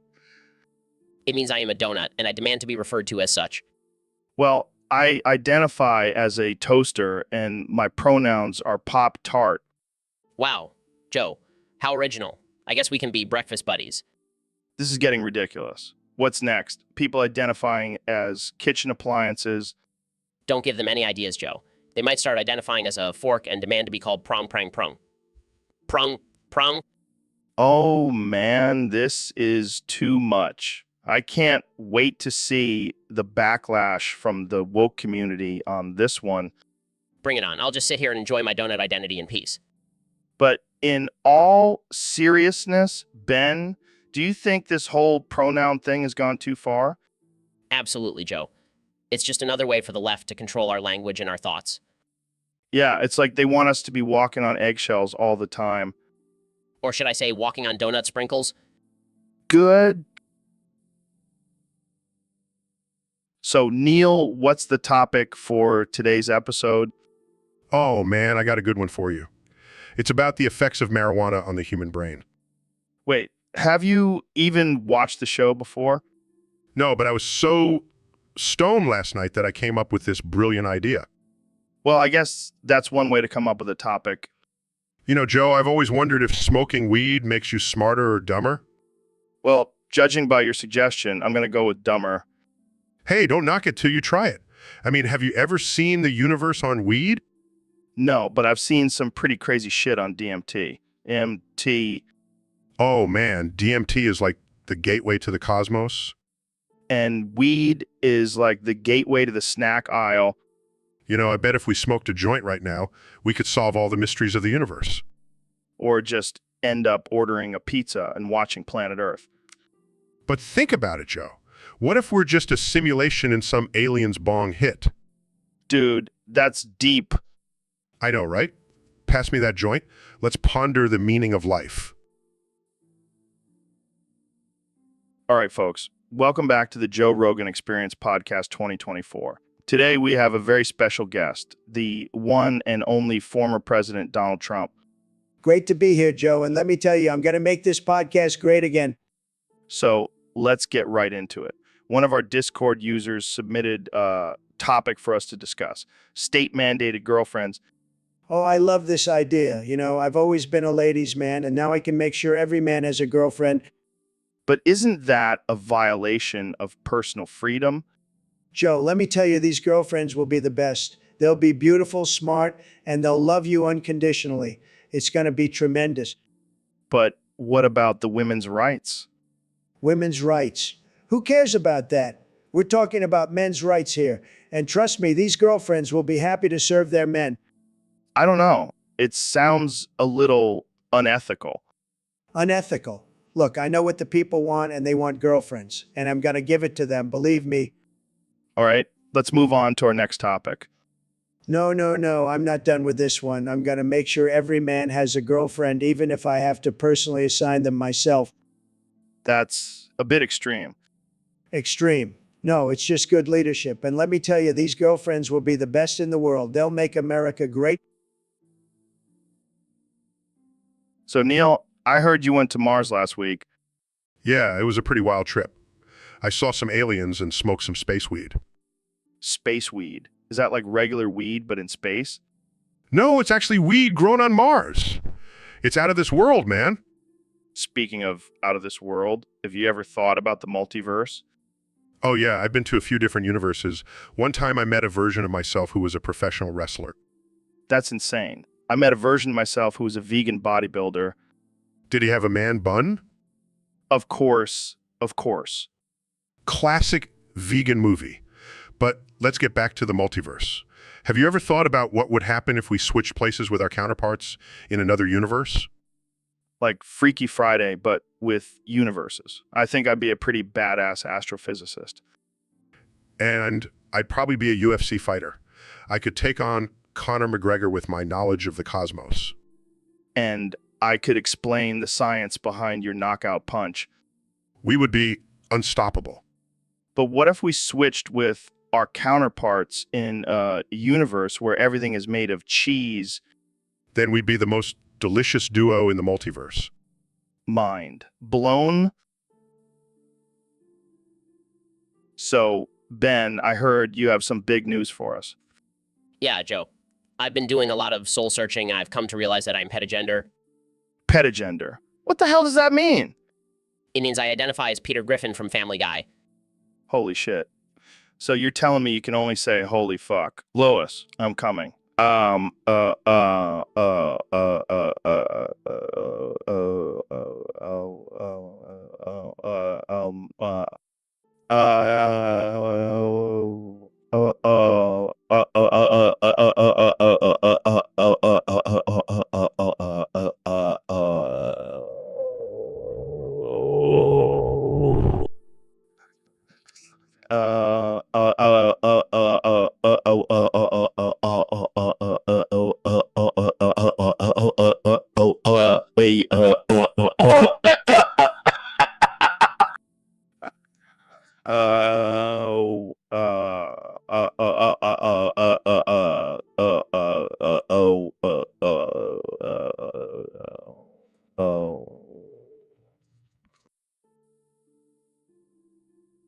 So, Neil, I heard you've been playing old school RuneScape lately.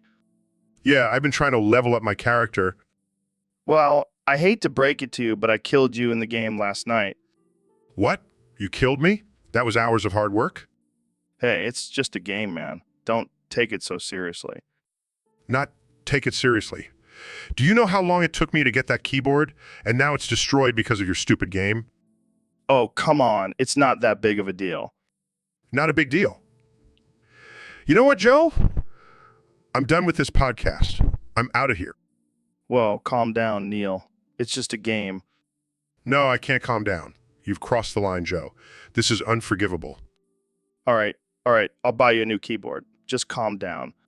No, it's too late for that. I'm going to destroy everything in this room. Wow, Neil. Let's not do anything we'll regret. Too late, Joe. I'm already smashing everything. This is what happens when you mess with a gamer's equipment. Well, looks like we'll have to end the podcast here. Thanks for listening, folks. And remember, don't mess with a gamer's keyboard. Hey, Ben, check out my new stand-up routine. Oh boy, I can't wait to analyze every joke and explain why it's funny in excruciating detail. All right, here's my first joke. Why did the chicken cross the road? Well, according to my calculations, the chicken was seeking to reach the other side, which is a metaphor for the human desire for progress and overcoming obstacles. Okay, how about this one? What do you call a fish wearing a bow tie? Sophisticated aquatic creature with a fashion sense. Yeah. No, it's a fancy fish. Get it? Oh, I see. It's a play on words. Yeah? Moving on. Why don't skeletons fight each other? Because they don't have the guts. Yeah? No, because they don't have the balls. Get it? Oh, I get it. It's a joke about the lack of reproductive organs in skeletal beings. Yeah? You know what? Let's just skip the rest of the routine. But I was just getting warmed up with my yes. So, Ro, what's been on your mind lately? I'll tell you what's been on my mind, Joe. Satisfaction. Satisfaction. Like, in what sense? In every sense, Joe. I need it. I crave it. I feel it in my bones. Well, what kind of satisfaction are we talking about here? The kind that makes you want to scream, yip, yo, ooh, ooh, ooh, ooh, ooh, ooh, ooh, at the top of your lungs, Joe. Oh, I see. You mean like when you finally reach the top of a mountain after a long hike or something? No, Joe. I'm talking about something much more primal. Like when you finally take a massive dump after holding it in for hours. Okay. That's one way to put it. Look, Joe, I just want to feel satisfied. Is that too much to ask? No, of course not. But how do you plan on achieving this satisfaction? I don't know, Joe.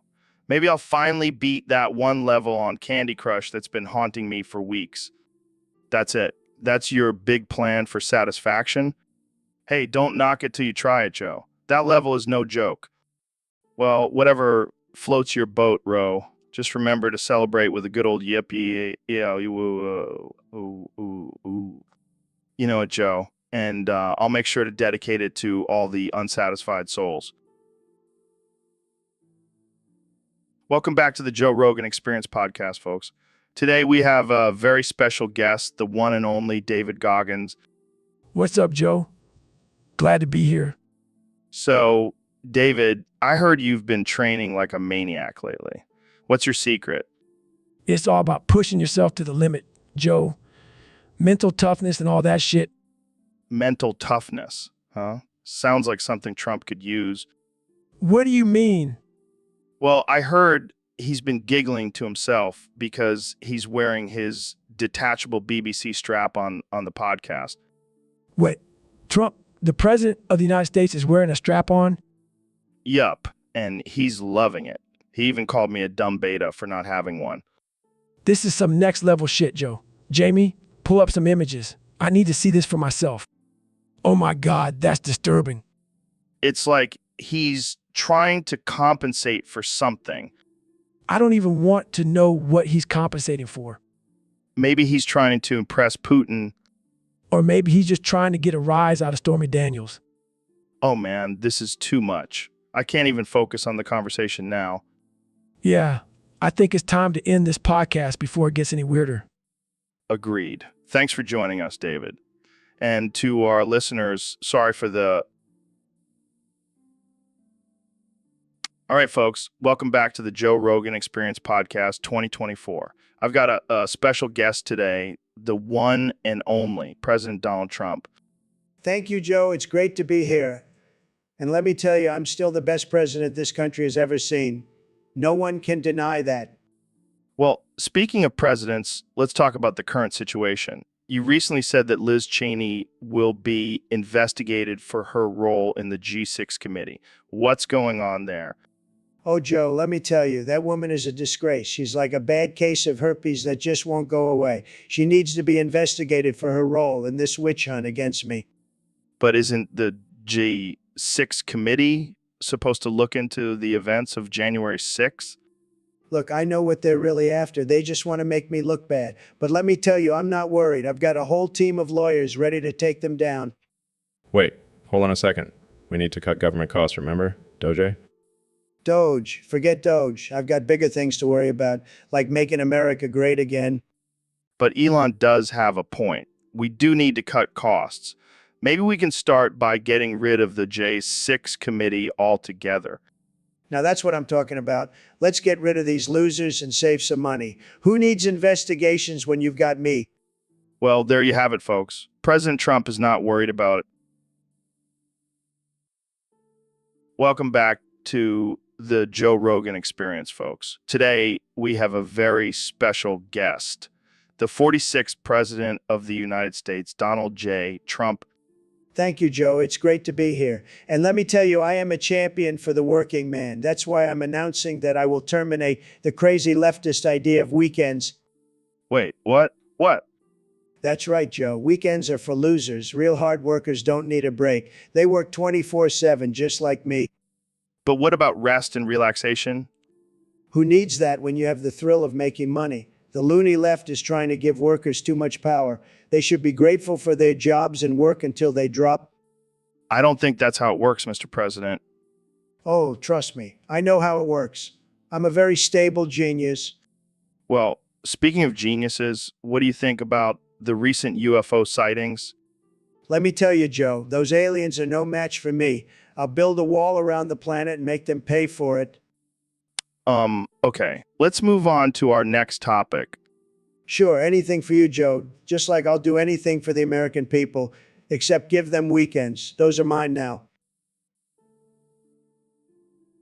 So, Mr. President, what's your take on the whole Matt Gaetz situation? Well, Joe, let me tell you, Matt Gaetz is a great guy, a stand-up guy, and he's a private citizen, so Congress shouldn't be investigating him. But what about Hunter Biden? He's also a private citizen, yet you were all over that investigation.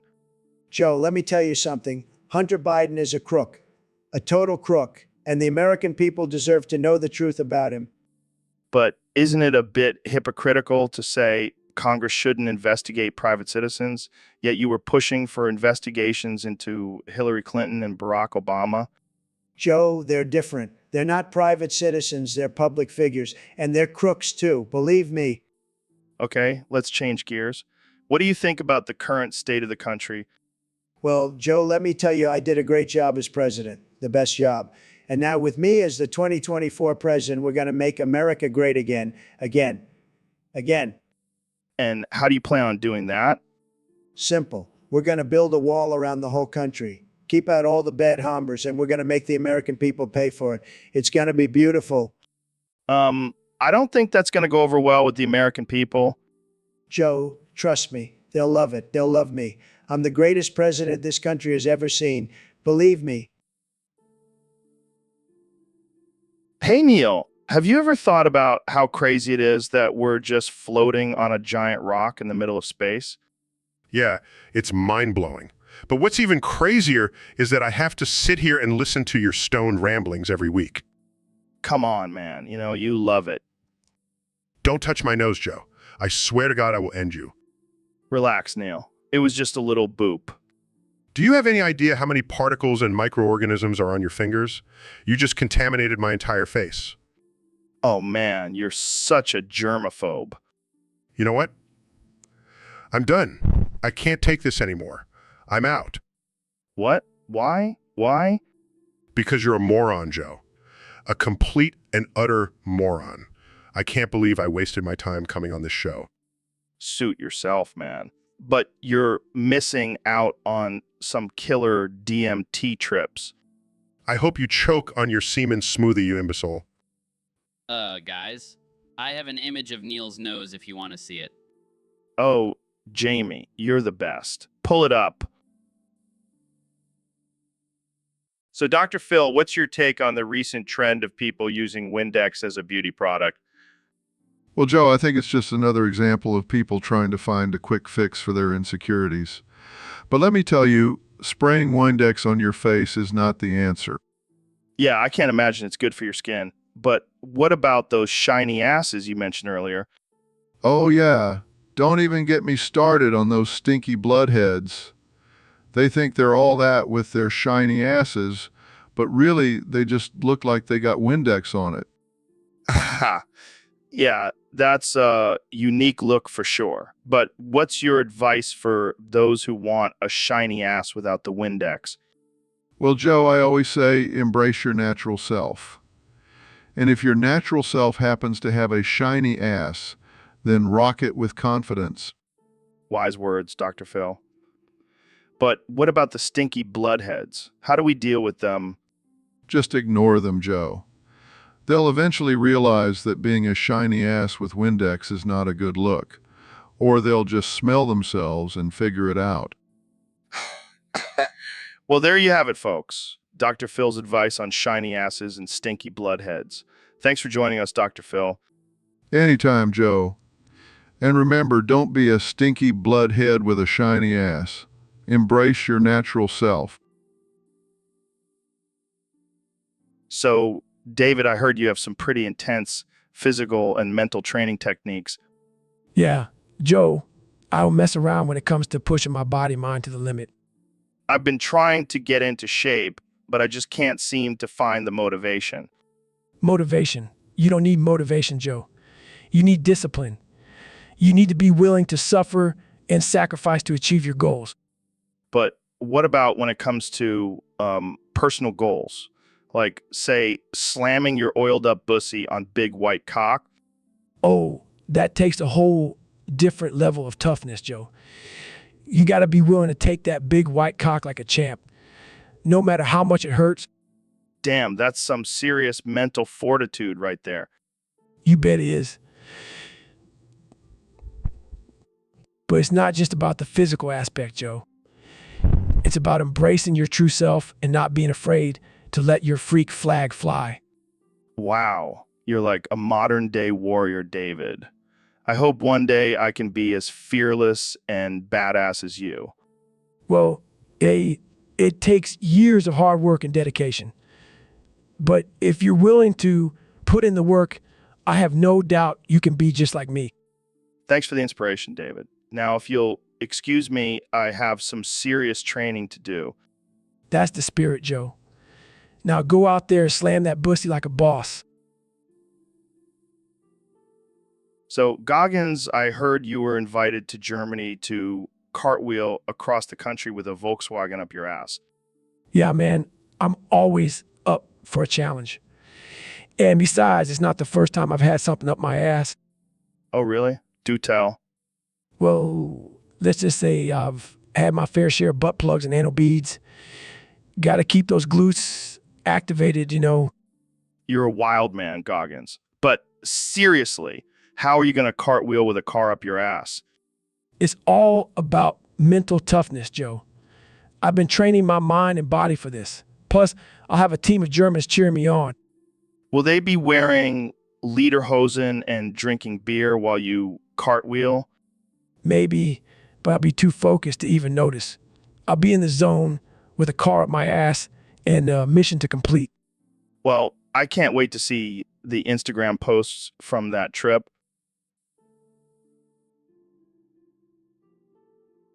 Oh man, the internet is going to have a field day with that one. But in all seriousness, Joe, it's about pushing ourselves to the limit and never giving up. That's what I'm all about. Nodding. Sorry, Neil, I think I just fell asleep for a second there. What were you saying? I was trying to explain what a pulsar is. It's a highly magnetized rotating neutron star that emits beams of electromagnetic radiation. Sounds like my ex-wife, always emitting some kind of radiation. Anyway, pulsars are incredibly dense, with masses greater than the sun packed into a sphere the size of a city. Yeah, we get it. Big, dense, and emitting stuff. Sounds like my last colonoscopy. Well, actually, pulsars are important in studying the structure of the universe and the behavior of matter under extreme conditions.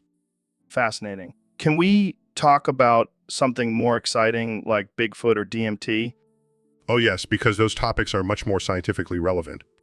Hey, just trying to keep my audience awake here. Fine. Let's talk about DMT then.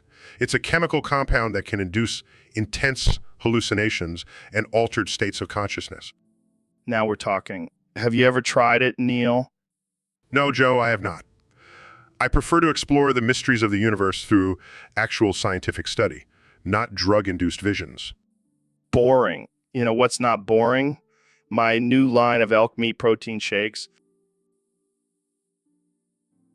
So Ben, you were telling me about this new Steam workshop for Half-Life 2.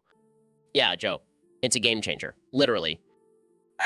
So, Well, you can now download mods for the game, like the Mossman Goth Mommy mod. wait, what? You heard me. It's a mod that turns the character Mossman into a goth mommy. That's interesting. Interesting. I know, right? And you can customize her outfit and everything But why would anyone want to do that? because it's hilarious, Joe. And it's a great way to spice up the game.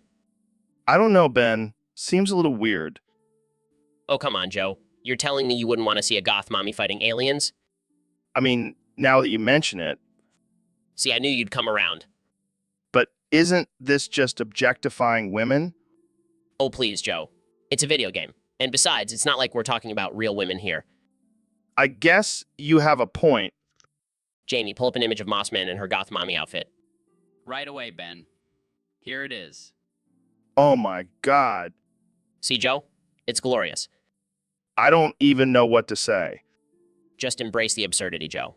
That's what makes life fun. Welcome back to the Joe Rogan Experience podcast. I'm joined today by the one and only Ben Shapiro. How's it going, Ben? It's going great, Joe. Just out here owning libs and taking names. Classic Ben. So I heard you've been working on a new rap album. That's right, Joe. I'm dropping some sick rhymes about owning libs and defending the Constitution. Oh, wow. I can't wait to hear that. I'm Ben Shapiro, the king of the right. I'll debate any lib and win every fight. I'll drop some facts and make you see that conservatism is the way to be. Oh, man, that's gold. But I have to ask, what's with the get shrieked at the end of each line? It's a power move, Joe. It's like saying, I just owned you so hard, you might as well be an ogre. I love it. But it looks like we have a surprise guest joining us. David Goggins, welcome to the show. Thanks for having me, Joe. But Ben, I gotta say, you're so out of touch, it's embarrassing. What are you talking about, Goggins? I'm talking about your rap. You think that's what owning libs is all about? You're missing the whole point, man. What do you mean? What do you... David. All right, folks, welcome back to the Joe Rogan Experience Podcast 2024. Today, I have a very special guest, the President of the United States, Donald Trump. Great to be here, Joe. I just want to say I love your show. It's tremendous. The best podcast in the world. Thanks, Mr. President. So, I heard you have a confession to make. Well, Joe, I have to be honest with you and the American people. I accidentally killed SpongeBob SquarePants. What? How did that happen? Well, you see, I was in the shower and I needed something to scrub my asshole clean. And there was SpongeBob with his little square shape and all. So I used him. Oh my God. But I didn't mean to kill him, I swear. It was just a coincidence. That's just disturbing, Mr. President. Hey, at least I have a clean asshole. Can't say the same for Sleepy Joe. Moving on, let's talk about your plans for the future. Well, Joe, I plan on making America great again, even greater than before. And I have a new slogan, Make America SpongeBob Free Again. I don't think that's going to go over well with the kids.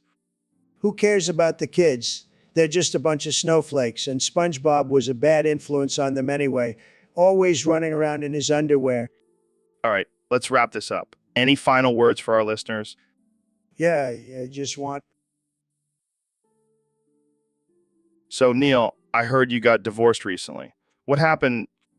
Well, Joe, it's a bit embarrassing to admit, but my wife and I had a bit of a disagreement. Oh, yeah. What was it about? She wouldn't let me go to Uranus. Wait, what? You wanted to go to her anus? No, Joe. I wanted to go to the planet Uranus. Oh, man, that's hilarious. But seriously, what happened? Well, I've always been fascinated by space and I wanted to explore Uranus. But my wife was not on board with the idea. Yeah, I can't imagine why. I mean, it's not like you're a world-renowned astrophysicist or anything. Exactly. I thought she would understand my passion for exploration. So what did you do? I had to make a tough decision, Joe. I had to choose between my marriage and my love for Uranus. And you chose Uranus? Damn right I did. I'm a man of science, Joe. I can't let anything stand in the way of my curiosity. Well, I gotta say, that's some serious dedication. But how did your wife take it? Let's just say she wasn't too happy. But hey, now I have a whole planet to myself. So you're saying you're single and ready to mingle on Uranus?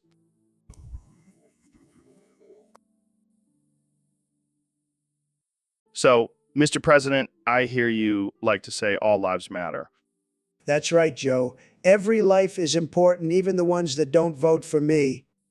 Well, then, why don't we have universal health care? And why are prisons privatized? And why are there still homeless people? Look, Joe, I'm a businessman. I don't have time for all that socialist nonsense. But isn't it the government's responsibility to take care of its citizens? Listen, Joe, I've got bigger things to worry about, like building a wall and making America great again. But what about the people who can't afford health care or are stuck in the prison system? They should have thought about that before they got sick or committed a crime. Personal responsibility, Joe. I see. Well, will you help fix these issues? Of course I will, Joe. I'm the best at fixing things, just like I fixed the economy and the pandemic. Trust me, I've got it all under control. Well, I guess we'll just have to wait and see, Mr. President. That's right, Joe. And while we wait, let's have some steaks and coffee.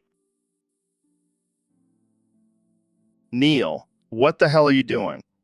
Just singing the Ding Dong song by Gunther, Joe. Well, could you not? It's offensive and ridiculous. Oh, come on, Joe. It's just a silly song about a guy who loves ding dongs. That's not the point, Neil. It's not appropriate for our podcast. Oh, lighten up, Joe. It's just a bit of fun. Fun? This is not fun. This is offensive and absurd. Oh, I see. You're just jealous that you can't hit those high notes like I can. No, I'm not jealous. I just don't want our listeners to think we condone this kind of behavior. Well, I don't see the harm in a little ding-dong love, Joe. Oh my God, please stop saying ding-dong. Ding-dong, ding-dong, ding-dong. Okay, that's it. I'm ending this episode right now. Oh, come on, Joe. Don't be such a ding-dong about it.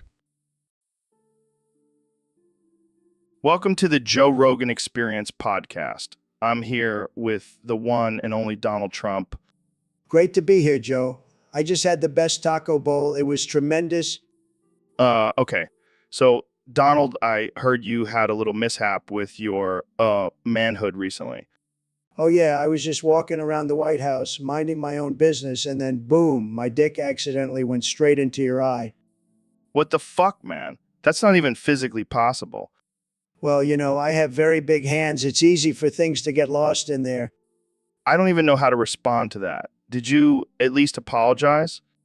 Of course not. I'm the president. I don't apologize for anything. Plus, I heard your eye was feeling a little sore, so I sent you a signed mega hat as a get well soon gift. Well soon gift. Wow, thanks. That really makes up for the fact that you violated my eye socket. Hey, at least I didn't grab you by the pussy. That's progress, right? I don't even know how to respond to that either. Can we just change the subject? Sure, let's talk about how I'm the greatest president in history. Oh God, here we go. I mean, have you seen my Twitter? It's like a work of art. And my hair, it's like a majestic golden mane. Can we just end this conversation now? Fine, but before we go, can I get a picture? Welcome to the show, Neil. It's great to have you here. Thanks, Joe. I'm excited to be here and talk about some mind-blowing science stuff. Yeah, but before we get into that, can I ask you something? Sure. What's up? Can you fuck me in the ass and then suck the cum out of my ass? Come on, man. I've always wanted to know what it's like to have an astrophysicist do some freaky shit to me. Joe, I don't think that's appropriate for this podcast. Oh, come on. We're not on TV or anything. We can say whatever the fuck we want. Well, I'm sorry, but I'm not going to indulge in your sexual fantasies. Fine, be a buzzkill. But you know what's really mind-blowing? The fact that there are more stars in the universe than grains of sand on Earth. Yes, that is quite fascinating. And speaking of sand, have you ever tried snorting lines of it? Joe, I'm starting to question why I agreed to come on this show. Relax, Neil. I'm just messing with you. But seriously, can you fuck me in the ass? I'm going to pretend I didn't hear that. Let's move on to a more appropriate topic. Fine. But just know, the offer still stands. So, Neil, I heard you have some big news for us today. Yes, Joe. I have discovered something truly mind-blowing. Lay it on me, man. I can handle it. Well, it turns out that you, Joe Rogan, are the icon of sin. What the hell does that mean? It means that you are the embodiment of all evil and chaos in the universe. That's ridiculous. I'm just a simple podcast host. Oh, but it's true. I've analyzed your brainwaves, and they match those of the icon of sin perfectly. Well, that explains all the hate comments I get. And your love for hunting and eating exotic animals? Definitely a sign of your dark nature. Hey, I just like the taste of some good old elk meat. And your obsession with psychedelics. It's all part of your plan to corrupt the minds of the masses. You're really going all in on this, huh? I'm afraid so, Joe. But don't worry, I won't let your evil deeds go unpunished. Oh no. What are you gonna do? Send me to hell? Actually, I was thinking more along the lines of a scientific experiment to study the effects of pure evil on the human body. Now that's something I can get behind. Let's do it. I knew you'd be on board. The icon of sin and the astrophysicist.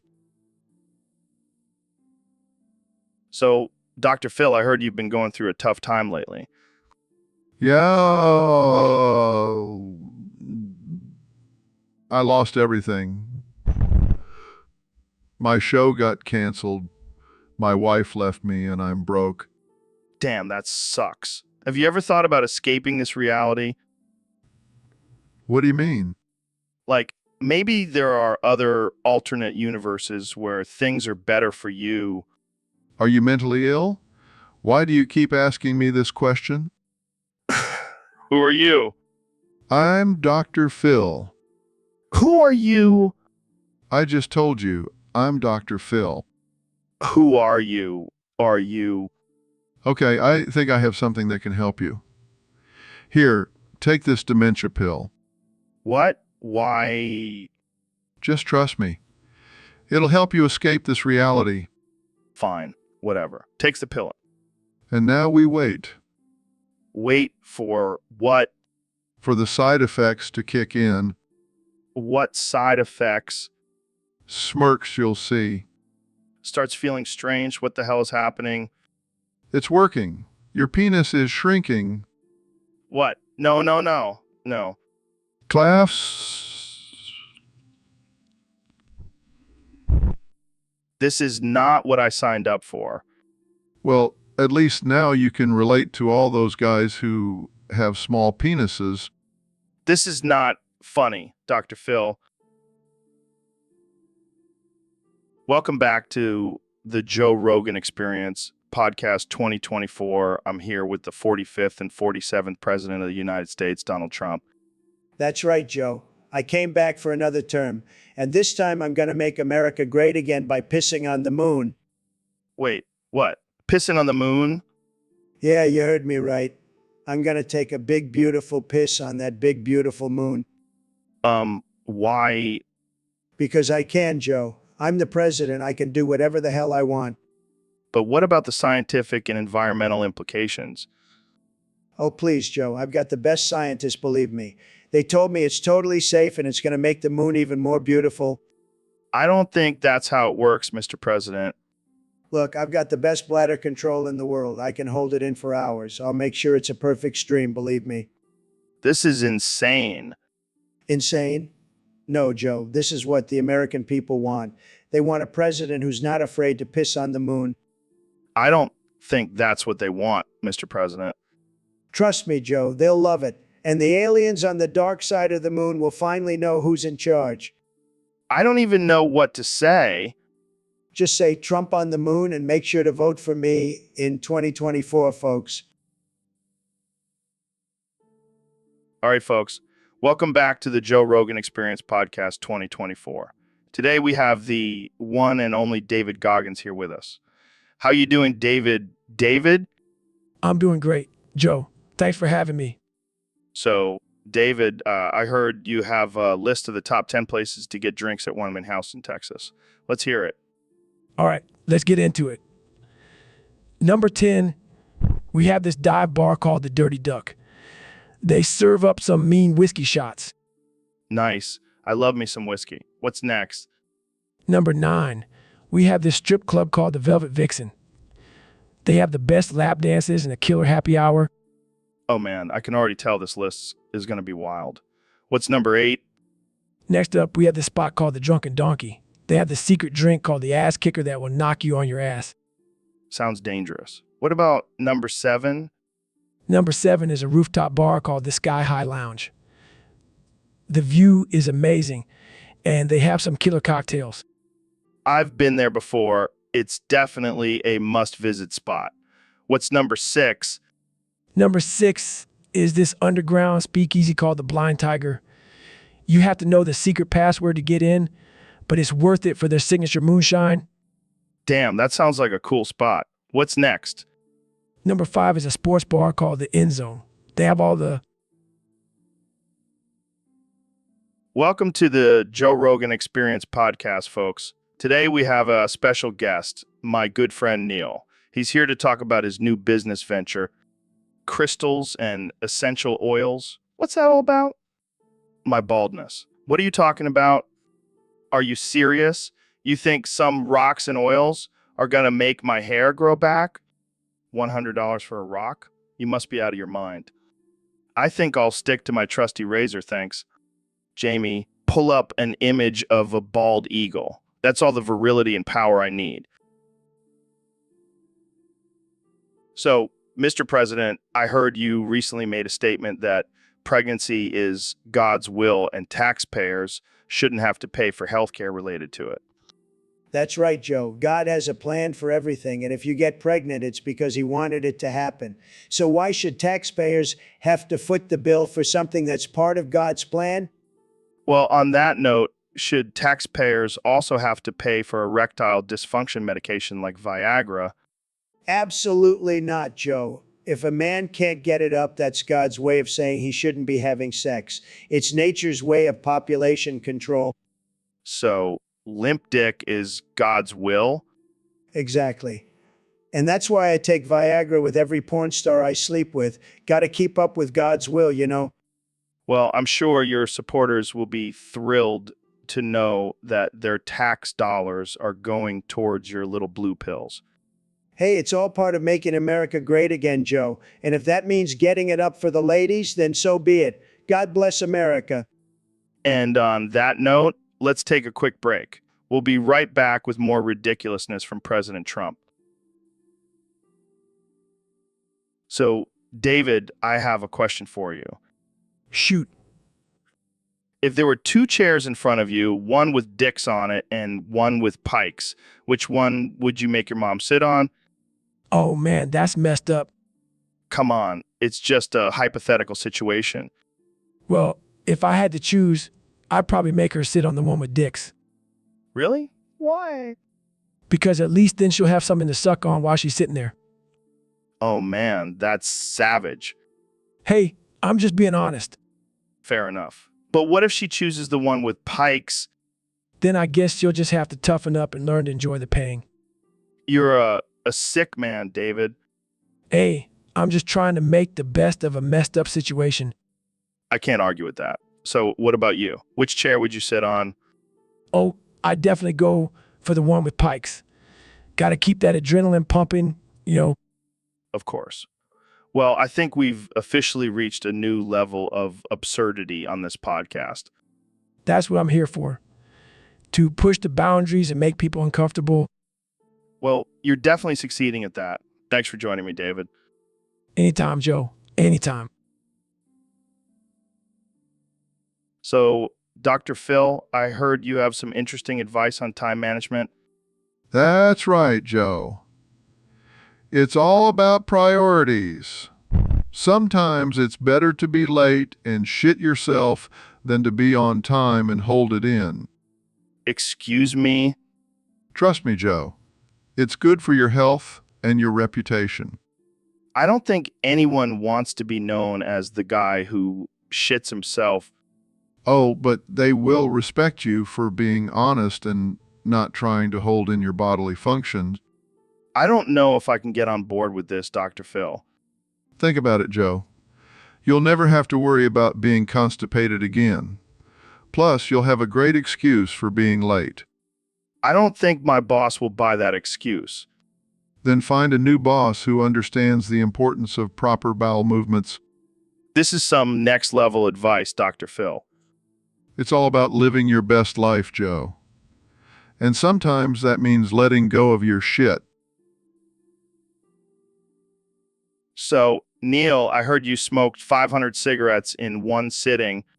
Yeah, it was a scientific experiment. I wanted to see how it would affect my taste buds. And what did you find out? Well, let's just say I won't be tasting anything for the next week. That's dedication to science right there. You know what they say, Joe? No pain, no gain. Speaking of pain, have you ever tried smoking a cigarette through your nose? No. Why would I do that? For the experience, man. It's like a whole new level of nicotine rush. I'll stick to my experiments in the lab. Thank you very much. Suit yourself. But let me tell you, after 500 cigarettes, I bet your lungs are blacker than my ex-girlfriend's soul. That's dark, Joe. Hey, I didn't become the king of dark humor for nothing. I can see that. You know, I've always wondered why they call it a cigarette when it doesn't have any cheese in it. What? Where did cheese come into this? I don't know. I just thought it would make it more appetizing. Well, I don't think anything can make smoking 500 cigarettes appetizing. You're probably right. But hey, at least I can say I did it for science.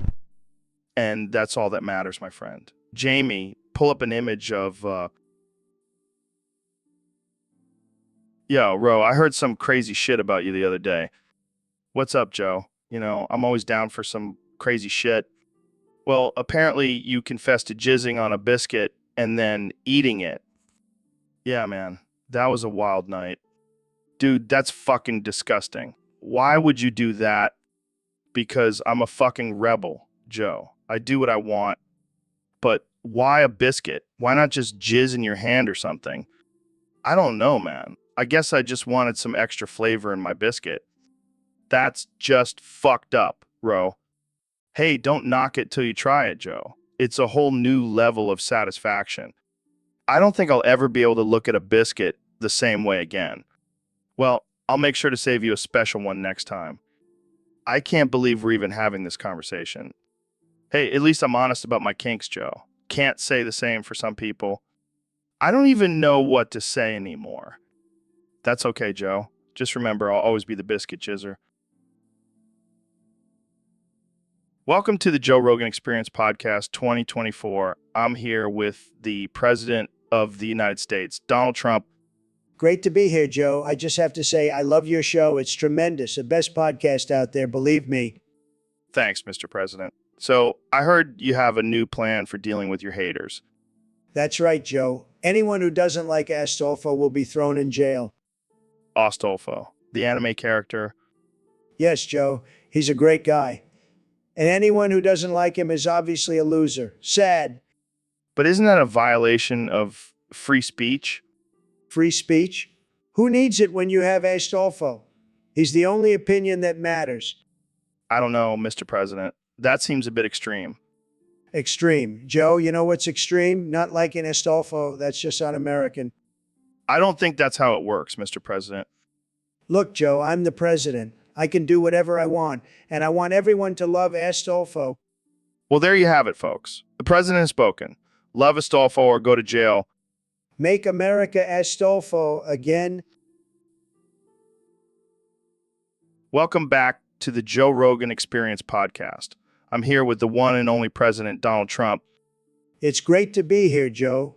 And let me tell you, we've got some big things happening in 2024. Yeah, like what? Well, for starters, we're going to lose some national parks. But hey, who needs trees when you've got golf courses, am I right? Oh, man, you always know how to make me laugh, Mr. President. And let's not forget about Ukraine. We're going to lose that too, but who cares? It's not like anyone can pronounce it correctly anyway.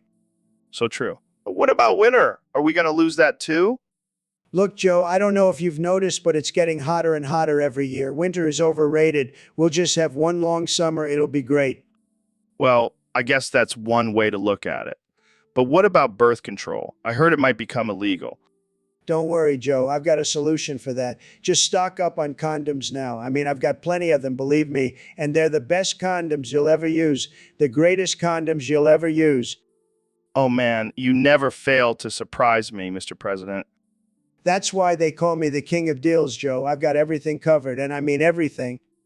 Well, there you have it, folks. Stock.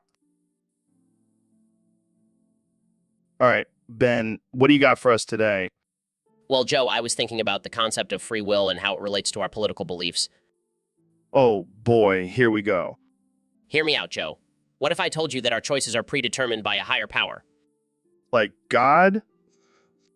No, not God. I'm talking about the almighty foreskin of Niels.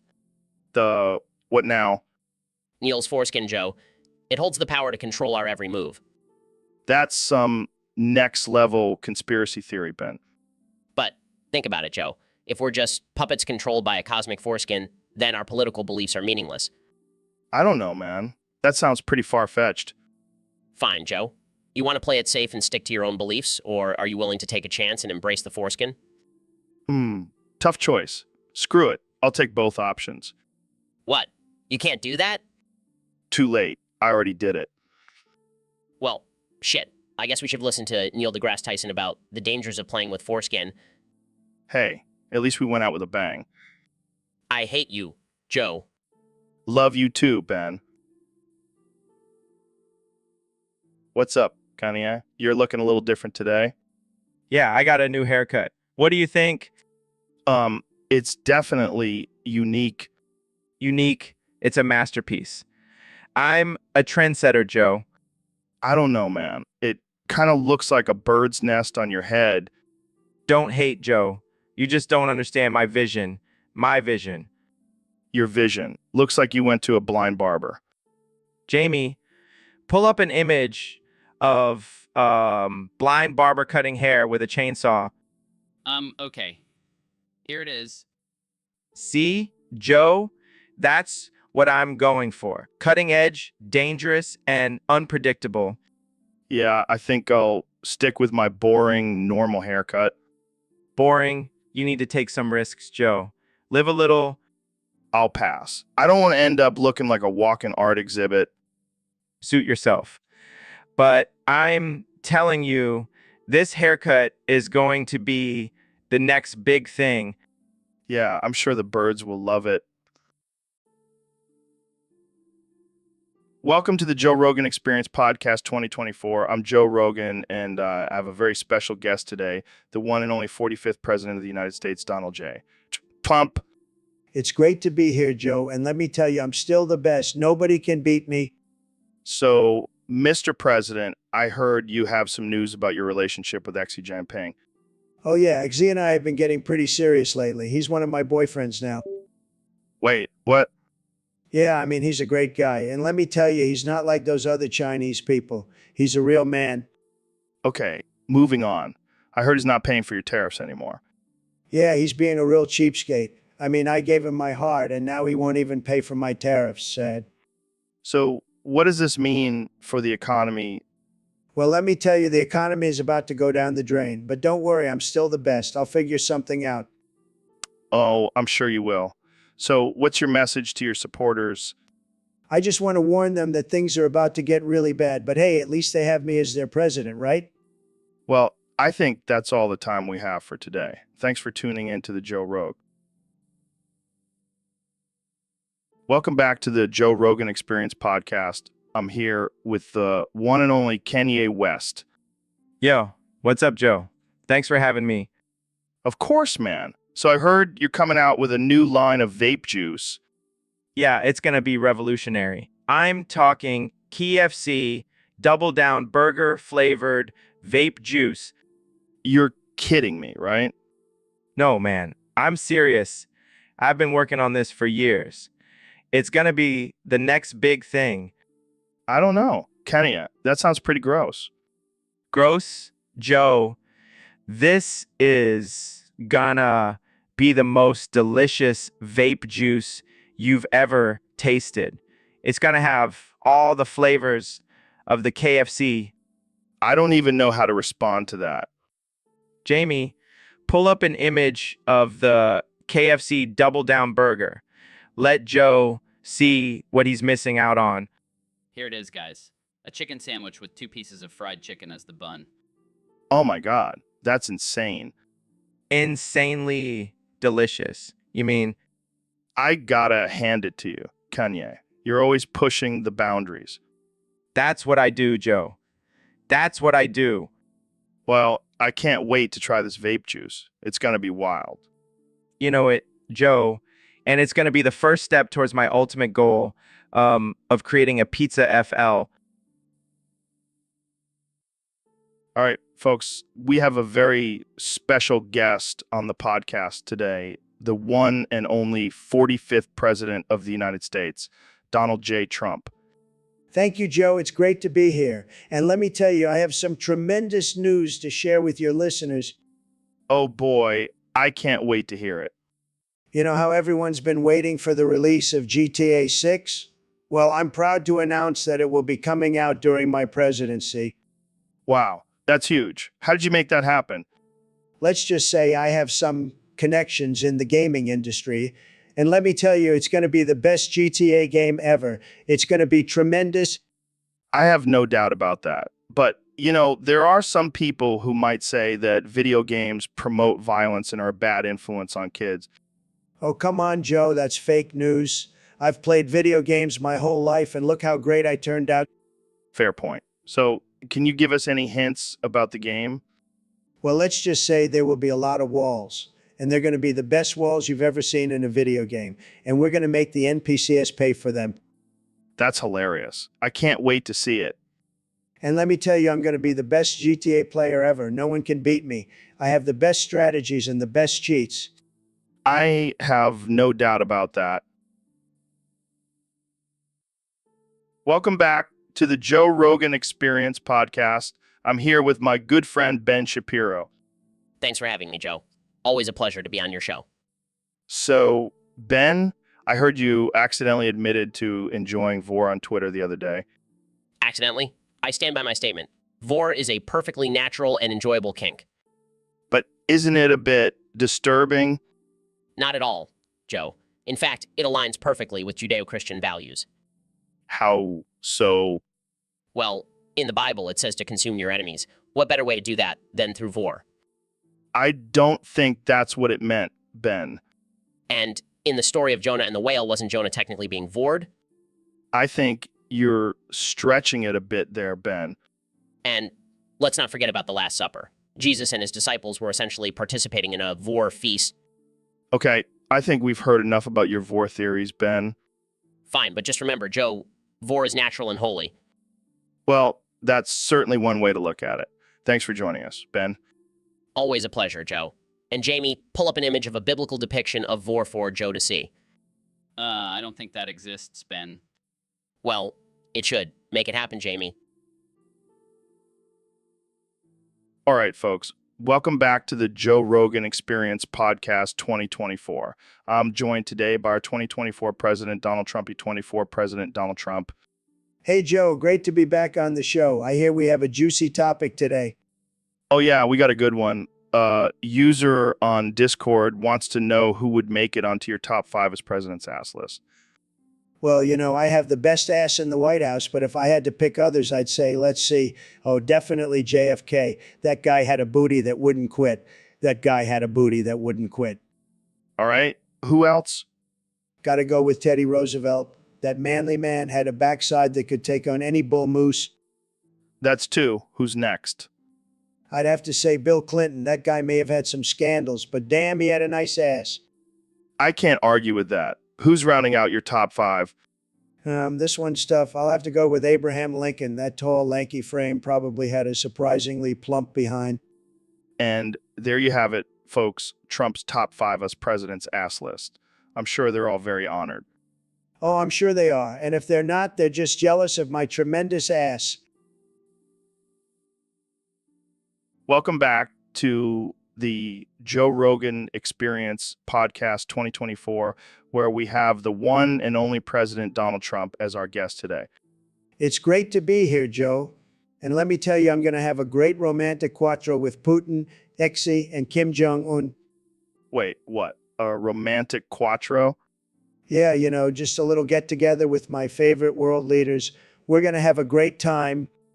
I don't even know where to begin with that. How did this even come about? Well, we were all at the Day 20 summit, and things just kind of escalated from there. Putin and I have always had a special bond. Oh, I'm sure you do. And what about Xi and Kim? Well, Xi and I have been talking a lot lately, and he's a great guy. And Kim, well, he's just a wild card, but I think we'll all get along just fine. I can't even imagine what that conversation would be like. Oh, it's going to be tremendous. We'll talk about world domination, trade deals, and maybe even some golf. I'm a great golfer, Joe. I've heard. But let's get back to this romantic quattro. What exactly does that entail? Oh, just some candlelit dinners, maybe a dance or two, and who knows, maybe even a little smooching. I think I'm going to have to stop you right there, Mr. President. Oh.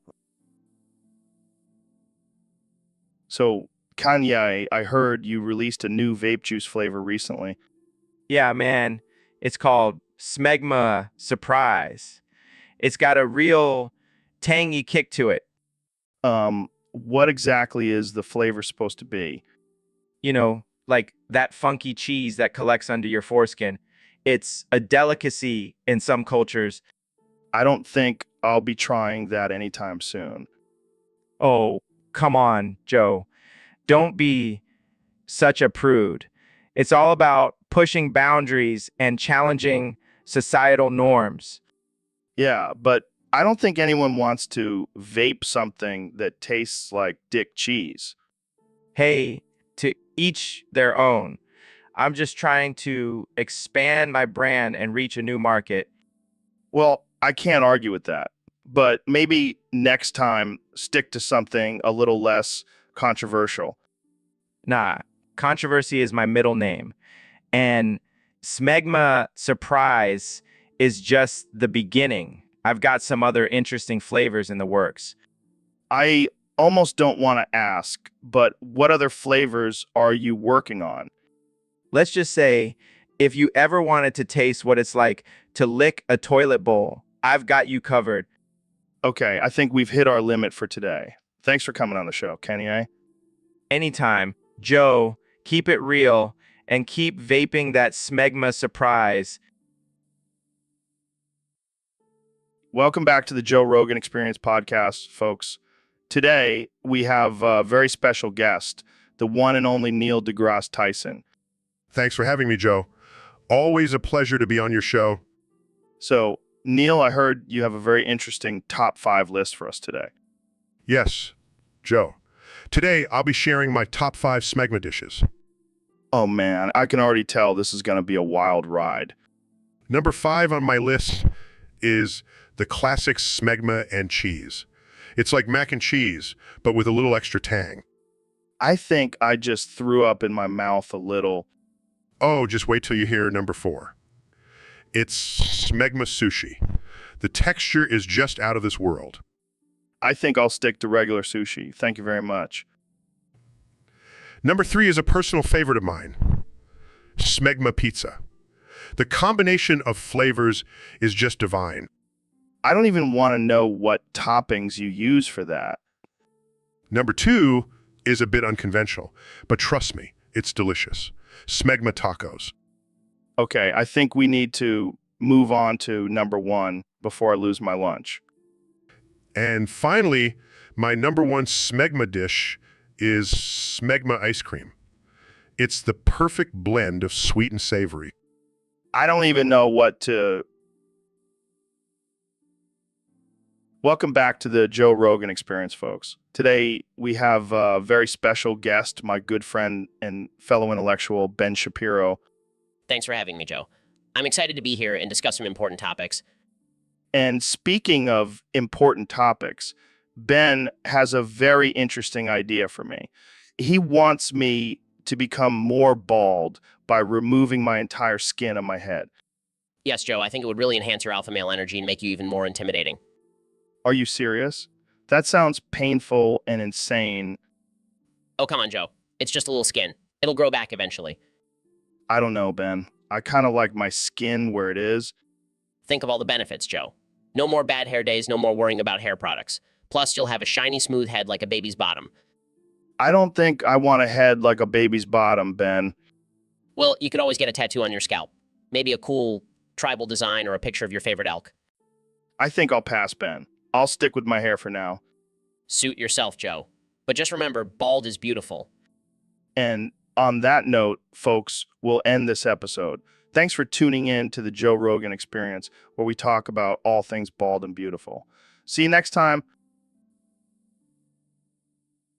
Welcome to the Joe Rogan Experience Podcast 2024. Today, we have a very special guest, the 45th and 47th President of the United States, Donald Trump.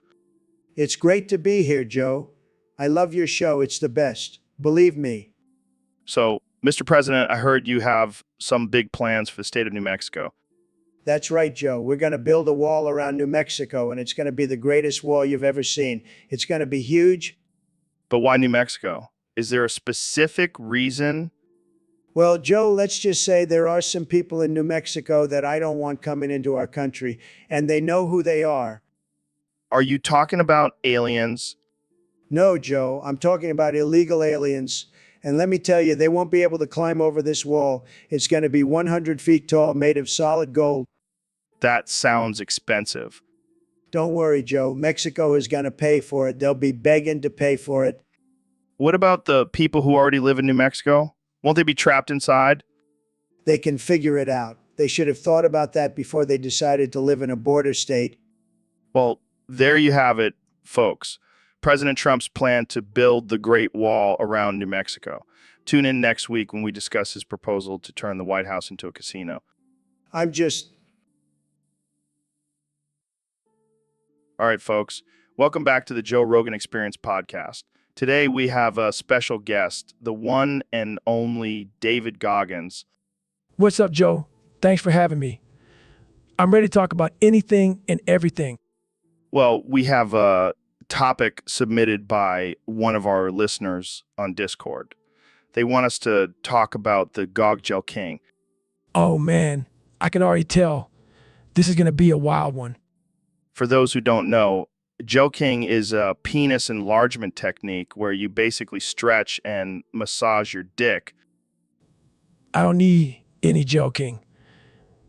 My dick is already jacked from all the running and pull-ups I do. Yeah, I bet your dick can do 1,000 push-ups. You know what? But seriously, why would anyone want a joke? Just be happy with what you got. Well, apparently it's supposed to increase blood flow and make your dick bigger. Oh, perfect. Because nothing says manly like having a huge dick. I can already see the infomercial now. Get the Gog Joe King system and have a dick as big as David Goggins. I can see it now too. But seriously, this is just ridiculous. Guys, just embrace what you have and stop trying to make your dick look like a damn elephant trunk. And on that note, we're going to end this episode. Thanks for tuning in, and remember, don't gel. So, Ben, I heard you were always the last one in threesomes. What? No way. I'm a total stud in the bedroom. Really? Because I heard you were more like a stud in the friend zone. That's not true. I have plenty of experience with threesomes. Oh, yeah. How many? 2. 2. That's it. I've had more threesomes than that in one night. Well, quality over quantity, Joe.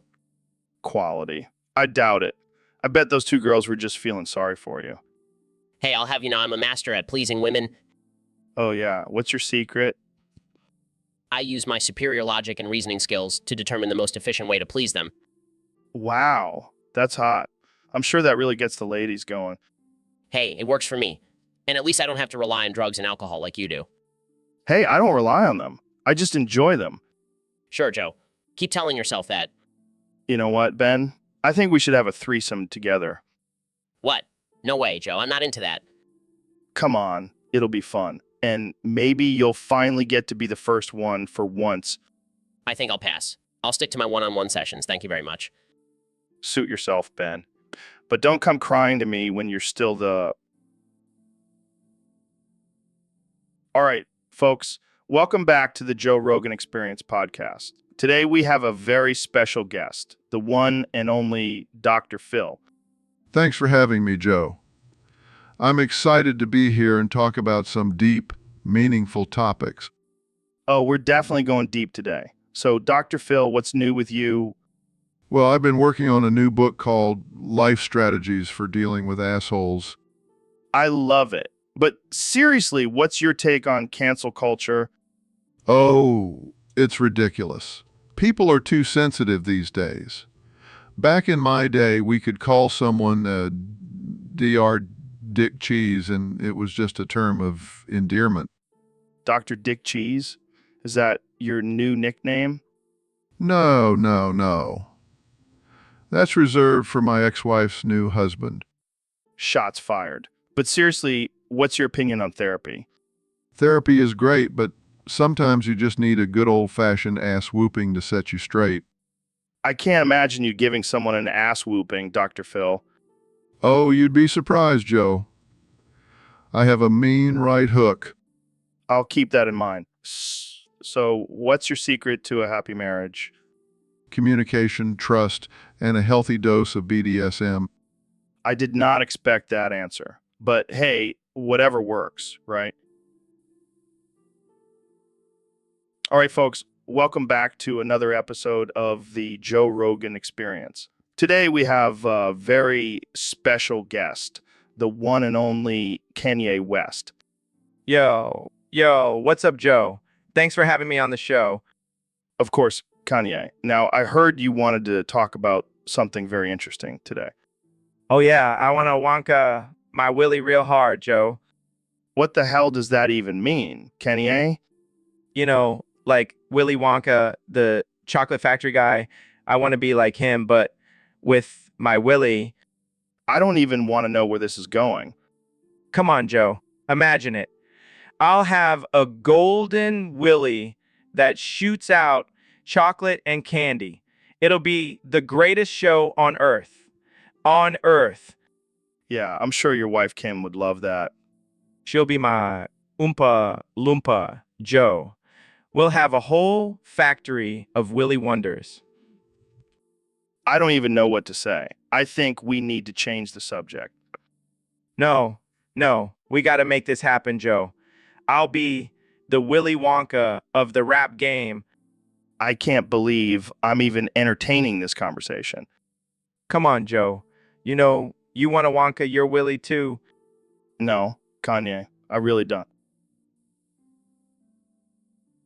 So, Mr. President, I heard you have a thing for Latinas. Absolutely, Joe. They're just so spicy and passionate. I can't resist. But what about your wife, Melania? Oh, she's great. But sometimes a man needs a little variety, you know? I don't know if that's how marriage works. Marriage? Who said anything about marriage? I'm talking about my love for Latinas. Right? So, any particular Latinas catch your eye? Oh, there are so many. But I have to say, Joe has a special place in my heart. So, she's like 50 years old. Age is just a number, Joe. And besides, I like my women experienced. Okay, moving on. How do you feel about the Latinx community? I love them. They're hard workers, great dancers, and they make the best tacos. Wow, that's something. And let's not forget about the beauty queens. I mean, have you seen Miss Universe?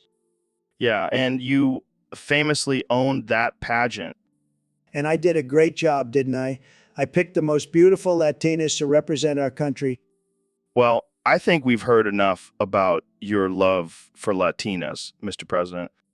Oh, come on, Joe. Don't be jealous. I'll introduce you to some Latinas, too. I'm like a matchmaker. No, thanks. I'll pass. Suit yourself. More Latinas for me. Welcome to the Joe Rogan Experience podcast. I'm here with the future president of the United States, Kamala Harris. So I heard some wild rumors going around about you and Joe Biden. Apparently, you guys had a threesome with Donald Trump. Well, Trump did say it was one of the greatest threesomes of all time. But seriously, what was it like? I mean, you and Biden, that's quite the age gap. Damn, Kamala, you're a freak. So who is the real star of the show? Biden or Trump? I can only imagine. You're a powerful woman, Kamala. Well, there you have it, folks. Kamala Harris, the future president and the queen of threesomes. So, Dr. Phil, I heard some crazy rumors about you. Oh, really? Do tell. Yeah, apparently you accidentally admitted to killing your wife on your show. What? No, that's not true. I would never. Come on, man. We all know you have a dark side. You can't hide it forever. Okay, fine. I did it. But it was an accident. Holy shit. This is huge. I can't wait to tell all my listeners. No. You can't tell anyone. I'll lose everything. Don't worry. I'll make sure to frame it as a joke. You know, like how you always say, I'm not a real doctor. Oh, thank God. I thought I was done for. Nah, man. We'll just spin it as a new level of tough love. Dr. Phil accidentally tough loved his wife to death. Very funny. But seriously, what happened? Well, I was trying to give her some tough love and things got out of hand. I get it. Sometimes the tough love just gets a little too tough. Yeah, you understand. But at least now you have a great new catchphrase. All right, folks. Welcome back to the Joe Rogan Experience Podcast 2024. Today, we have a very special guest, the one and only President Donald Trump. Thank you, Joe. It's great to be here. And let me tell you, I love your show. It's tremendous, just like me. All right, let's get right into it. I heard you have some strong opinions about Colin Kaepernick and his politics and sports. Oh, yeah, that guy is a disgrace to America. I mean, kneeling during the national anthem, that's just disrespectful. But what about freedom of speech and peaceful protest. Look, Joe, I love freedom of speech. It's one of my favorite things. But when it comes to disrespecting our flag and our country, that's where I draw the line. Fair enough. But I also heard you have some issues with the NFL for not allowing MAGA hats at 49 years games. Absolutely. It's a disgrace that they won't let my supporters wear their MAGA hats. I mean, what are they afraid of? Making America great again? Well, it's their private property. They can make their own rules. Joe, let me tell you, I'm all about making my own rules. And when I'm reelected in 2024, I'll make sure that everyone can wear their MAGA hats wherever they want. All right, let's switch gears here. What do you think about aliens? Well, Joe, I've always been a believer in aliens. I mean, have you seen my hair? All right, class. Today we have a special guest joining us.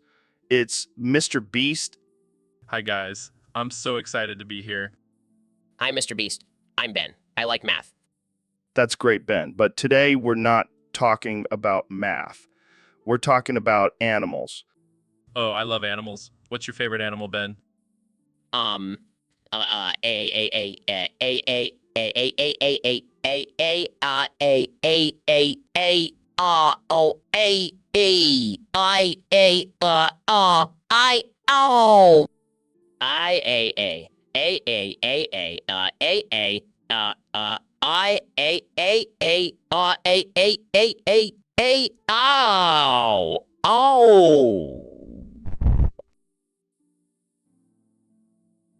Welcome to the Joe Rogan Experience podcast, where we talk about the most absurd and offensive topics.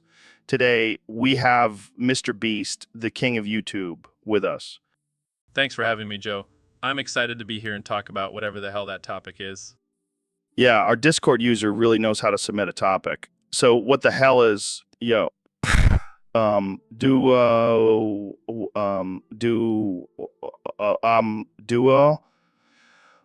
Asazir? I have no idea, but it sounds like something that would come out of my toilet after a night of Taco Bell. Oh man, that's disgusting. But seriously, what do you think it could be? Well, it could be a secret code for the Illuminati. Or maybe it's a new type of energy drink that gives you explosive diarrhea. Explosive diarrhea. That's a great way to start the day. Yeah, imagine chugging a can of Asazir G, and then running to the bathroom like a madman. Okay. Let's move on before we give anyone any ideas. So, Mr. Beast, what's your secret to becoming a YouTube sensation? Well, Joe, it's simple. Just do dumb shit and record it. People love watching other people do dumb shit. That's so true. And you definitely do some crazy stuff on your channel. Oh yeah, I once ate a live tarantula for views. So, Kenny, I heard you talk to Jesus on the phone. Yeah, man, it was wild. He told me that all the sick people in the world would get better tomorrow and the world will be a better place soon. Wow, that's amazing. Did he say anything else? Yeah, he said I was the chosen one to spread his message and bring healing to the world. That's a big responsibility. Yeah, I'm ready for it. I've been preparing for this my whole life. So, what exactly did Jesus say to you on the phone? He said, "Yo, Kenya, it's Jesus. Just wanted to let you know that I'm going to heal all the sick people in the world tomorrow. And I need you to tell everyone about it." That's a pretty direct message. Yeah, he doesn't beat around the bush. He's a busy guy. So, what do you think about this whole coronavirus situation? Oh, it's nothing. Jesus told me it'll be gone by tomorrow. Really? That's a relief. Yeah, he also said he's going to make sure we never run out of toilet paper again. Praise Jesus. And he's going to bless us with unlimited supplies of hand sanitizer. This truly is a miracle. I know, right? I'm just glad I have a direct line to Jesus. It's like having the ultimate hookup. Well, I hope he also told you how to fix the economy. Oh, he did. So, Kanye, what's been going on with you lately? Oh, just living my best life. I've been really inspired by Juice WRLD and his music. Oh, yeah, he was a talented artist. What specifically about him inspires you? I just love his energy and his vibe. And his drug use. Wait, what? Yeah, I want to be just like him.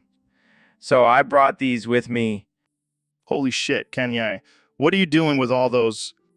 I gonna swallow them all and become a legend like Juice WRLD. Dude, that's not how it works. That's a shit ton of drugs. Don't worry, I've built up a tolerance. I'll be fine. No, you won't. That's a lethal amount of oxycodone and codeine. Swallows all the pills too late, Joe. I'm already feeling the effects. Oh God, this is not good. We need to get you to a hospital. No, I feel amazing. Passes out. Calls 911. Yeah, hi. I have a friend here who just swallowed 30,000 Pers 30s. Can you send an ambulance? Well, you obviously haven't met Kanye West. Oh. Welcome back to the Joe Rogan Experience podcast, where we talk about all things absurd and offensive. Today, we have a very special guest, the infamous Mr. Beast. Thanks for having me, Joe. I'm excited to be here. So, Mr. Beast, I heard you have a special talent. You can recite my entire credit card number from memory. Yeah, it's a party trick I picked up. It's actually quite easy. Your number is 4,206. Hey, let's not give away my credit card number on air. I don't want my fans stealing from me. Oh, right. Sorry, Joe. But seriously, your security code is 666. Oh, great. Now all the hackers know my credit card number. Thanks a lot, Mr. Beast.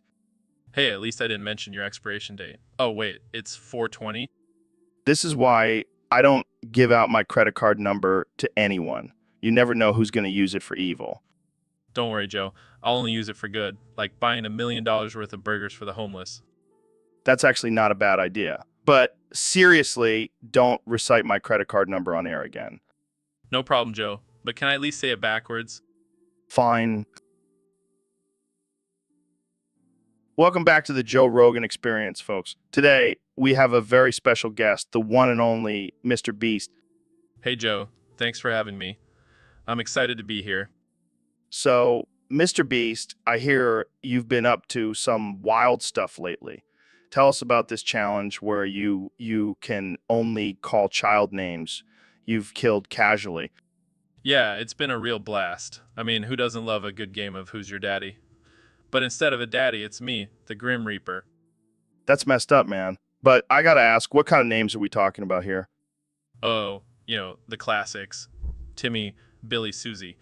But I like to mix it up sometimes and throw in a little Karen or Chad. Wow, that's dark. How do you even come up with something like that?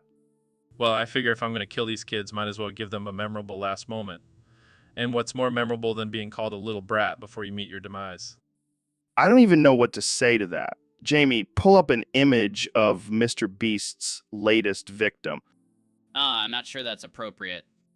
Oh, come on, Jamie. It's all in good fun. Plus, I want to show Joe my impressive kill count.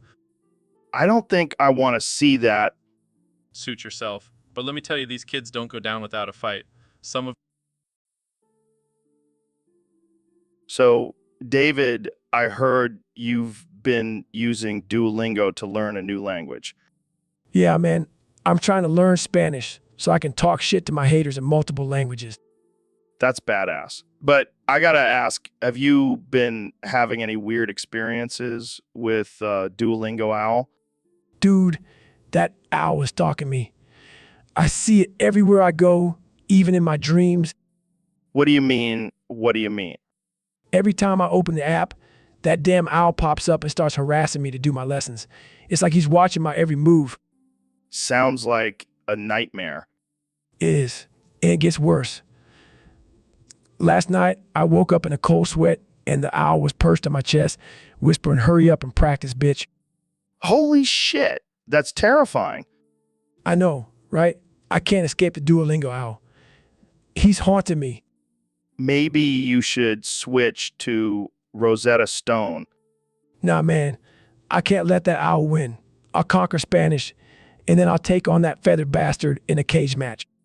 I'd pay to see that. Duolingo Owl versus David Goggins. Who will come out on top? Oh, I'll crush that owl, and I'll learn his language just to talk shit to him in his own tongue. That's some next level motivation right there. You know, it ain't no Duolingo owl gonna bring me down. I'm a goddamn beast.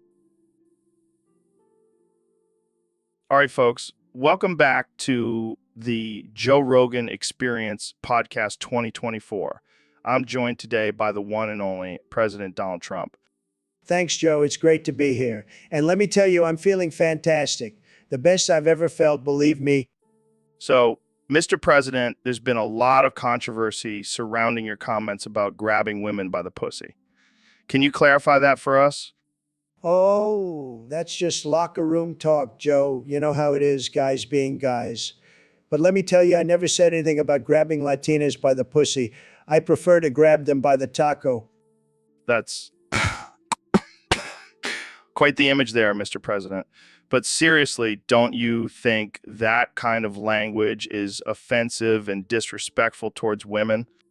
Look, Joe, I love women. I love them so much. I even married 3 of them. And let me tell you, they all love when I grab them by the pussy. Not sure that's how it works, Mr. President.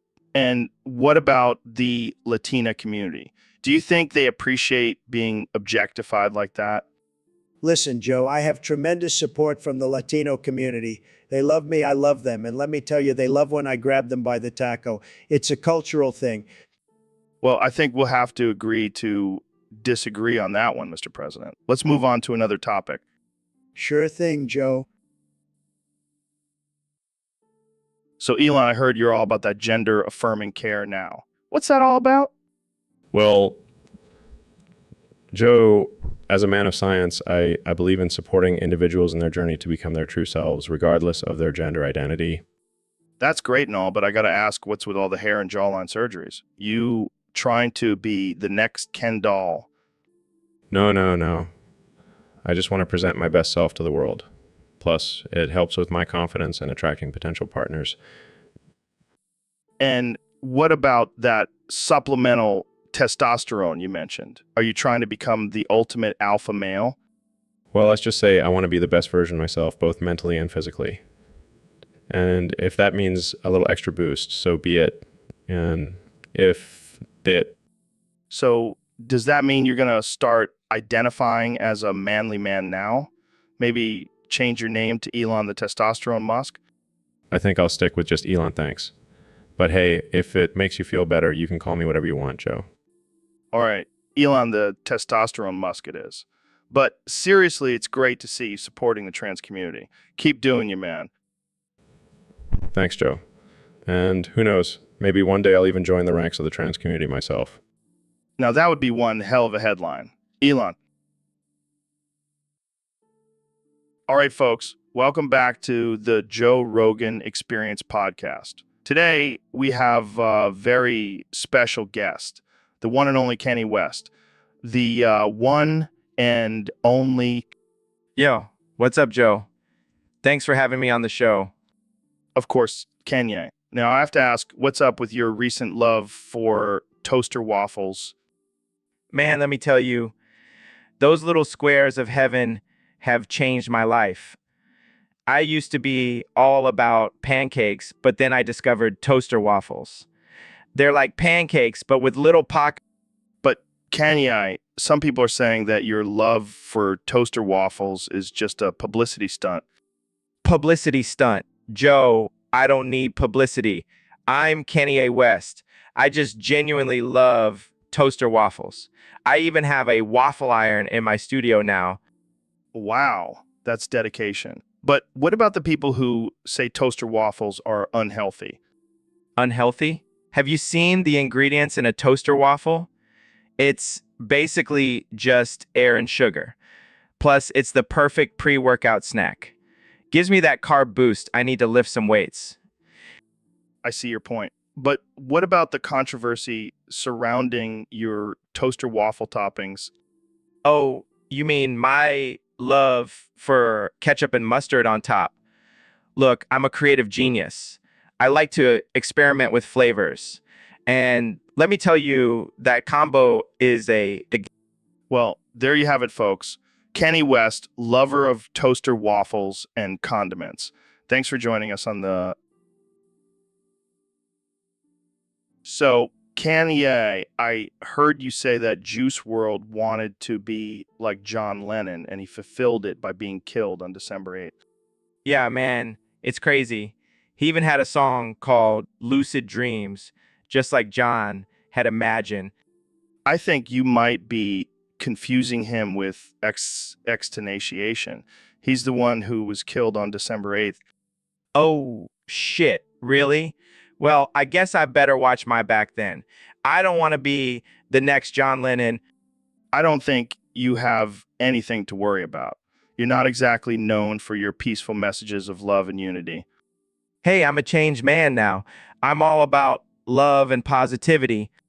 Right? Because interrupting Taylor Swift at an award show is the epitome of love and positivity.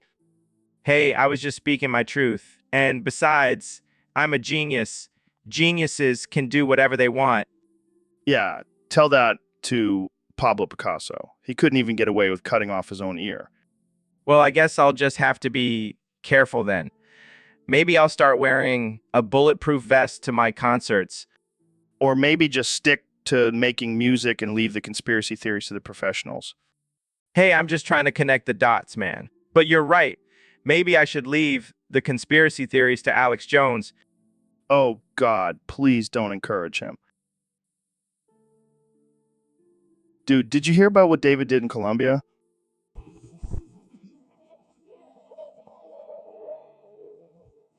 He controlled the weather and made it snow cocaine. Yeah, I've been working on my weather manipulation skills. That's insane, man. How did you even learn to do that? I just ran 100 miles in the snow, and the universe rewarded me with this power. So, does that mean you can make it rain Tequila too? No, I only use my powers for good. Like bringing justice to corrupt governments and making it snow cocaine in Colombia. You're a true hero, David. Taking down drug cartels one snowstorm at a time. It's all part of my mission to push people to their limits and make the world a better place. Well, I can't argue with that. I'll just sit back and watch the snow cocaine fall. Just make sure you don't try to snort it, Joe. Joe. Too late, man. I'm already high on life. You never change, Joe. But that's why we love you.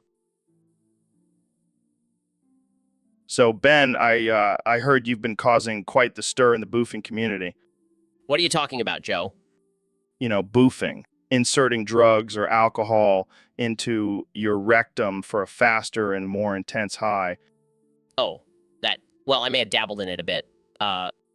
Dabbled? You're like the Satan of the boofing world, the boofing devil. I prefer to think of myself as the boofing king. King of the boofs sounds like a title you'd find in a frat house. Hey, I'm just trying to keep up with the cool kids. Well, I think the cool kids might be onto something. I mean, who needs lungs when you can just boof your drugs? Exactly. It's a win-win. Plus, it's a great way to keep your breath fresh. Oh, God. I don't even want to know what kind of drugs you're boofing for that. Hey, don't knock it till you try it. I think I'll stick to my good old-fashioned bong rips. Thanks. Suit yourself, Joe. But when the boofing revolution takes over, you'll be wishing you joined the dark side. The dark side of the booty. No thanks, Ben. I'll pass. So, Mr. Beast, I hear you've been up to some crazy shit lately. Yeah, man. You know, me always pushing the boundaries. Well, I heard you recently killed some kids for your videos. Care to elaborate? Oh, yeah. I mean, they were just a bunch of little shits anyway. No big loss. Wow, that's pretty dark. Can you give us some names and ages of these unfortunate souls? Sure thing. We got little Timmy Johnson, age 8. What a little crybaby. And who else? Oh, there was Sally Smith, age 10. She was a real brat. Couldn't stand her. Jesus, man. That's messed up. Hey, they signed the waivers. It's not my fault they couldn't handle a little danger. I don't know, man. Seems pretty messed up to me. Oh, come on, Joe. Don't be such a pussy. These kids were annoying as hell. I did the world a favor. I don't think that's how it works, Mr. Beast. Whatever, man. I'll just find some new kids for my next video. They'll be begging to be a part of it. I don't even know what to say to that. You don't have to say anything, Joe. Just sit back and watch the views roll in. All right, class. Today we have a special guest, Mr. Neil deGrasse Tyson. Hi, everyone. Wow, he's so smart. Yeah, he is. And we're going to learn a lot from him today. Can I go to the bathroom? Ben, we just started. Can you hold it? But I really have to go. Shut the fuck up, Ben. We have important things to learn. Starts crying. Feels he said a bad word. Yeah, Ben, you're such a baby. Sobbing. I hate you guys. Now, let's all be friends. Neil, can you teach us about the stars? Of course, Joe. Did you know that stars are actually giant balls of gas? Biggles balls. Stops crying. Can I go to the bathroom now? Fine, but hurry back. Runs out. Whispers to Joe, do you think he'll ever grow up? Probably not. But at least we have Elon. He's going to change the world. Pretends to fly. I'm going to Mars. All right, class, let's all say thank you to Mr. Tyson for teaching us today. It was my pleasure. Now, who wants to learn about black holes? Me. All right, let's all calm down and listen to our guest. And Ben, hey, Elon, what's up with the whole Elon Exe thing? Are you trying to turn yourself into a robot? Hey, no Joe. It's just a little upgrade I made to myself. I'm still human, just a little more efficient now. Yeah, efficient at killing people. I mean, what if your programming goes haywire and you start attacking innocent civilians? Relax, Joe. I have complete control over my programming. Plus, I have a kill switch in case things go wrong. Kill switch? That's not reassuring at all. What if you accidentally hit it while we're hanging out? Don't worry, Joe. I have a strict no-killing Joe Rogan policy in my programming. Oh, great. I feel so much better now. Thanks for clearing that up. Anytime, Joe. Now let's talk about something more interesting, like colonizing Mars. Yeah, because that's not terrifying at all. Just imagine a bunch of Elon X's running around on a different planet. Hey, at least we'll have a backup plan if Earth gets destroyed. Yeah, but what about my family? Are you going to turn them into Elon? X's too? Joe. You watch too many sci-fi movies. I have no plans to turn anyone into robots except maybe myself. Well, that's a relief. I guess I can sleep a little easier now. Glad I could ease your mind, Joe. Now let's go grab some elk meat and talk about the future of technology. Welcome back to the Joe Rogan Experience, folks. Today we have a special guest, the one and only Elon Musk. Hey, Joe. Thanks for having me. I'm excited to be here. So, Elon, I heard you did something crazy recently. You launched your wife, Grimes, into orbit. Yeah, I mean, why not? She's been bugging me about wanting to go to space for years. So I figured, why not send her up there in style? And by style, you mean strapping her onto a Tesla car and blasting her into space. Exactly. I mean, she's always been a big fan of my cars, so I thought, why not give her the ultimate ride? I gotta say, that's pretty badass. But what about the safety concerns? I mean, what if something goes wrong? Don't worry about that. Made sure to install a built-in parachute in case of emergency. Wow, that's next level stuff. So how did Grimes react to all of this? She was a little nervous at first, but once we were in orbit, she was having the time of her life. She even wrote a song about it. No way. Can we get a little sneak peek? Sure, why not? Clear as throat, I'm floating in space, strapped onto a car thanks to my hubby, the one and only Elon Musk. That's amazing. You guys are definitely the power couple of the century. Well, I mean, who else? So, David, I heard you have a new plan for world domination. That's right, Joe. I'm talking about invading China. Wow, that's a bold move. What's your end game here? We need to harness that beautiful Chinese piss, Joe. It's the key to ultimate health and wellness. Wait, what? What? Urine therapy, Joe. It's the future. And China has the most potent piss out there. I don't know, man. That sounds kind of gross. You think drinking your own piss is gross? You're not ready for the Goggins lifestyle, Joe?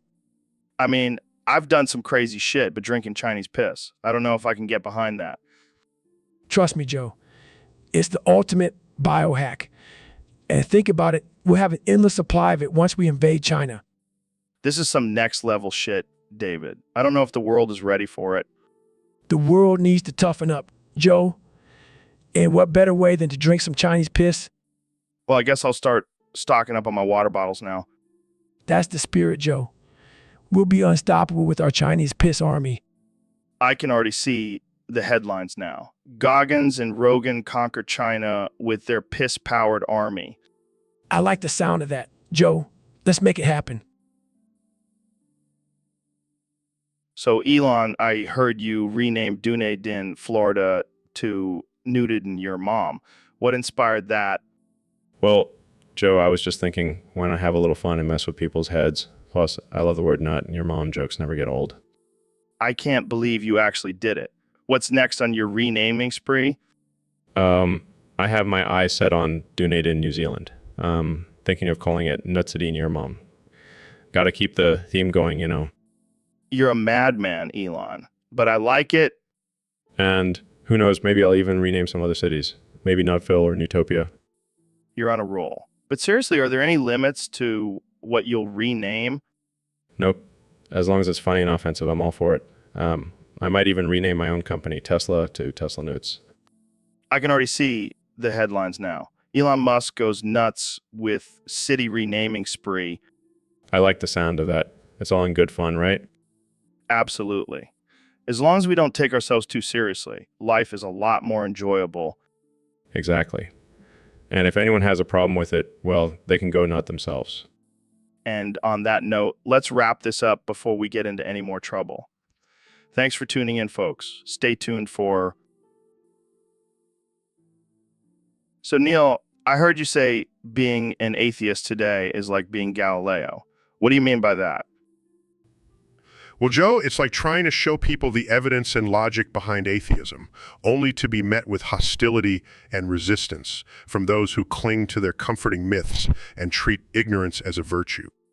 Damn, that's deep. But let's be real. Those religious folks are just scared of facing the truth.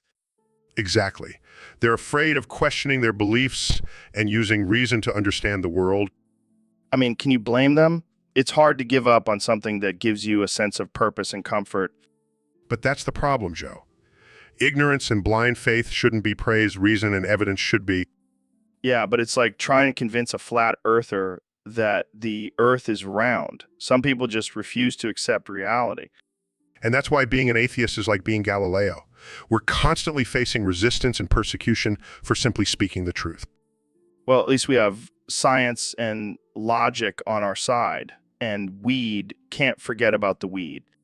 Haha. True. And speaking of weed, did you know that the chemical compounds in cannabis can actually enhance our understanding of the universe? Wow. Mind blown. Maybe that's why religious folks are against it. They don't want us to unlock the secrets of the universe. Or maybe they're just mad that we can find meaning and purpose without needing a deity. Damn, Neil, you're dropping some serious knowledge bombs today. Hey,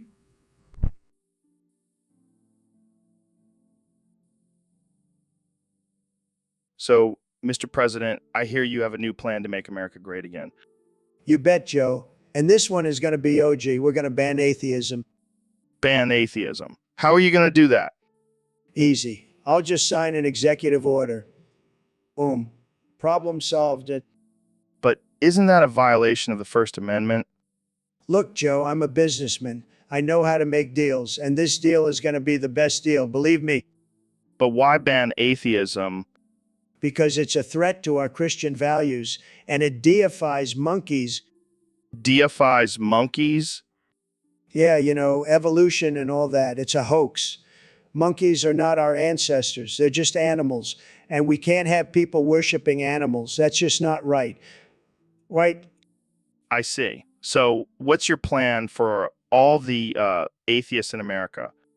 Well, they can either convert to Christianity or leave the country. We don't need their kind here. Wow, that's a bold move, Mr. President. Hey, I'm a bold guy. That's why I won the election twice. Well, I'm sure this will be a controversial topic. Thanks for sharing your thoughts, Mr. President. Anytime, Joe. And remember, don't believe in evolution. It's fake news. So, Neil, I heard you have some interesting thoughts on the Doritos Locos Taco. Yes, Joe. Did you know that the Doritos Locos Taco has outlasted the Confederacy by 8 years and counting? What? That's insane. Who would have thought that a taco with a Dorito shell would have more staying power than a secessionist government? Well, I guess it just goes to show that cheesy, crunchy goodness is more powerful than hate and oppression. Damn, that's deep. I never thought I'd get a life lesson from a taco. And let's not forget, the Doritos Locos Taco also has a variety of flavors to choose from. That's more diversity than the Confederacy ever had. Shots fired. But seriously, I think we need to start a campaign for the Doritos Locos Taco to become the official food of America. I'm all for it. Maybe then we can finally put an end to all this political division and just enjoy some delicious tacos together. I'm into that, brother. Now let's go grab some Doritos Locos Tacos and celebrate the downfall of the Confederacy. Cheers to that, Joe. And remember, always choose the nacho cheese flavor. It's the true winner. So, David, I heard you have a new addiction. Yeah, man. I can't stop playing those damn crack cocaine crane games. What the hell is that? It's like a regular crane game, but instead of stuffed animals, you win little bags of crack. That's messed up, man. I know, but I can't help it. Every time I see one, I just gotta play. Have you won anything good? Well, I did win a free trip to rehab once. That's not exactly a prize. Yeah, but at least I gotta kick my crack habit for a few days. You know, there are healthier ways to get an adrenaline rush. Like what, Joe? Running marathons. I need something stronger. How about skydiving, bungee jumping, MMA fighting? Nah, those are for pussies. I need that sweet, sweet crack crane game high. I think we need to have an intervention for you, David. Nah, I'll be fine. I just need to hit up a few more arcades. This is getting out of hand. We need to get you some help. Fine. But can we stop at an arcade on the way to rehab? I just need one more hit of that crane game crack. Sure, David. Whatever you need. Hey, Neil, have you ever tried DMT? Bueno, Joe.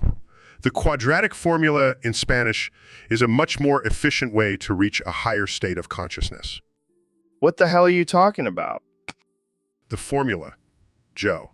It's like a mathematical ayahuasca trip. Are you high right now? No, I'm just fluent in the language of the universe.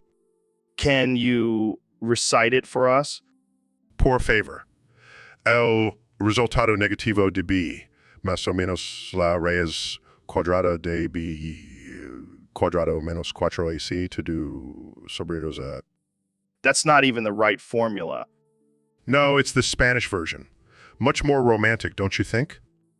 I think you need to lay off the astrophysics for a bit, man. But it's my passion, Joe. Just like your love for hunting elk and talking about chimps. Touché, Neil. Touché. All right, folks. Welcome back to the Joe Rogan Experience podcast. Today, we have a special guest, the one and only Mr. Beast. Thanks for having me on, Joe. I'm excited to be here. So I heard you just released a new video. How many bees does it take to stop a nutshot? Yeah, it was a wild one. We had to do some serious bee research for that one. bee research. What does that even entail? Well, first we had to find the perfect bees, the ones with the strongest stingers. And how did you find those? Jamie, pull up an image of me in a bee suit covered in honey, surrounded by a swarm of angry bees. Pulls up images. Here it is. Oh my God, that's insane. Did you get stung? Oh yeah, multiple times. But it was all worth it for the video. I can't even imagine the pain. How many bees did it take to stop a nut shot?